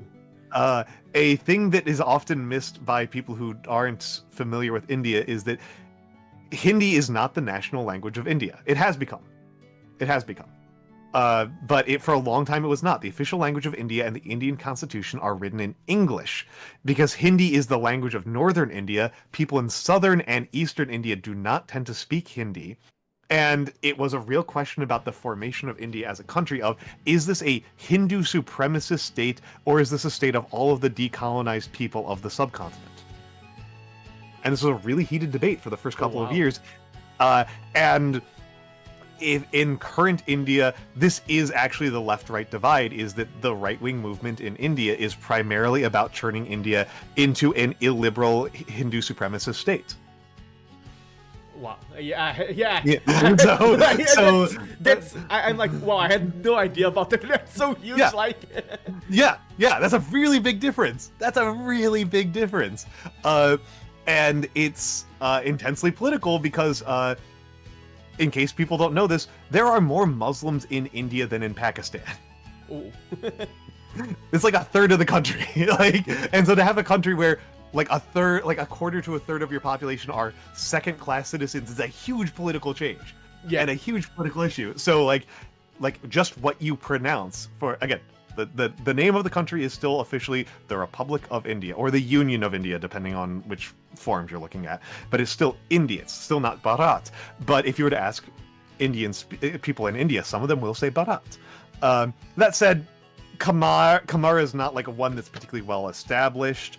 It's not an independent country. It's an ethnic group. I think it's easy to say Kamai.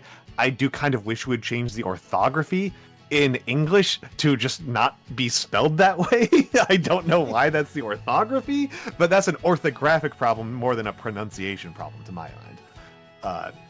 And if you want me to try to defend English language orthography, you are talking to the wrong guy. I will not defend English language orthography. It sucks. Just, by the way, you want to go for high elo mega random or something else? Just so I can. High elo mega random sounds fun. Okay. High elo mega random sounds fun. And it's not it's just it is not Gujar is nice. I will say Lorheon, it's not just rolled the dice, it's so much more of a mess than that. And I'm convinced, I am fully convinced at this point that the orthography of Irish Celtic is deliberate trolling. I am fully convinced that they chose that orthography because they were mad at the English. It's got to be like anti-colonial resistance. You cannot have that bad an orthography by accident. Like, it's not possible. And it's, by the way, it's because you're just talking about how different names are. For example, I study a lot of Japanese. I think right away of Chugoku and Kankoku. Yet China is Chugoku. It's just the center country, the middle country, and South Korea is Kankoku. Yeah, it's And I don't know what that character means other than Korea for Konkoku. Yeah, me neither.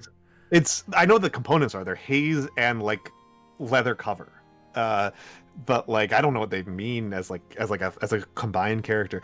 Okay, so we're on Mega Random, so may as well take a brief second to look at the actual fucking map. Well, it's not the worst I've seen in terms of Mega Random. It is. It's really open in the middle, which you like. There's very safe wood line in the back. Yeah. The stone for green is very safe.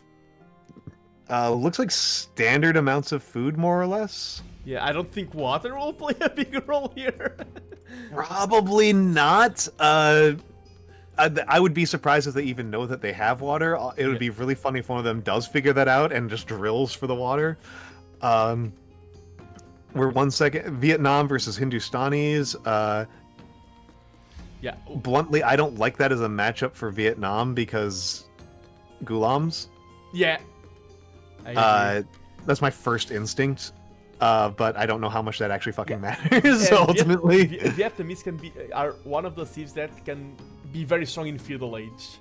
Like before they can be very strong in feudal. Yeah, and they're also they are actually very flexible. Yeah, they have great like the eco upgrades causing the world being faster is such a big upgrade, big advantage. Oh yeah, they have fire lancers now. That is a thing. Yep. And they're of course got fire lancers. They got better. They got the good battle elephants. So it's like they've got options. Yeah, they've got options. They're not. Yeah, I'm going to start the game because this is not a tournament game. Yeah. We can keep talking while the game is going. It's just Dark Age. It's just Dark Age. Yeah, no, the Dark Age is. It's Dark Age, man. Like, what are you gonna do? Yeah, no good Charles, but in the stun is true. Yeah. Had access to wine you didn't even know there was water. Oh Jesus, that's brutal. That's brutal. And of course, like this is a funny thing, right? Like I've talked a little bit about how I play Age of Empires. I am so bad at improvisation that this is like my easiest map ban. Yeah, same. Like somebody was talking earlier. I don't remember if it was Arbase or somebody else was talking about how like, oh, I don't recommend that people even start pushing deer until they're like 1300 elo. That deer pushing is like the only thing I'm good at, and I still wish they would take it out of the game. Yeah, I think it was Jaguar who said that. Oh, Jaguar. I still don't want it in the game because I still think it's stupid. This may be huge. Oh, this could be huge. Yeah, you're right. You're right. And this is all the sheep. Oh my god! Oh my god! This is monumental. Oh my god. And that's the thing. Catastrophic lame. Because this is Mega Random, you can assume, oh, maybe they are spawning in a weird position. At this elo, maybe players already know all the spawns by heart. But yeah, that's the part of Vietnamese. They are great at laming because of knowing where the TC is. Yeah. Oh my god, that was harsh. That's 6 sheep swing. That's so bad. It's so bad. Yeah. And it's one thing I remember from Sun Tzu's Art of War, and he says like stealing supplies from your opponent, like 100 food that you steal from your opponent is like worth 600 food, because it's 100 they lost, 100 you gain. It's like if you compound all the effects of stealing one food, it's just 100. The effect is way bigger when you're dealing damage. When you're stealing, it's much bigger than just gaining. That's what. Yeah, this is brutal. And he also stole one of the scouting cows. So it was actually not just 6 sheep; it was 6 sheep and a cow. Yeah. And it was a scouting cow. So like, can you pull up the? Yeah, you read my mind. Ah yes, the. Oh my god! and he's looking for. What a difference! Yeah, it's like where. Yeah, that's the part of Vietnamese. One of the players that I ran into tournaments quite a while is Maxim, and he's like the biggest lamer. His identity as a player is lame, and he always like Vietnamese are his favorite civ because of this. Understandable. Oh, this is brutal. Oh my god. Like Mongols and such are great lamers, but I feel like Vietnamese are the best laming civ in the game. Like, depending on the map, Goths can be better in some maps and things, but I feel overall, and especially Mega Random. Oh, yeah. Yeah, and... yeah, now this is really chaos to win. You really need to create a lot of chaos, because if this is standard, you're just so far behind. And I think Chaos might not have found a second boar either. Because it's deep on the left side, isn't it? Oh yeah! Oh no, that's a bear. That's a bear. That's a bear. I think he already took. I think he already took the 2 boars because if not, he would be out of food. Yeah, I think he took the 2 boars, but early what a farm. rough start. Yeah. Yeah, a farm in already Dark walling Age. up. Yeah. Yeah. When you see a farm Already in Dark walling Age, up. you know something went wrong.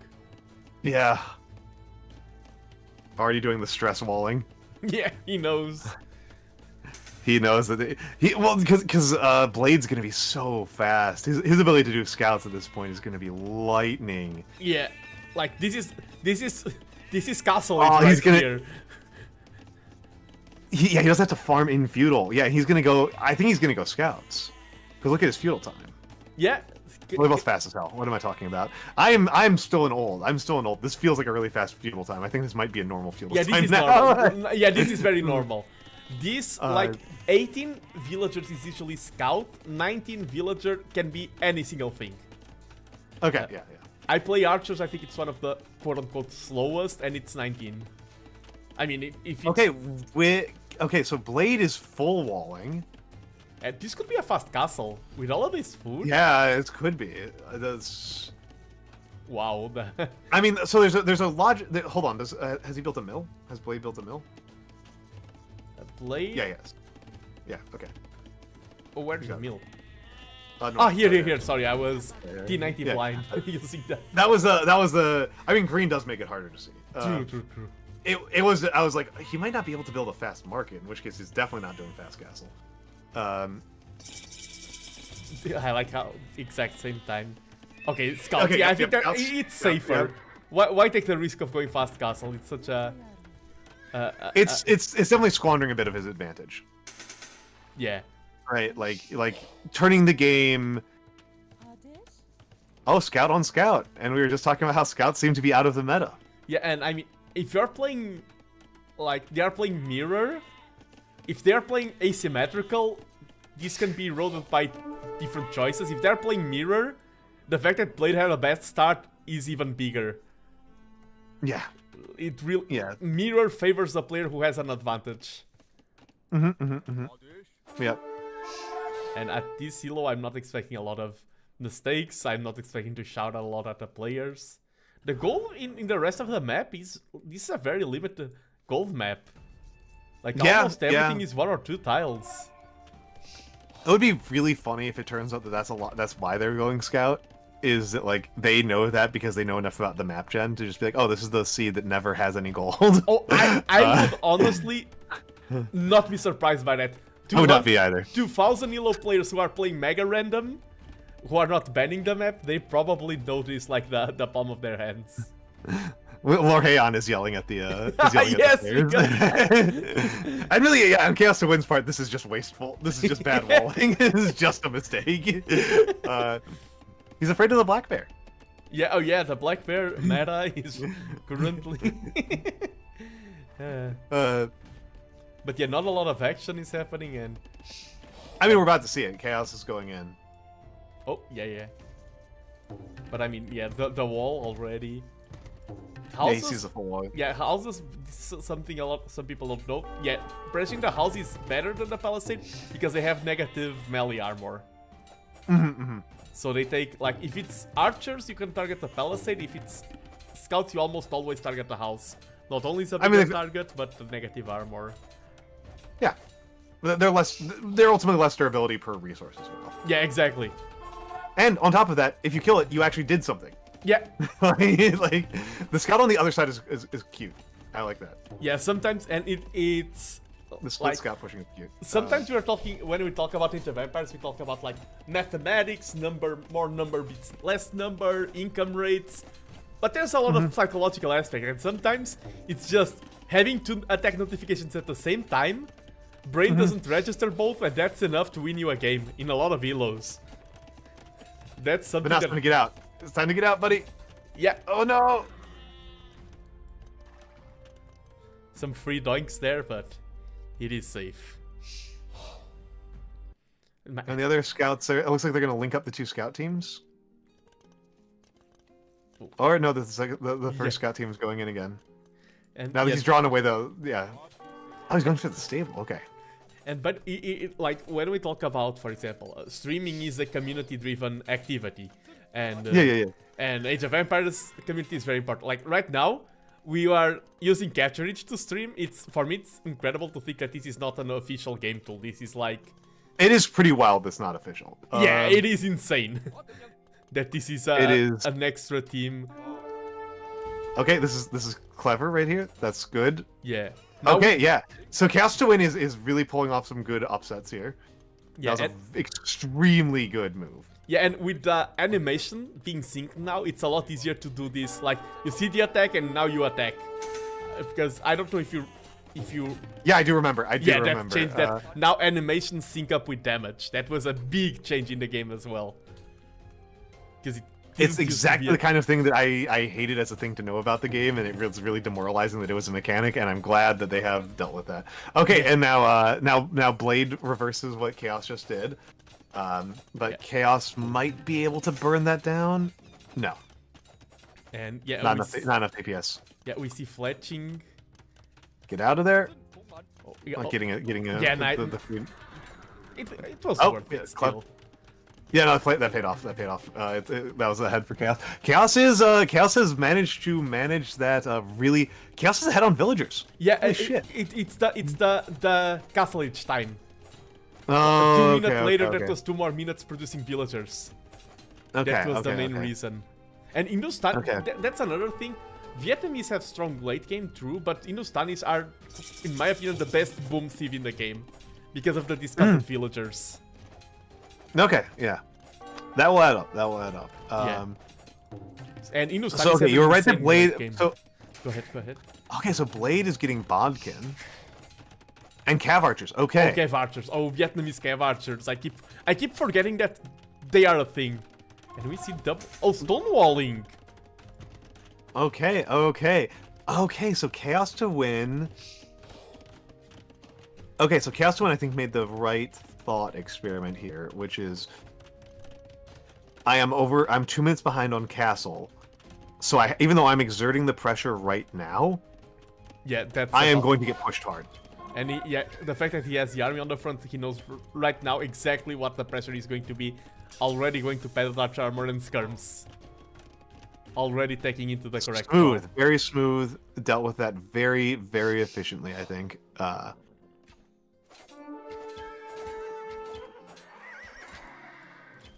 and now I think he will try to go for the outboom behind this. I think I wouldn't be surprised to see 1 TC drop right away, and then later, like, use the market buy stone and drop even another one. Okay, we see first focusing on the defense. I agree with that. Yeah, he's not finding any damage with those Cav Archers. 3 relics. Yeah, who's got the relics? Yes, so far no one. Yeah, only 3 relics in the map. And so I'm thinking that it's pretty likely that Blade's going to get them, but I don't know if Blade has a monastery.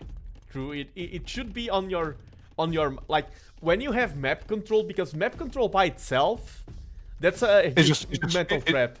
Yeah, map control by itself is not an advantage. Map control opens the way to many advantages. Hey! It slip! And not very much value out of it. And I like how the game opened exactly as I said, opens the way. That was scripted. Incredible, yeah. Well, I mean, at least he's getting good base scouting, I guess. Yeah. I don't know how much it tells him at this moment. I guess it does tell him that there's no monastery. Yeah, no 30s. Oh, okay, there is a 30C, but there's a monastery. There's a monastery. Here. Yeah. Second TC has gone up for Chaos. And it looks like he's going to build a 3rd one on the stone. Yeah, and one good thing for Chaos is that Blade had that insane advantage with the food. But that's not a huge... It is a compounding advantage, but not that huge. And I think it's... Right now, he does have a lead, but it's going to get diluted throughout the game. That early game advantage. So Chaos did a good job at not losing to that right from the get-go. There's a there's a third TC going up on the stone. Tons of skirms behind this. Bodkin and Padded are in for chaos. Oh, and ballistics help so much in dealing with CA with Yeah. skirms. I really like And the university. Bodkin, which is probably why he's hanging back, is because he doesn't want to reveal what he's done until ballistics. And he's got time. Yeah. He's got time. These are horse archers trying to shoot down houses. Like, like he's got a minute. Oh, even getting Camels? Interesting play. it's just one. I think could be like just a scout. It could be the scout. Yeah. It could be the scout left over, yeah. Oh, moving out with the archers while getting wheelbarrow. Still no university. Yeah. Okay, I think we're about to see as soon as the gold hits. I click ballistics. Yes, let's go. There we go. 58 seconds. Oh, if this works out, I don't think he's doing this on purpose, but if he can come at the CA from behind, he's gonna get a lot of kills very smoothly. Oh, yes. Yeah. Yep. He's not going for. I think he meant the raids, but I think he realized what I realized, which is that these guys are right up against the hostile wall. They're not going to be able to get out. And they are going to have such a bad time here, the CA. 1 down, 2. This is going to be 4. Oh, the scatter damage. Yeah, the lack of ballistics. The ballistics coming in after the engagement is over. Yeah, but that was like such a huge cleanup. And when you're playing CA, numbers are important. Numbers are so important. And he's gotten 2 of the relics, it looks like, but not the 3rd one. Yeah. Yeah, the one. Yeah, it was a really good play, Lorian. Yeah. And he gets it, and he gets. Oh. That was really good. Yeah, it's. Oh. Well, yeah, not just booming out, getting the siege workshop for continuing pressure. I like that. Well, assuming he can get it built, which he might have some trouble with at the moment. Yeah, 3 villagers, I think that's a good commitment. Oh wait, no, sorry, I thought those blades. Oh no. Yeah, Chaos Twin is going for more pressure. Yeah. See, that's really good. That's really good. Chaos Twin, as I said, how is he playing such a good game against such a strong player after that disaster of a start? That absolutely catastrophic. So yeah. A lot of players, like, when I'm commenting, sometimes I have, like, 900 elo players, and they see, like, this ship still, and they say, oh, this is already GG. I hate that mentality. Oh, this is already game over. I get tilted so fast. This is why I don't play. I'm one of those players. A couple of farm doinks there. Yeah, but the defensive mango is going to be a problem. Once again, the armored elephant. What I'm learning, like, I like to cast because I like to play and I also learn while casting. What I'm learning today from casting is that always build armored elephants, you'll always win. Yeah. This is why there's been Indians in every single one of our runs. And it looks like that 3rd relic is about to go in. Oh, yeah. Here coming from the south. Okay. Yeah. Ooh. Yeah. So far, only 1 skirm lost to 2 mangoes is... that's not the worst thing. I think he ordered this TC to be built, but the way was... oh no, it's these villagers are going back. Okay. Yeah, because he has 0 on gold. Oh, he built a monk now. I mean, it kills the unit. A little bit late. Yeah, does he get the relics? I'm gonna look up Hindustanis and see if they get redemption. Oh, I can check now in Capture Age. We can check it. They do get it. They do. This was such a good update from Capture Age because this used to be impossible. Yeah, no, it's amazing. It's amazing. I was just trying to save you a little bit of time. Yeah, nice, okay. Mango for non-mango. 0-0 trade. At the middle, he's still going up against 3 mango. Okay, mango for monk. Yeah, but the 3 mangonels. He doesn't have redemption in his gold economy. He's on 0 on yeah, gold. It's no. That might be the most important thing for him to get right now. Yeah. Ooh, defensive castle here. And I like how it's such a huge map, but they aren't getting a lot of advantage from expanding, so they are just playing distance, and that's a nice looking castle. Oh, it's beautiful. Yeah. Yeah, the Vietnamese castle. I need to go to Vietnam one day. I really want to visit. It's a country that there's like so many reasons why I would want to go, and then there's one extremely big reason why I would never ever want to go. Oh. The weather. Ah, okay, yeah. I can't handle New York City heat. I think I would actually like I think I would actually melt in Vietnam. Okay, the second castle I'm not sure about. We see an offensive castle coming up from Chaos. Oh, and that He is going to be behind on getting to Imp, which could be disastrous. True. I like how he's using this choke point to make things messy and gaining the most. Oof. That was only one actually killed. Yeah. And they are still skirms. That's the thing they are still just skirms. Yeah, exactly. They are trash by in-game definition. Oh, more. Eco KD, yeah. Everything is in favor of Chaos to win. I think the big question here is that I think we're going to see Treb warring, and I think Blade. Yeah. If Blade goes straight into building a Treb right out of that castle, and he will, then I think I'd be very surprised if he doesn't. The only reason why he wouldn't, he bought gold. Yep. Yeah, the reason why he wouldn't is if he got distracted. Yeah, he's got to be spending eco balance on getting Trebs. Although maybe he's waiting to build out of that one. No? Okay, finally. Two Trebs are coming up. Yeah. Oh, where's the other? That's actually that's going to be. Interesting. That does not make sense. This was why they were distracted. The micro war here. Yeah, that's right. Honestly, I figured that Chaos to win was mostly the main reason why I wasn't like super duper worried about Chaos to win. I was worried, is that this was so fucking distracting. Yeah. Because if Blade had like a focused Treb push with a 1 minute with a 1.5 minute advantage, that would probably swing the momentum very hard, very quickly. Yeah, and of course, you do not want to play skirms versus the Vietnamese. No, of course, they are the best. They were the best unit. Now, I wonder. I mean, Hindustanis. One of the common plans is light cav and then Shatagni hand cannoneers. Yep. They are going to lose that forward castle, so no Gulams for them. Yeah. Yeah, almost as. We might see a really strong momentum swing in the next minute. This moment, like, what they decide to do right now is key, and I like that Chaos Twin is like, this is a very strong army, even though it's only 9 Rattan Archers. They are very strong, and he's buying so much time. That's the point of this, is to buy time. Yeah.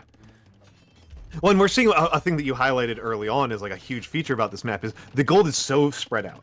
Yeah. And it's so small amounts of gold that like actually investing in defense for each gold pile is completely not worth it. So I think the fact that Chaos Twin has been doing like pretty superlative raiding, whereas Blade's raids have been very ineffective. Yeah. Blade has gotten very little value out of the raids. They are going to put, I think they're going to clean up the center, and I think it is probably smart for Chaos to just abandon it. Yeah. He didn't have any relics, it's just some buildings, man. And I like this castle just securing this stone. I mean, the stone will pay for the castle. I like this castle here at this point. Yeah. Well, he might get to that. Okay, yeah, so many things to look. Because we as casters, we are just looking at one thing. They are managing the eco behind. Oh yeah, no, their level of they are outplaying us to an embarrassing extent. This is the exact opposite vibe. Get them in the castle. This is the exact opposite vibe of going up of those Loyola Legends where I'm like, what is? Like, how do I comment on this because I can't even understand the mistakes happening? Whereas this is like I can't even comment on it because I can't understand how good they are. Yeah, like I can't keep up with it. Say that there's 2 key questions when you're casting Age of Empires. Metal Elephants! I knew it. Yeah, let's go, Metal Elephants. When I'm casting lower elo, it's why. When it's higher elo, it's how. Those are the two defining traits. That was really good shifting on Blade's part. Like, I think that a lot of the advantage that Chaos to Win, that like Chaos, I shouldn't even say advantage. A lot of what Chaos to Win was kind of probably hoping for was that Blade would spend a lot of that tempo advantage on cleaning up the center, which is again just some houses. It's just some buildings. Yeah. This is an actual strategic building. This is not like. Yeah, this is an actual target. And like, in order to get the Trebs over here meant shifting them several minutes ago, and shifting the entire operation. Like, Blade is not using a fast army. Yeah. No, this was. I agree. But Chaos is fighting it well. Chaos is fighting this well. He's gonna lose the castle, like, no question. But he might be able to turn it to like at least make it cost a lot. Oh no, he's. Oh, doing the dance of. I'm at the Halo where players are starting to do this against me. I really obnoxious. It's so obnoxious. Thank you for the reminder to not get good at video games. It's just. Oh. Yeah. And yeah, Blade is being very smart here by not pulling apart his army too much. Like he's letting the elephants pursue and the cavalry pursue, but he's keeping the archers and he's really protecting, I should say. He's really doing a good job of keeping his trebuchets safe. Yeah, and when you are an archer player, I know a little bit about archer play, it means that you want to play for position. You're a positional player. Yep. And choosing where to stand, where like preemptively, and where to have your core army is your main defining trait as an archer in the late game, as an archer player. And that ties into the Trebs as well. So choosing your battlegrounds is the most important thing. Chaos is going for that castle again. Oh, but there are scouts there, and they are in the... I don't think it's good. I don't think it's good. I don't think it's good. I think he's got to abort. I think it's time to pull out. Yeah, and... I don't know what else to do, but it's... Oh, he doesn't spot that gold.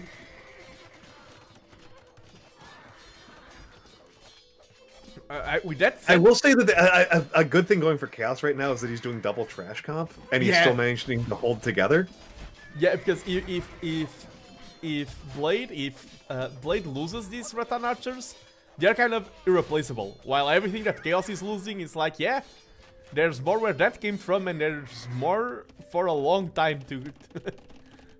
Blade is up on eco by a pretty substantial amount, and what's the res collect is pretty close for saying that like Chaos is like 20 villagers behind. Oh, and it's a really a small blunder by Blade to not get the he has Horse Collar but not get the other upgrades like Heavy Plow with the Vietnamese. It's even cheaper. Yeah. Oh, elite Battle Elephant. Oh, and but not getting forging. Oh yeah. Oh, true. Okay. Okay, he has just a bit of a tech misprioritized. Oh yeah, no. This might be why Chaos is holding on. Is that Chaos has Blast in? Yeah. Has Blast and Plate Barding in? Yeah, he's. That said, he might need to start thinking about what to do about these elephants, and of course he should be thinking about what we've been highlighting as the most important. Oh, is paper money on? Oh, I think it should be. It's not on, and it should be. It's so big it for this. Be. Yeah, in the map where the gold is so the Chatra is. Yeah, paper money could just functionally win the game. Yeah. Because this is such a gold-starved map. Shatagni, that's it. And Shatagni coming on, Shatagni and Heavy Camels coming on, and he hasn't built any. He has not been building gold units. He has 0 gold units so far. Yeah, that's such a huge investment. That's a huge investment. I'm actually not sure about it. I kind of like mentally I love it because it's like, oh, you're going to be able to pivot so hard into such an insane swing, but he hasn't actually stockpiled that much gold. Yeah, and I mean, and Henkin, yeah, he hasn't stockpiled, and both of them are very gold intensive. I think you should only pick one. Shatagni? They're both very gold intensive, and they're also, I don't think, that impressive. Yeah, 650 gold for 0 units. Just get the heavy camel and spam them so they can counter the battle. Go ahead. Well, they're not that strong into elephants. True. Neither of those are actually that strong into this opposing comp.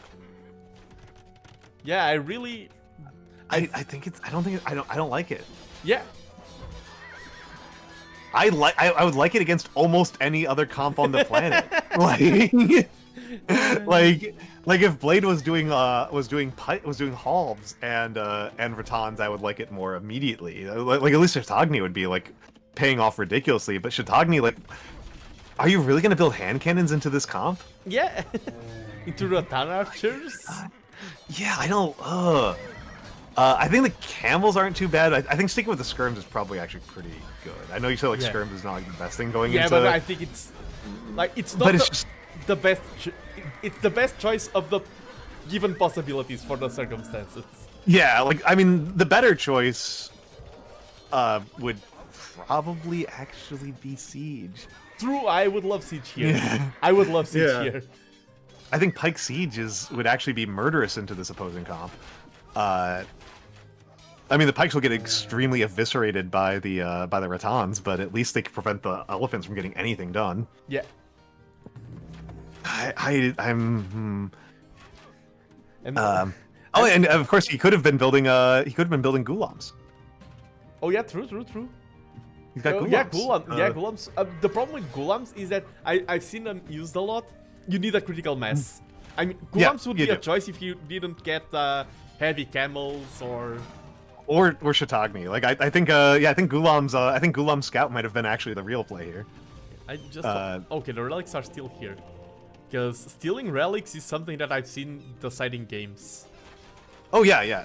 I mean, this is what's really rough for Chaos to win, and like why I'm not sold on his strategy in general. Now that I'm thinking about it more, I was liking it before that he was doing like all trash into a very gold heavy comp. I liked it a lot more earlier, but now, like, Blade is going to be able to get away with a lot of gold bullshit because he's got paper money and he's got 3 relics. Already 2k gold, and paper money. Is it in? I hope.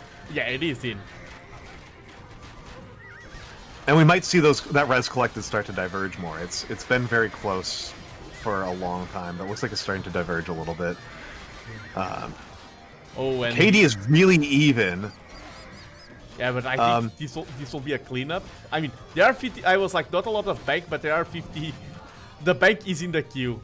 51 hussars in queue. So that was. I mean, it's something to be said about using hussars into this comp is that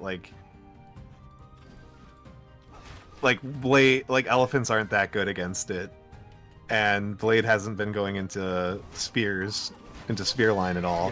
Yeah, so hussars can basically just indefinitely keep rolling. Yeah, there are tons of like 23 units with 50 kills. The value of these Rattans has been insane. Oh, a Mangonel would be very nice. Yes. So this is me being dumb. So between res collected and relic gold, there is a value percent G. What does that actually mean?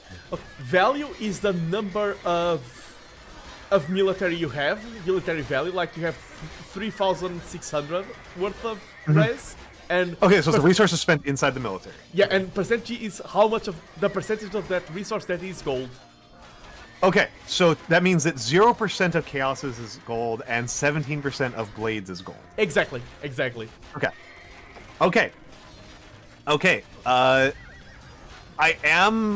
This is one of those things, right? Is that from an attritional standpoint, Chaos has actually been doing pretty well because he's been on 0 gold percent almost this entire game, and he's still been managed to hold on. However, it might not matter because it does look like we are looking at an actual breakthrough into Chaos's economy. Yeah.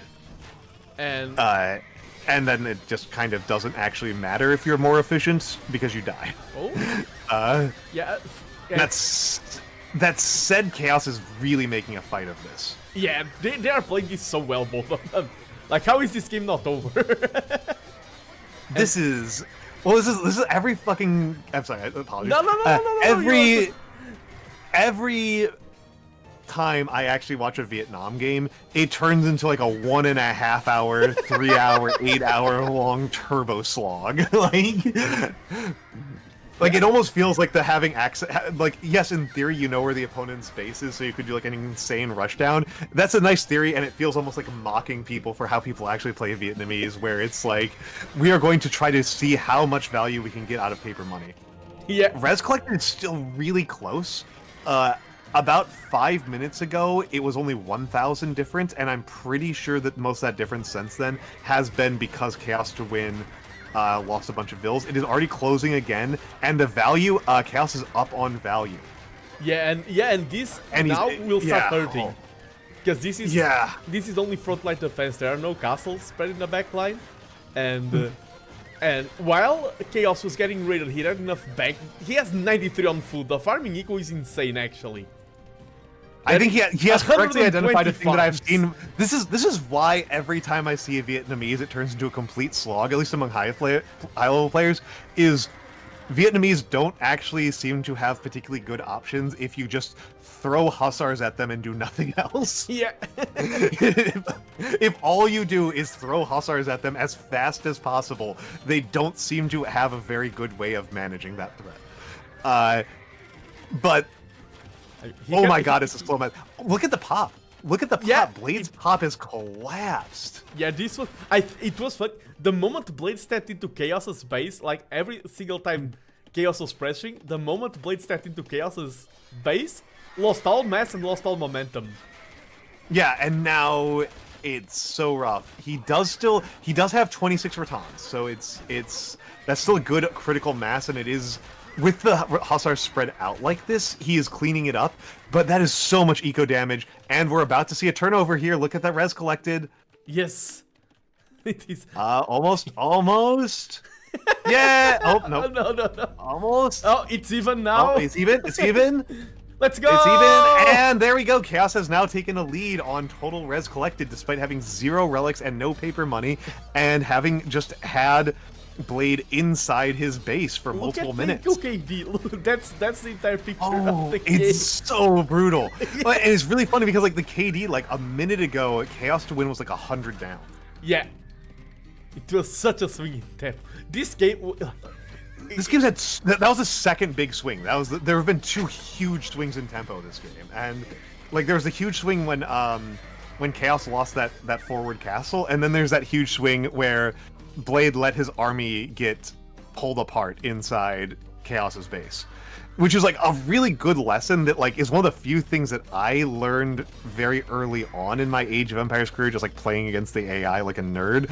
I was like, the way that you lose is by letting your army get separated like crazy inside the opposing base. Yeah, there is one.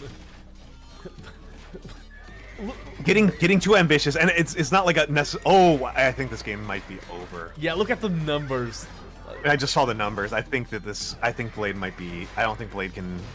I think Blade's done. Yeah. Oh, hey, do you know what Chaos? You know what I see right now? Chaos has gold value in his army. Oh, true, the traps. He's got gold in the army again. 106 villagers on food. That is... Which is more than Blade's entire population. Yes! That's so brutal. And my god. And he is winning the game by getting Shatagni with 0 hand cannoneers. Yeah! Just completely throwing away a unique tech. This is proof that you don't, even at a high level, you don't have to play perfectly in games.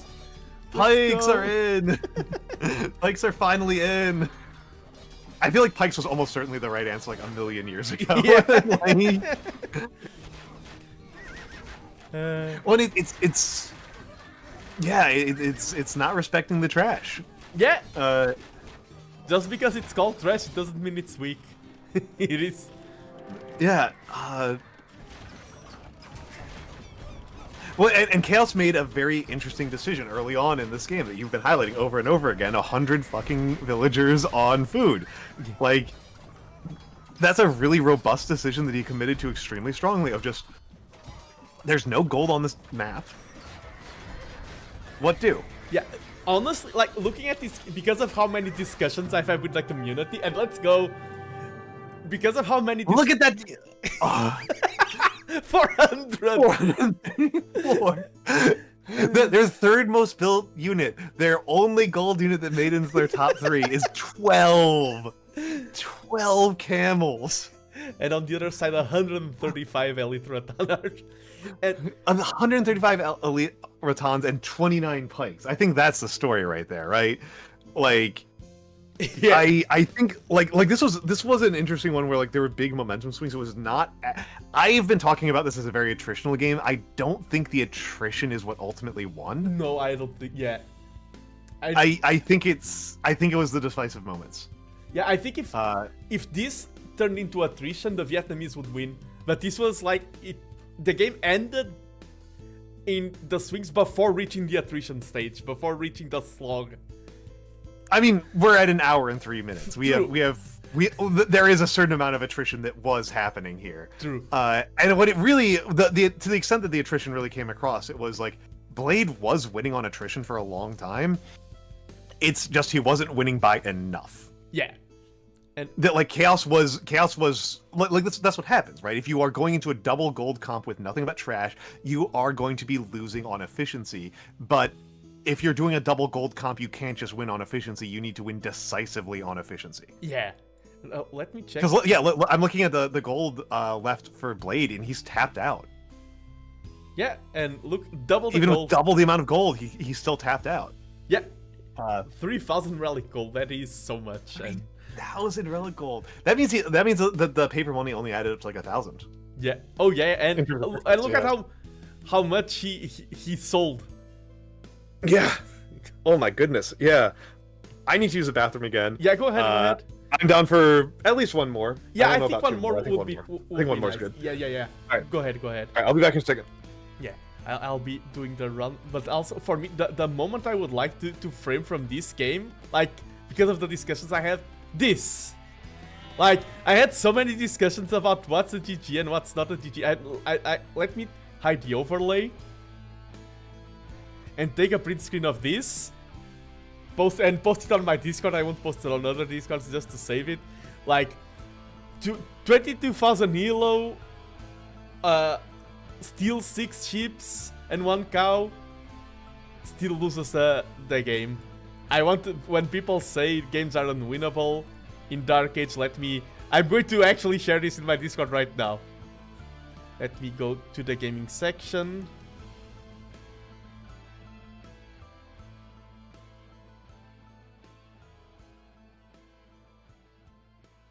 Let me go games. People say.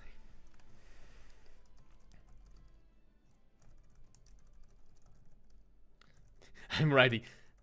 I just cast a game between 2.2k elo players where one stole 6 sheep plus 1 cow from the opponent.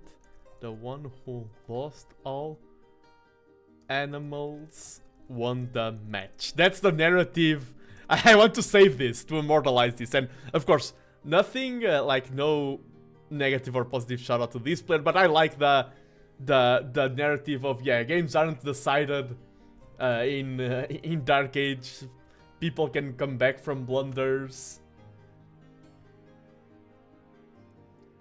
And in a map without and got all the relics. Yeah, whenever someone tells me, oh, relics are the most important thing, I like, nope, look at this 2,000 elo game. 2,000 elo game? Yeah. Or 200 elo game?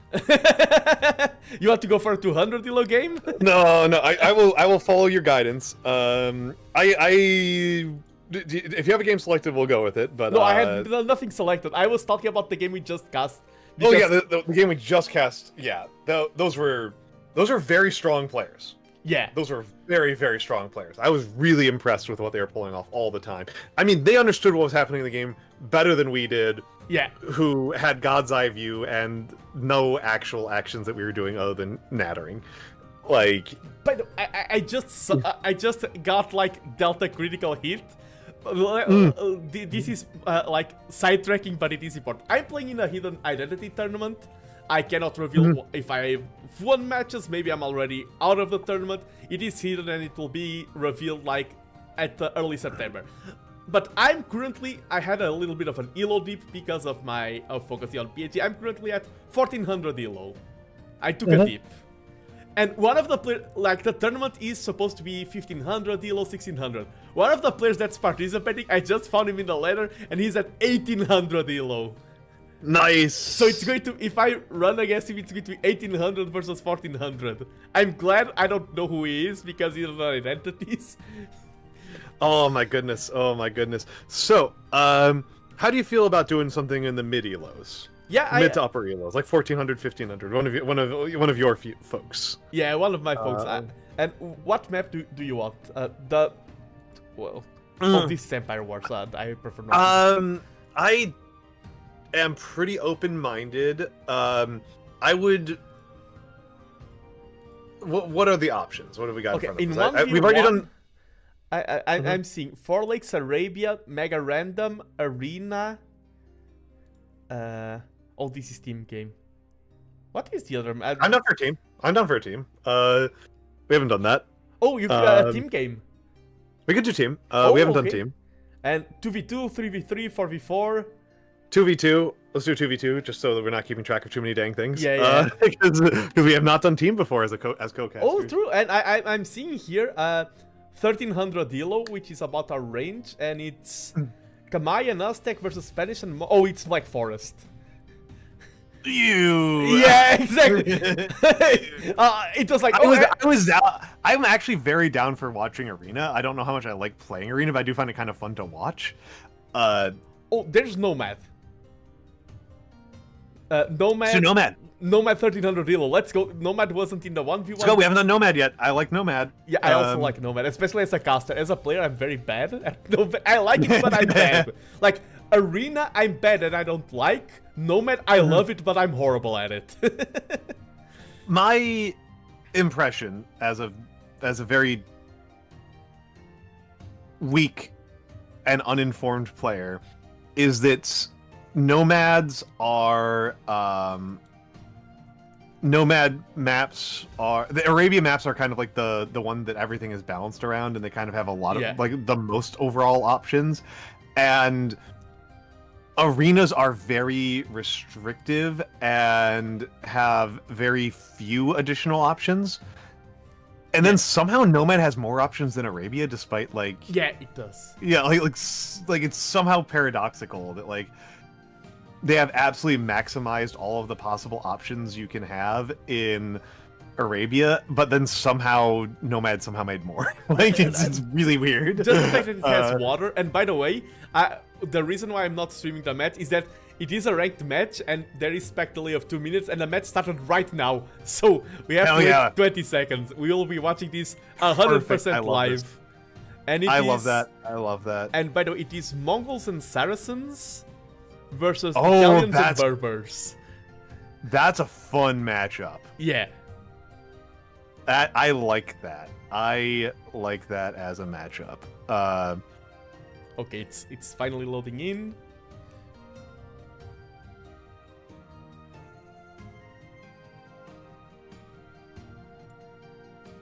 And I think we're going to have some kanji in this one for you. Ooh. I will almost certainly not know how to pronounce it. Yes, okay, we're in. Southern 10,000, a few years. I don't know what that is supposed to mean. That looks like just a name. Yeah. It could be a Chinese name for all I know. Yeah, I know. This is power, right? Or no. Yeah. So the first one is south. The second one is 10,000. Yeah, then it's small, right? Yeah, or a few. Yes, and then year. Then year. Yeah. Hoshi. No idea how to pronounce it. Someone is, and it is my literal first time opening characters in a team game. This is not my first time co-casting. Like, it's not my first time doing this with you. This is my first time casting a team game. Period. Oh hell yeah! I've never cast a team game before. And we're noticing. I see a nice 1,000 elo on the Mongol player. Yes. Oh wow. Their team game, because it's a different elo. Mm-hmm. Oh yeah, he's unranked, so he can actually be very strong. He never played 1v1 because they are balanced in team elo. But if you look at the 1v1 elo, the blue team has such a huge advantage. Yep. I am curious. We don't know how much that really means. Exactly. Because this can be an 1800 in 1v1, for all we know. And yeah, so far, players docking. That's the standard start. No dock from. It's interesting to see that very like interior lake. Yeah. That can be very deceiving. You think you're having access to the outer side. In some ways, this is nice though because it means that they can't get in. Yellow has a dock. Where is Yellow's stock? Top right. Ah, You here, mentioned okay, go so, around it. You mentioned go around it like 4 times. Yeah, okay, here. Like, yeah, my he's brain trolling wasn't me? registering. Sorry. Is he trolling me? Is he No, messing no, with it me? is caster brain. All right. So, what's scouting look like? Give me the scout view. Oh, this is Gaia. What? Gaia scouting is I was like, what? I was like, how? insane scout. So red team scouting. Okay, red team scouting and blue team scouting is blue team doesn't know where red team is. Yeah. Okay. Maybe they lost a sheep here. Oh no, this is the starting villager and 20 here. Okay. So they Blue don't team have has no idea where red team is. Oh, and by the way, in a lot of Nomad games, corners are more defensive position, but usually the player who starts in the corners are behind the players who start more in the center. Yep. No, they're higher. The blue players are higher elo, but I don't like their positions. Yeah. In the long run, it looks like nobody managed to get gold or stone on their starting TC unless red did. Oh yeah, red has. Red did, and Great yellow got TC. starting bushes, which is pretty good. Yeah, great TC out of red. Red TC is excellent, and the yellow TC I think is fairly good. I think the blue team TCs are quite a bit worse. Yeah, and oh yeah, this one is not that, and this wood line will get chopped quite I don't quickly. like this. Yeah. I don't like that TC placement at all. And I don't like being that close to the shore. I don't like. Yeah, this feels like not having only one resource. I had my villagers and let's place the TC next to villagers and let's just how? Yeah, that's kind of what it read to me was like the other villagers started next to the dock, so we placed down the dock. Okay, what are my other villagers? Where can I put them? Okay, there. How does wait can I check? I don't TC times here. How is there such a big eco difference already? 32 to 23? Holy. That's 6 fishing ships versus 4. Yeah, that's still That's gonna be. That feels insane. Yeah. I mean, like I said, we like the red teams. I'm gonna try to figure out how you might pronounce this. Non-mon is what I want it to be. But I don't actually. Yeah, I haven't. This goes way beyond my field of expertise in terms of. Zannen desu. Zannen desu, hai. Zannen desu. Boku no nihongo wa mada heta desu. Gomenasai minasan. Moto renshu shinakereba narimasen. I feel like mine is still really bad, so I'm not gonna try to gas you up too much. I'm good at speaking, very bad at writing and reading. I am quite confident with my conversational Japanese, especially because I'm a yapper, and my yapping powers do not get blocked by any language barriers. I can be like, even if I didn't speak English, I would be able to yap with you, Almantas. Yeah, fair.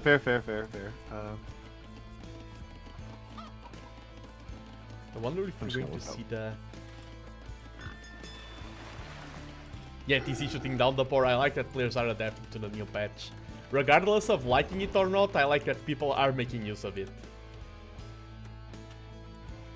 Yeah, this is already quite a big eco lead for the blue and yellow team, and I wonder if we're going to have some feudal pressure or like both players going fast castle and Mongols and Saracens castle agents are both very threatening. They are very, very threatening. Mongols are so obnoxious. Yeah, to I talk hate about playing analytically. against the Mongols. I don't even think about playing. I'm just thinking about like analyzing them. It's like, okay, well, Mongols, they've got like arguably the best start in the game. And then also arguably the best post-imp in the game. Yeah. And a very threatening castle age. Like, what am I talking about? Like, what am I doing? It's just... It is, on my entire Age of Empires career, by a huge margin, Mongols are the civ I've banned the most in tournaments. It's not even close. I mean, there's a thing to be said here in that they're the most picked Civ, Yeah. And right? Like it's yeah, and also in tournament play, there are some maps that, okay, people aren't going to balance their maps around the fact that Mongols exist. So there are some maps that there's a lot of hunt. You pick Mongols in one of those maps, and it's like, yeah, it already strong bonus becomes even stronger. Okay, yeah, I was largely correct, and I just didn't trust myself enough. It's Nanbo Shonen if it's Nanbo in Shonen. Japanese. Hi. Nanben Shonen, Southern boy. Oh, okay. Nanbo Shonen. I'm sorry if that's Nanbo the Shonen. No, Shonen. Nanbo Shonen. Yeah, Shonen. Yeah. Interesting. Yeah. So this is Nanbo Shonen and Shonen. Yeah. Shonen. Hi. And 1080. Yeah, no, 1080 じゃない。これは1080です。1080. Hi. But it's okay. It looks blue team is like way better at fundamentals. Yeah. Red team is really coordinated though. Like they're hitting feudal at like the exact same time. Yeah, and this feels like a That eco lead. Yeah, the eco like 10 without any engagement is so huge. And I wonder if the red team has like some...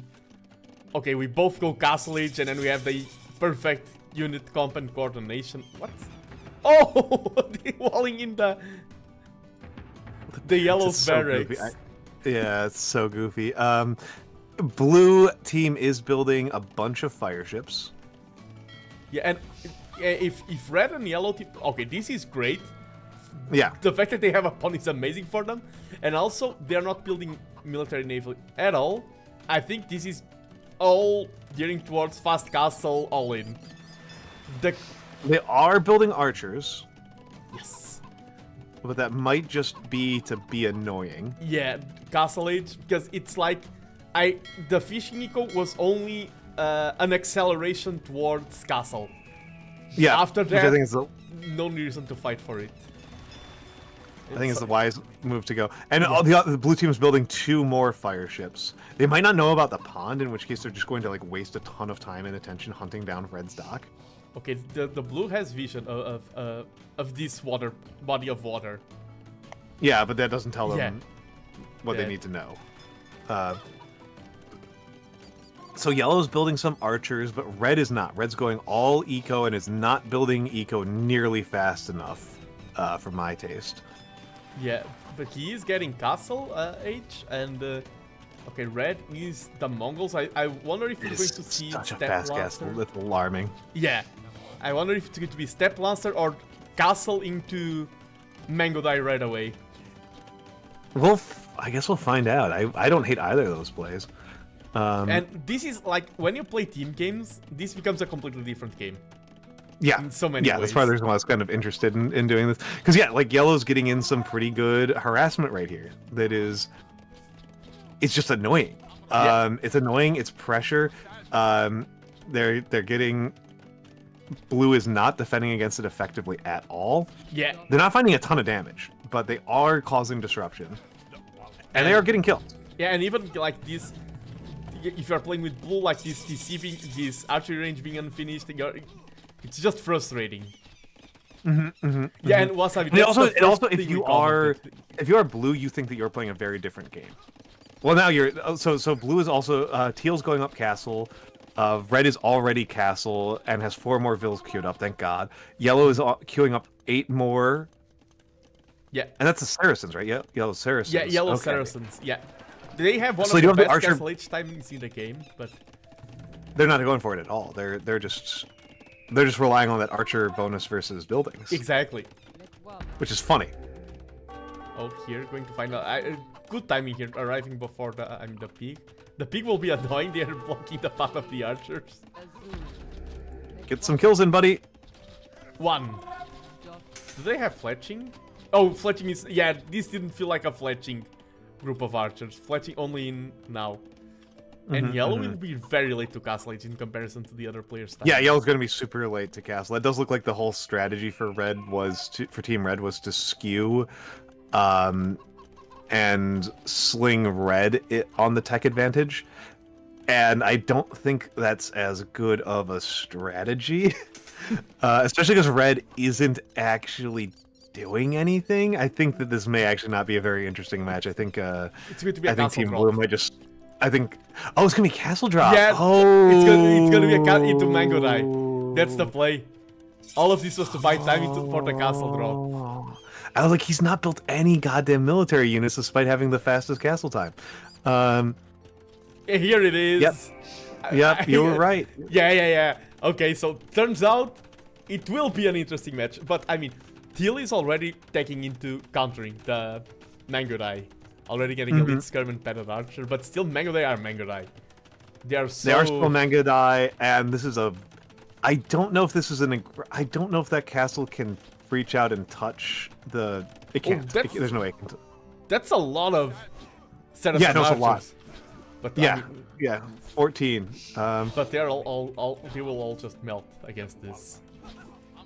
Against those elite scrims? Oh yeah, no, they're done. They gotta get out. They gotta get out. Yeah, get out. Yeah, run! Try to. Oh wow! Talk about panic walling.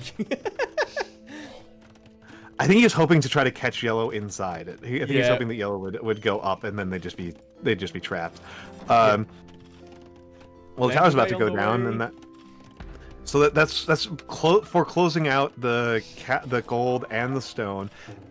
I don't entirely like how Team Red has been playing. I think this is like messy. I think Team Blue is just really a lot. Well, I think they're just being a lot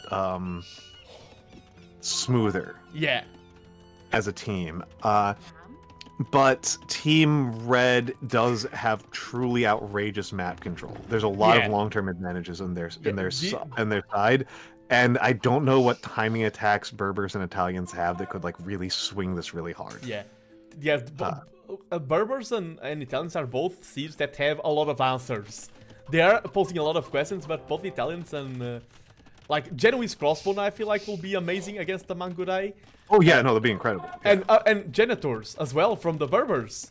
And both of them, it's a team bonus. Both of them can get Janitors. Ooh, that's a really good point. Yeah, and Janitors. That's a really good point. Yeah, the job of the Janitors is cleaning up the mess. Both. That's janitor, it. Janitor. That's it. Like. Team Red is hemming them in very efficiently. Yeah. This Isthmus, I think that's the correct pronunciation of this tongue of land. Isthmus.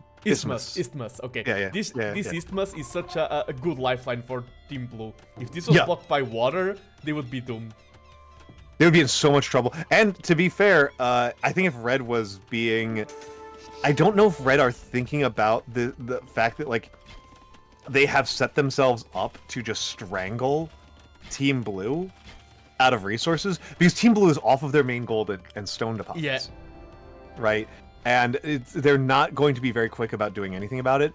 I think if Team Red was thinking about this as a strangling, as a siege operation, siege in the traditional sense, they would wall off that isthmus.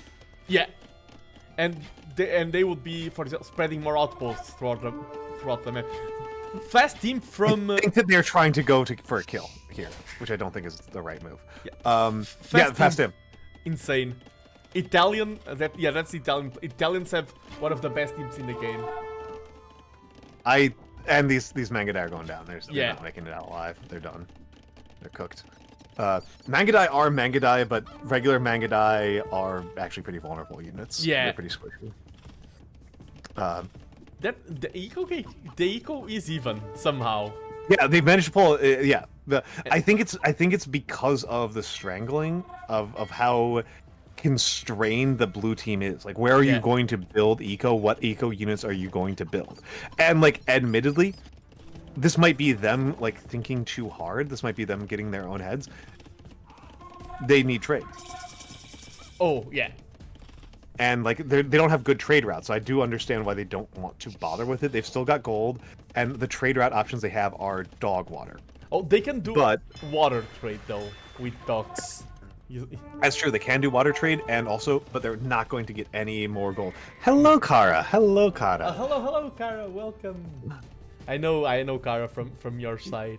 Yeah, Kara's lovely. Kara's lovely. I mean, and isn't this is everyone going to from be your side lovely? I wonder who I would.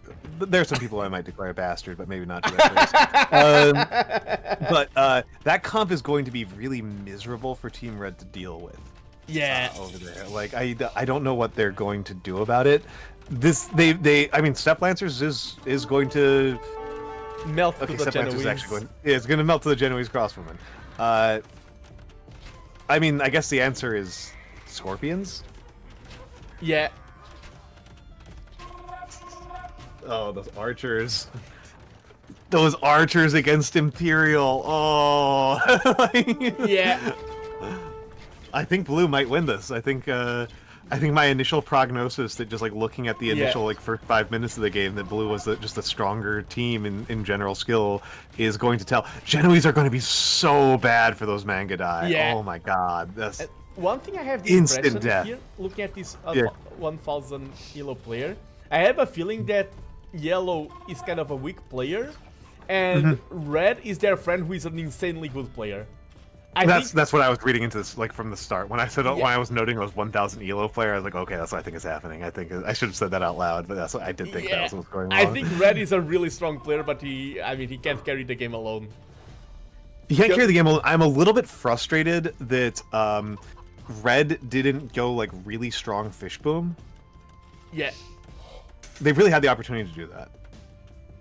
But yeah, like telling your newbie friend to play Saracens and just build archers because archers will shoot down buildings is like that's like a peak like like you are carrying the other player's thing to do. And now I think sadly your prognosis was right. That's the problem of tuning into live games. I only saw the team game Milo, and your prognosis of this is a stomp. Yeah, this is hard to watch at this point. And again, like Team Red had a lot of things going for them, but they're just they're just getting really outmaneuvered. Yellow can't get anything done. Red might be a very good player, but they also clearly are not thinking very cogently or well about these Genoese. Yeah. Like these Step Lancers are just getting eviscerated.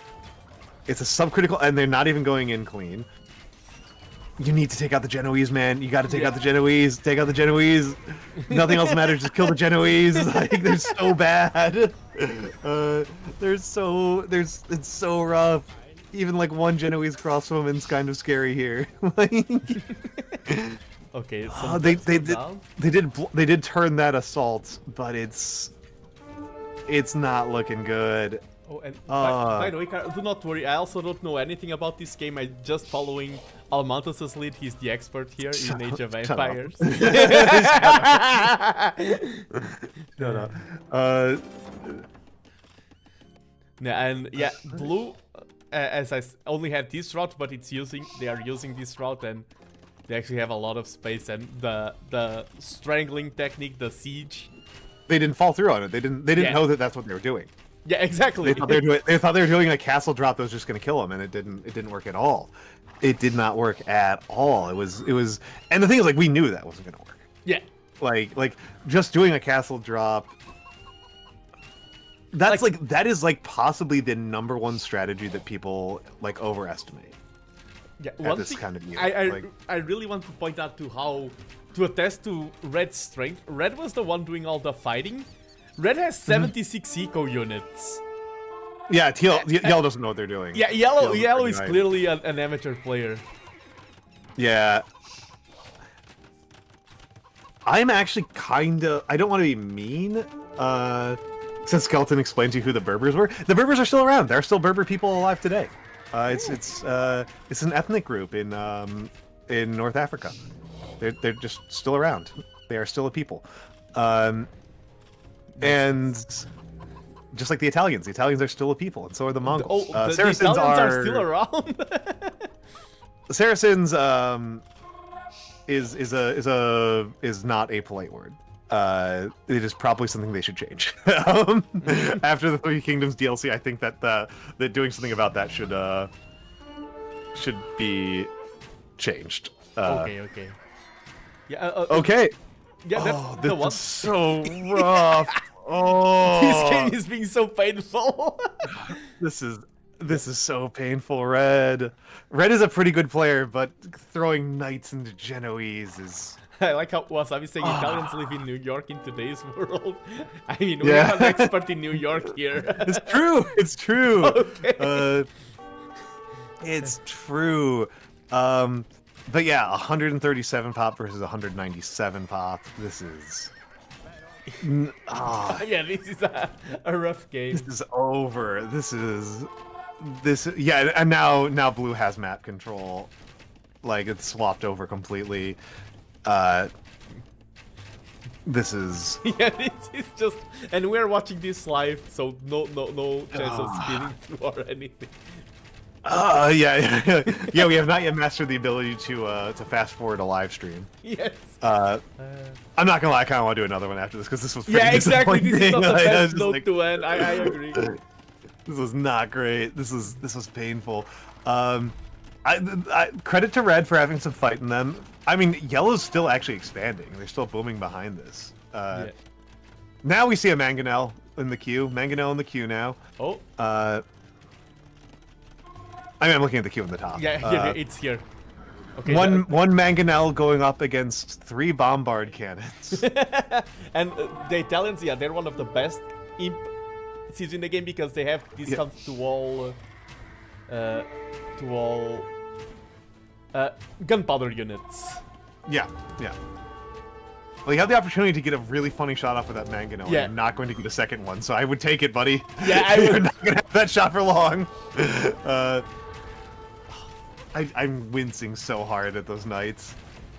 Oh, they're so wasteful. Useless, yeah. Oh. That does nothing. The Mangonel does nothing. Done. That was the only opportunity left for anything left to happen in this game, I think. And actually, this was a case where I think Red might be a more skilled player than what we're seeing here. Yeah, I think because so. I can imagine they are feeling a lot of panic questions from Yellow.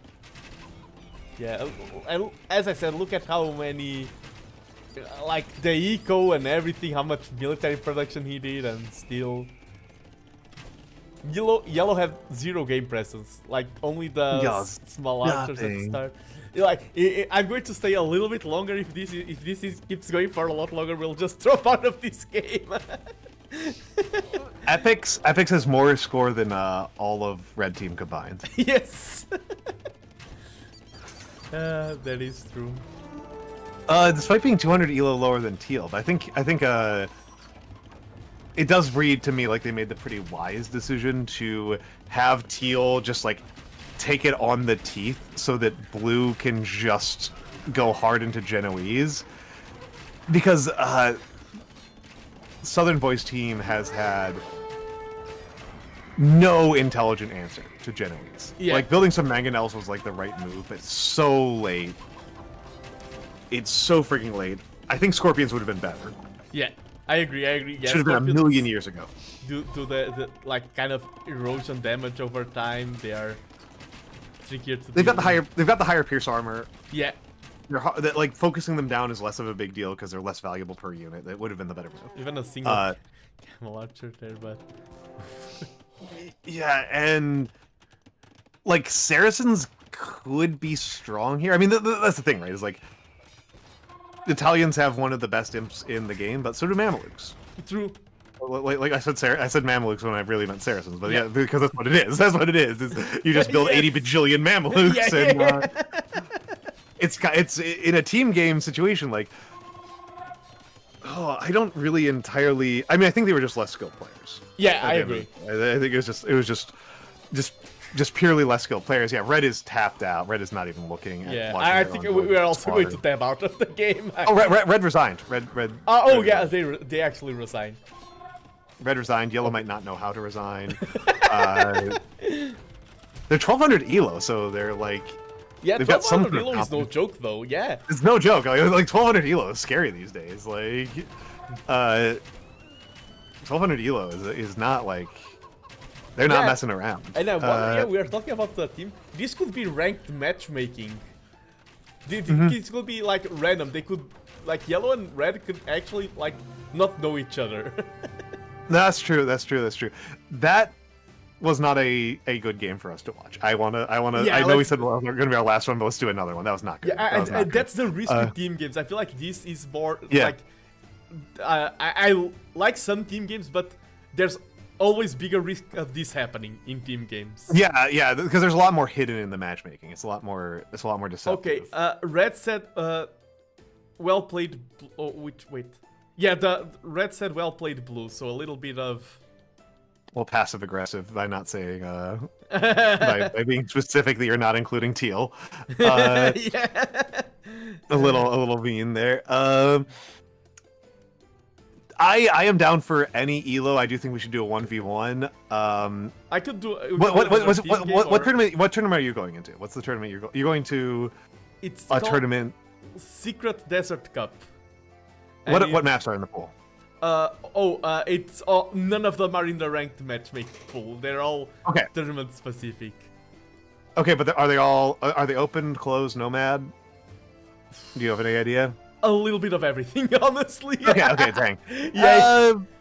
I feel like what do you think about doing like a 1400 arena, 1500 arena? Yeah, I can. I was just checking because I can try to see if anyone practicing those maps and. Oh, that'd be really good. That'd be really good if anybody's practicing the maps from the pool. That would be really good. Otherwise, I would say like. I just don't like 4 legs. I just like no worries. To me about 4 legs. Almost any other map other than like 4 legs would be fun to watch, or Arabia, like because we just watch Arabia so goddamn much, man. Yeah. Like, it's even like rune stones or something is like a nice change of pace from watching Arabia over and over and over and over and over again. Like it's Okay, Arabia. I'm like, I don't think I can find Acropolis, Arabia. Damn! Everyone. I would rather watch Acropolis than Arabia. Acropolis is fun. Wait, there was. Wait. Okay, I would have to. There is one of the maps from the tournament. Yeah, Desert Void. Okay, I think this is a practice set, but I would have to downgrade the patch, and I feel like... that's annoying. Yeah, at this time, it would break a lot of the momentum. Yeah. Let's go for something live then. And you said, sorry, 1500 Arena, right?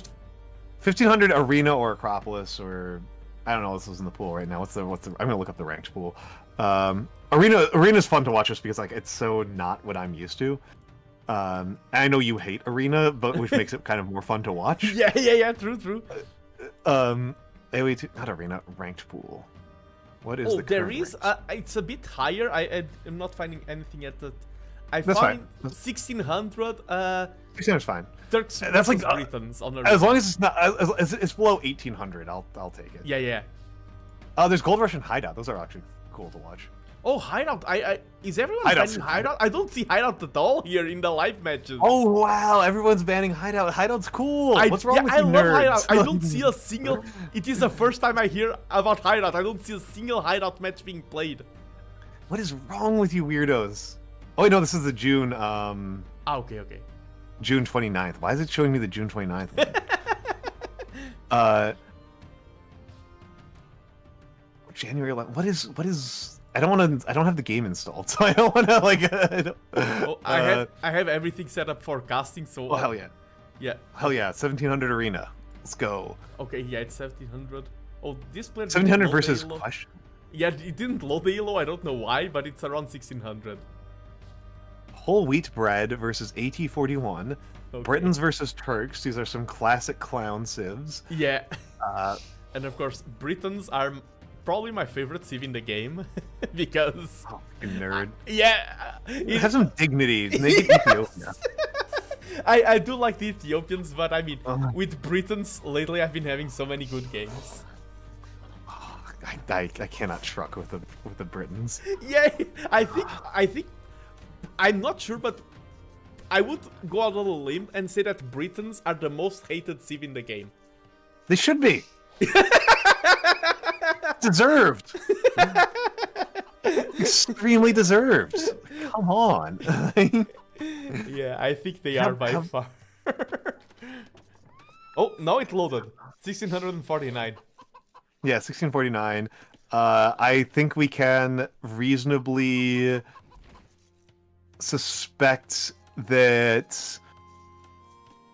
I think it would be very reasonable for whole wheat bread to do a castle drop onto AT41 because that's actually a really smart move. It is an extremely traditional move, and as good as the Turk late game is, I don't like the idea of fighting a post-imp Britons on Arena.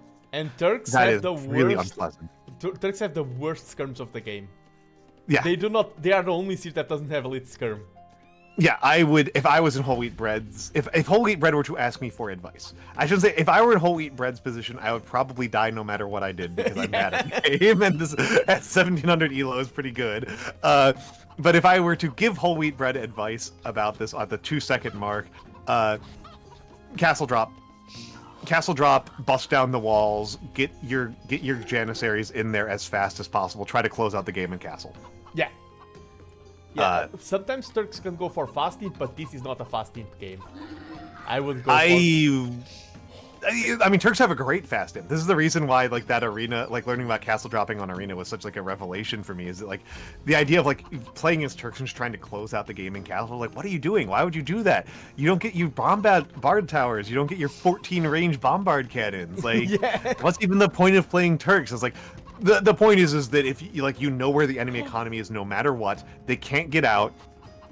Is he doing the red phosphor thing? I think he's doing the red phosphor. Oh, what a! I like that. I hate this, but I like that we are watching this. I hate the chicken herding. I hate that that's what you're referring to as the red phosphorus strat when it's like so minor to like red phosphorus. Yes, identity. Yes, he's my favorite player, and that's such a small percentage of what he has done in this game, and it sucks so much. And I love Red Foss. I love him, and this is bullshit. Yeah, I really do not like the chicken, and they are just. I can't believe it. Wow. I really hope that. Yeah, wholeheart. Yeah, usually, I'm the #1 Britain fan. Mm-hmm. This is the one game I'm not cheering for the Britons because they're doing this shit. I hate this shit. Oh, it's so grotesque. Janky. It's so grotesque. I was so excited about chickens coming into the game because exactly this kind of shit would not happen. I want to get revenge on T90. Make the chickens twice as loud and take this away. Like, oh my god, like this is awful. Okay.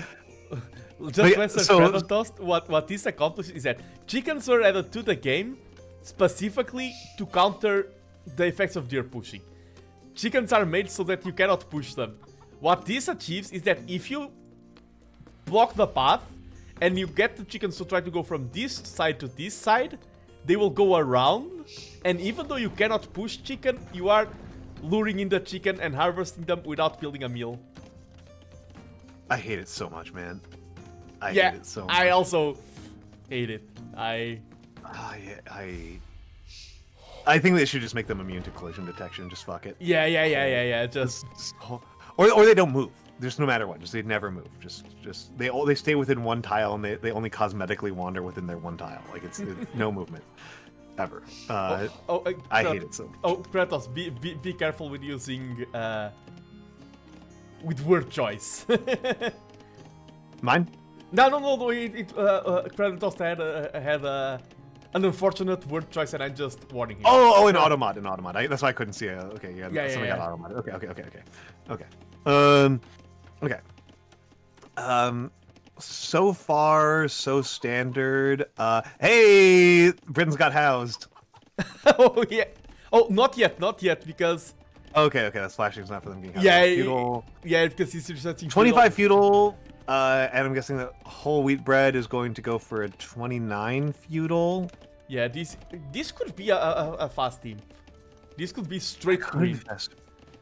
this many villagers... I don't love it, but it's not the worst idea. I mean, however it works out, if you're playing as the Turks, you just got to be trying to close out the game faster. Yeah, than one thing you that might they will have, because I have a lot of experience with the Britons versus the Turks, the bonus Pierce Armor on the Scouts can actually be... Like, before you get insane numbers of longbowmans, you can get insane engagements with your hussars. Like, if they are castle age longbowmans or archers, and you have those fast imps, so they turn into hussars, and they have the one Pierce Armor, you will take a lot better engagements than one might assume. That's a really good point. Yeah. I know that because I've lost a lot of games versus the Turks. And yeah, fair enough, you're not supposed... In this exact engagement, I've lost a lot because I underestimated the light cav armor, and I vowed to myself never to underestimate that bonus again. And I'm sure you proceeded to underestimate it again. Yes. So let's take a we can look at whole wheat bread and see how they're well, once they hit, they've got to be going for a fast castle. There's no way they're not doing fast castle immediately. They've got 3 vills queued up, and they're building up a pretty decent ego lead. Oh shit! Britain's AT-41's already on castle. Yeah. And okay. This is fast, and I think the slow timing to castle. This is a slow fast castle because I think it's going to be straight. Yeah, they're not doing a castle drop. They're not doing enough. And Britain is the one who is going to do a castle drop, and I think that's the correct call. Okay, fair enough. Castle drop and the correct call out of Britons. I think the Turks are doing a mistake. Yeah, castle drop as the Britons and get longbowman. Yeah, I think that's what we're gonna see. Yeah, he's gonna have enough stone for it, whereas whole wheat bread is nowhere near. Yeah, and there is no modern age in Age of Empires, but longbowmen are the closest you can get to an ICBM or something in the game. They are. They are like actual non-field artillery. It's and so is Warwolf for that matter. Yeah. Which, like, I am not sure entirely what whole wheat's plan into that is going to be. They're not screwed, right? They're not screwed on it, because whole wheat does have a real advantage in their corner, in having the super strong bombard cannons. Yeah. Like, super strong bombard cannons means that this is not going to be, like, it's not going to be like once Warwolf goes up, yep, that's the castle drop. Yeah. That's the castle drop. I think that's, if anything, actually a little bit slow on the castle drop. The villagers should have been forward the already. Villagers should, once you have the stone ready, the villagers should already be there. A little bit of a wonky timing. And it's going to... Oh, was it spotted? I can't tell. Yeah, maybe it wasn't spotted. I don't... Because I think the scout would be followed... Oh, this extra villager might give it away. I think it's possible that he is actually still thinks that he might be able to do a his own castle drop, which the window on that is passed. Yeah, and now it is spotted. Now it is spotted, and I think this is probably time for a defensive castle. Yeah, and I mean, this actually, now that I think about it, once the positions get locked in, the one who wins the battle, if this is a defensive castle, is the first one to imp. Now this is a race to imp. And the Turks are well positioned for that. They trapped out this castle, they're in an amazing position suddenly. Yep. I like the stone walls behind. Stone walls behind, yeah, they're going to have a and they're full double walling. Yeah, I like that. This player is not panicking. This player is completely ready, and I think you're right. They're going for fast imp. Yeah. They might be building defensive mangoes out of that, but defensive mangoes are not that good. Yeah, I don't, and especially against Britons, they are useless. They get free gunpowder, right? Yes. So they can go straight into building bombards as soon as they hit in. Yeah, free chemistry. Because I always do the joke, like when I do a co-cast and then me and the other caster are debriefing, and they're like, oh, I think we had good chemistry today, and I'm like, oh, it feels like we are the Turks. I always do that joke. Cute. So Britain's is almost 1,000 behind on res collected. Yeah. And Defensive Mango. and build some army that I honestly think won't achieve anything. Yeah, this is all they're really doing is locking down some gold and some map control, which is not nothing, right? Like they are probably going to get a pretty large percentage of all those relics, which should probably they are not putting in a hard enough bust down right now to justify sitting back. Like Yeah. Get to petards and burst down the walls and the houses. That's what I thought they were going to do, but it doesn't look like they're doing that, so I don't know what they're doing. Are they saving up for Imp? Could be. This could be a raised whip, and it's hard to match the Turks. But the Turk player is actually... I don't like the investment into mangoes, into eco upgrades. I don't like way that. too much heavy. It's way too much mango. Yeah. Yeah.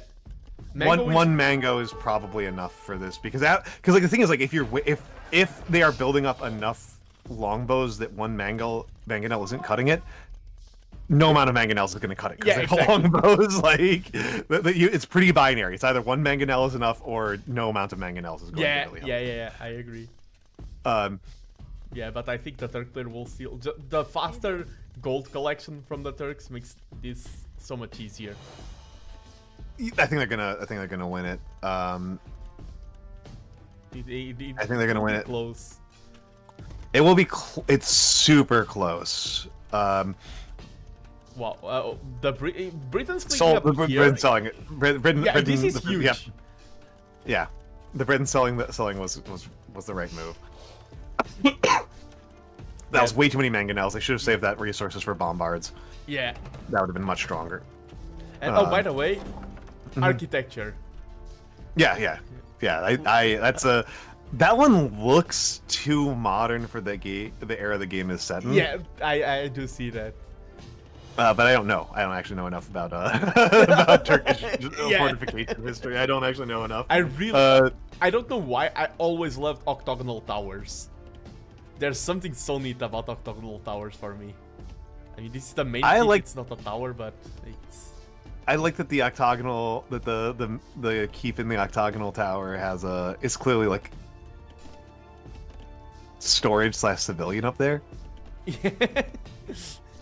Yeah. Yep. All right, what are we? This imp time difference is going to be so small. Yeah. Look how small that is. 10 seconds. Yeah. Yeah. Get the longbows and melt the. Fletching. Yeah, fletching. Yeah. Coming on finally. Fletching is enough. They are not 6 versus. What is 7? He's researching padded armor. Yeah, I really don't get the padded armor. Maybe it's for Janissaries? That's all I can think. It's got to be for Janissaries. I don't. Janissaries are a horrible unit here. You do not go for Janissaries here. Versus archers. Yeah, this is. I'm not a fan. And they're going for the next. Yeah, they've got to be going for Janissaries because otherwise they would be building. Well, they could be building Janissaries right now. Like, what's stopping them from building Janissaries right now? I would much rather see get Cav armor. Go for the light Cav, as I said, Turkish light Cav. Yeah. They're about to get upgraded to Hussars for free. By the way, Turks are the second civ with the most free techs in the game. Do you know which one is the first one? Are you talking in resources or number of techs? Number of techs. Then I don't know, because resources I'm pretty sure is Viking. Oh, yeah, in number of techs, it's the Koreans. Oh, yeah. Because they have the 3 archer armor upgrades and then the 3 tower upgrades. It's 6 total free techs. Yeah. Turks have 4 free techs. 3. Light Cav, I think he was... Okay, hold on. He's building 2 bombard cannons right now. I think that is actually the smart move. I think that's actually the smart move because he's getting double production against that, and they're going to be able to snipe. Smart move by Britain, by AT-41 to move the bombard in to move into such an awkward position. Yeah, I like that. That makes it hard to get the bombards on the trebuchet, but I think that this base bust is going to go in. Oh, yep. See, this is not great for the Turks, but the important part is that those things are such a threat to the longbows that they can't fight the bombards. Yeah, exactly. They are buying time, and they're buying time. And you need It's more not the most efficient. longbows to like if those were more longbows, they would not be in second, and you're losing your longbow production, and that's the worst part. I think this is in Whole Wheat Bread's favor right now. Yeah, He I just agree. needs to build some units that have a fucking front line, so he doesn't just get he needs to have some non-siege. I see stables. Oh yeah, and I like stables. I see stables, and now the map control is gone, which means that Whole Wheat Bread can get. Cannonballs. to the That was face. cool. Yeah, that the was cannonball cool. straight to the face. That means that he has the much better position for getting. Please stop going forward. Please, you're stressing me out, man. I know you got the kill, but you're stressing me out. Those longbows can in fact take this fight. Oh. And they're going to. Oh. No, they're not. They clicked on they killed the fox. Ah, yes. They clicked the fox. They didn't kill. They clicked the fox instead of the bombard. The fox came in play. Fox diff. Gaia diff. Gaia diff. Oh my goodness. And yeah, and now the Britons are in such a horrible position. Now the Britons are in a terrible position. Oh, and Oh, building man, even archery worse. range, if you're one to get Oh my god, that's horrible. Okay, yeah. Incredible benefit to Whole Wheat Bread. Whole Wheat Bread's in a really strong position right now.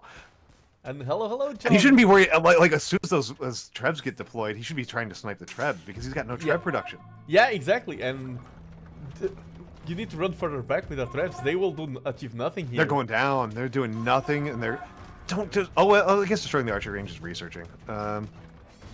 They saw that researching. Oh yeah, no, I think this game's over. I think GG's called.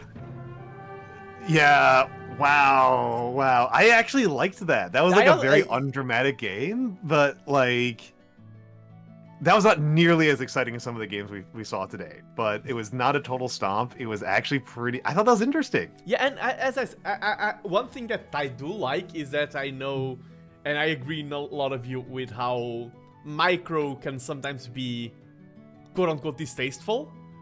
And like there was zero micro decide in this game. This one in particular, it was just I have a strategy, you have a strategy, who executes the strategy better wins, and who has the better plan.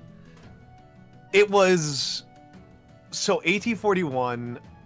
I'm still not sold on the castle drop, fast castle drop being the right move, because this is a matchup where the longer the game wears on, the more the Britons are accruing advantages. Yeah. I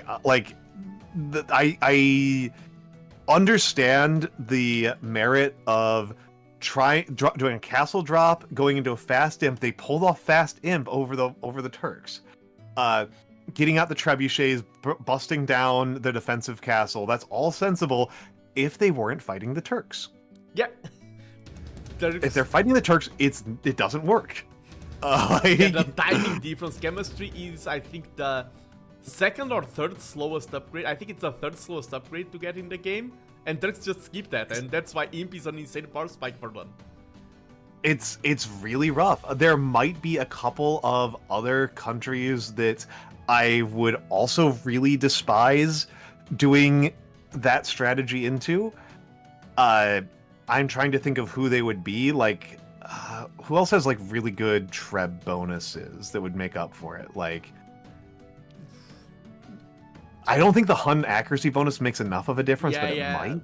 Japanese have the. That might be it. But Japanese is a tech. Like, Yeah, it's not going to come online fast enough. Like, it needs to be like having it. It needs to be like you just have it. I don't even think Byzantines would be as bad for this as Turks. Yeah. Oh, and Wasabi's saying, and I kind of agree, that a lot of people underestimate Briton infantry, and with the timing, it had to be with the timing, because then the Janissaries will just melt your infantry. But with the timing, it can be a good call. And siege towers are now cheaper; they are way more viable. Yeah. Siege towers were like such a meme unit for. I still feel like they're kind of a meme. Like, I still feel like they're not well constructed and well implemented into the game. But yeah, the Turks was it's kind of interesting in that I kind of feel like whole wheat bread was making a mistake by not going for a castle drop. Yeah. Because again, like the Turkish castle drop is so strong on Arena. It's such a good strategy. It's I struggle to imagine who I wouldn't want to do that into. Like Yeah. Maybe against Bohemia? Like or maybe against the humans because they can get their rams early out or something shenanigans. Yeah, like I mean, humans force you to ask so many goddamn questions. Yeah. Humans just hurt my head. I think Bohemians might be another bad one because it's like, okay, we busted down into their base. Oh, those are Hussite wagons. What do I do? Yeah. Like, what do I do against Hussite wagons? Burgundy might be another kind of nasty one because of the way that their unique cavalry work would be particularly threatening to Janissaries. Yeah, and like that unique cav can cause real upsets. But like I think it was a mistake that whole wheat bread didn't do a castle drop, but then AT41 doing a castle drop was a huge. I don't think it was wise at all. Yeah, I agree. I think it was a game losing call, and and just Britain boom is great with the cheaper DCs. Just booming and defensive castle. And you're talking about civs that I wouldn't want to go against as a Turks. Italians, if they both go like Italians locking down with the castle, both go fast imp and then go with the what's the name of the unique infantry units of the Italian Condottiero. Condottiero would be the Condottiero is actually a really good call on that one. I would hate to. I think if I'm playing Turks and I see that I've pulled up against Italians in Arena, I think I just kind of groan in pain. Yes. Turks are admittedly like a very low choice for me because I really like trash. Yeah. And they're specifically skirmishers, and it's like Turks have the worst skirmisher options in the entire game. As well. Yeah, I don't like feeling trapped into like doing really gold heavy comps like that, even though I tend to play pretty gold heavy comps. I don't like feeling trapped like that. Yeah. Again, I probably, I mean, I'm not really a player of the game, but like you are. Everyone. I don't like feeling trapped like that. But this is. And the thing is, like, I think Britons actually would. There are worse spearmen. Okay, fair. They really. I think Britons would actually be on a pretty decent spot defending, right? Because, like, Janissaries are really strong, but they're not invincible, and one of the things that they are not strong against is archers. Exactly. And it's the faster archer ranges, the better range on the archers. It would have, sit back with crossbows into arbalests and or longbows and force them to fight for every inch, because that's the thing that murders the the Turk push is the Turk push. Well, on Arena, like this is the way that the Janissary Castle drop loses is you have to fight for every inch. Yeah. Because if somebody manages to slow you down, I need to pee so badly. I'll be back in like 2 seconds. Yeah. Go, and then we can also wrap it up. But please go. Can't fast imp anymore since everyone just. Oh, Tower Rush instead. Oh, Tower Rush could have been a good play actually. Tower Rush. Because I read Rush and I was like, Trash Rush, no, Tower Rush. Of course, with the Britons, you have such good archers. Yeah, Tower Rush is... Exactly, I thought on Fridays you do go... Oh, I was going to do 2 streams today. Age of Empires and Go. I had planned Go, and I had this collab, but during the afternoon, I was super tired. I was really, really tired. And I was like, if I go live right now, it's going to be a bad stream. And then I will carry the bad energy into, like, the tiredness into tonight's stream. And I was like, I really dislike not fulfilling my schedule. I like putting up schedules, but I feel like being too obtuse and too stubborn would make it so that I would have 2 bad streams instead of 1 good one.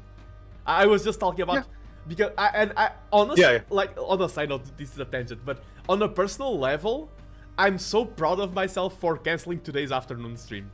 Best Nando would like refuse to let go, and then had 2 bad streams instead of 1 good one. And I think a great stream is much more valuable than 2 bad ones. That's very fair. I think that's very, very fair. Yeah, but all right. yeah, I think this is a good time for us to at least. I think it's a good time for us to end. Yeah. It's 2 a.m. here. 2 a.m. for you. It's 9 p.m. for me. I haven't eaten. So, but no, thank you for having me on. I enjoy doing this. It's very outside of my normal wheelhouse because I am not an Age of Empires player. I've played Age of Empires. I clearly know enough to sound like I know what I'm talking about Age of Empires. I think my analysis wasn't completely boneheaded today. But, you know, it's very outside of my usual wheelhouse, which is traditional art. Yeah. So, yeah, thank you for having me on. No, and for me, it's also like it is. I do sometimes Age of Empires, sometimes more seriously, other times more goofy. But I feel like it's a good fresh of breath air to have you on, and it's good that like we both we are different people with different interests, but it's good that we found a random overlap in Age of Empires, which is one of my main contents, and the fact that and I like that. I personally like the fact that I can give you the opportunity to dabble into it. I feel like a lot of people think you need to either go all in or nothing, and I feel like there's so much value in dabbling into something, like just oh yeah, no, this is for me, this is like not super content brainy of me. Like, a couple of my people stopped by, and I thank you very much, you know, Skellingtons and Kara and Mix and stuff, and I really appreciate you stopping by. But I like, also thank this is not something I would I'd not normally do this on my own stream because you know, my people like a certain type of content. It's good to do something that's just like, this is content, I guess, but this is just for fun, right? For me, this is just like a fun one. I was not. I appreciated getting the chance to hang out with a friend. I appreciated getting to learn about some of the ways this game has changed really radically. We didn't talk about it super deeply, but like, and this might be surprising to people who are less familiar with this game. This game is 25 years old. It's about to be 26 years old. It has had so few changes in its entire lifespan. There's like a 20-year period of there being no patches for this game. Yeah. Which is like really, I think, difficult for people to understand that, like, and there was like a fan branch of it that had like fan patch civs in it that like were only later formally incorporated, and there was like a division in the community over this, and now it's all unified in this version of the game, and it has been changing so rapidly, and I can think of things that it took them 20-something years for them to give leading shots. The technology is called ballistics, but the effect is shots. The unit leads their shots to ballistas, to give ballistas ballistics, scorpions. But, but to give a unit ballistics, and like before they did that, people had been proposing it for years as a possibility, and they would get shouted down and screamed at constantly that this would like ruin the entire identity of the game. Nothing would work. It would break the game in half. Blah blah blah. It has been done. It is a good balance change. Scorpions are still not even all that common of a unit to build. Yeah. Like, it's. I think we only saw scorpions like. At 700 elo, the match. At 700 elo, with a civ that has extremely strong bonuses for scorpions, like it's like this is an incredibly conservative player base. Change tends to happen very slowly. The last couple of months, the game has changed incredibly fast. Yeah, it has been like probably about 20 years worth of changes in the last like 3 months. Oh, I agree. It's sometimes overwhelming. They completely changed the way a basic economic element of the game worked. Like, that's pretty weird to change. So it was interesting to see the effect of some of those things. And of course, it was nice to get like a good spread of elos to watch. Yeah. To watch, and different types of matches. And I do feel like we had like the one we watched before this, I think was the one fluke we had. We had a lot of good matches and good sets. I think we had a lot of good sets. I'm thinking about like what made them like good to cast versus not. I do kind of feel like between like about 1,000 to 1,800 is a kind of sweet spot for my ability to comprehend what's happening in the game. Yeah. It might go lower than that, but I'm not sure how much lower. But like once we were down to 700, it was kind of a struggle to like, not just sound like a jackass. Yeah. I was like, what do I say? These people are just making some boneheaded mistakes. And then like 2,200, it was like, oh, whoa, like this is cool to watch, but this is almost like a psychedelic experience. Yeah. This is, Oh, like today I'm not super exhausted. Sometimes if you're casting super tired, you get into kind of a trance, especially in like 2 or 3 hour long games, and it's like you do get into I understand the psychedelic vibe of it. It is surreal. It is. But very strange. And by the way, I have the answer. You asked, what made those games good to cast? I have the answer to that. The quality of the casters. Wink, wink. Well, casting is a bit of a skill, right? This is kind of what I said. T90 is a very good caster. It shouldn't be surprising. It's literally all he does. I never heard of the name. Yeah. He can find a lot more to say about a low elo game than I can. Yeah. Though perhaps the secret might be to just watch them at 2x speed. It might actually be perfectly fine if we just watch them at 2x speed, because there's a lot of dead time in a 700 game.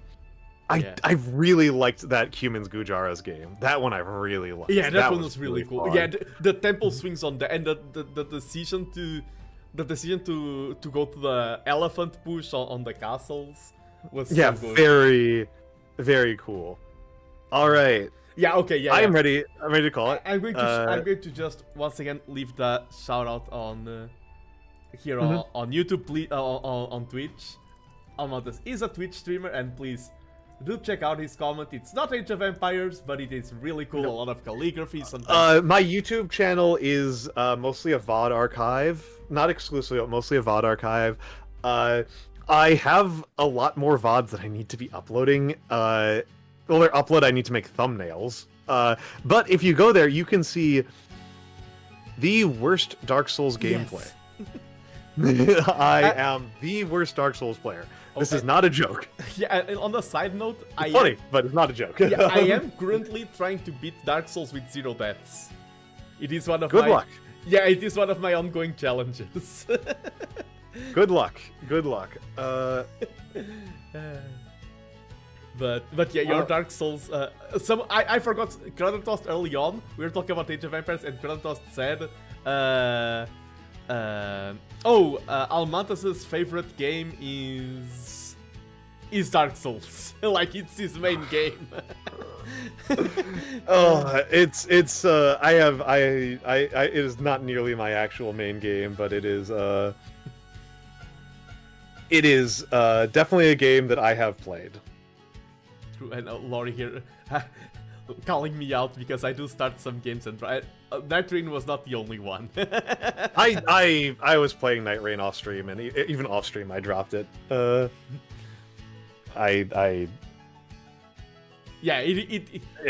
I would like to play more, but it's like time and it's a very time demanding game, and I did not find it. I would not say it was a particularly rewarding game.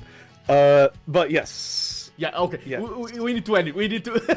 We need to end it. It's so late. All right. Thank you, Nando, for having me on. Have a good night, everybody. Bye bye. Have a great one.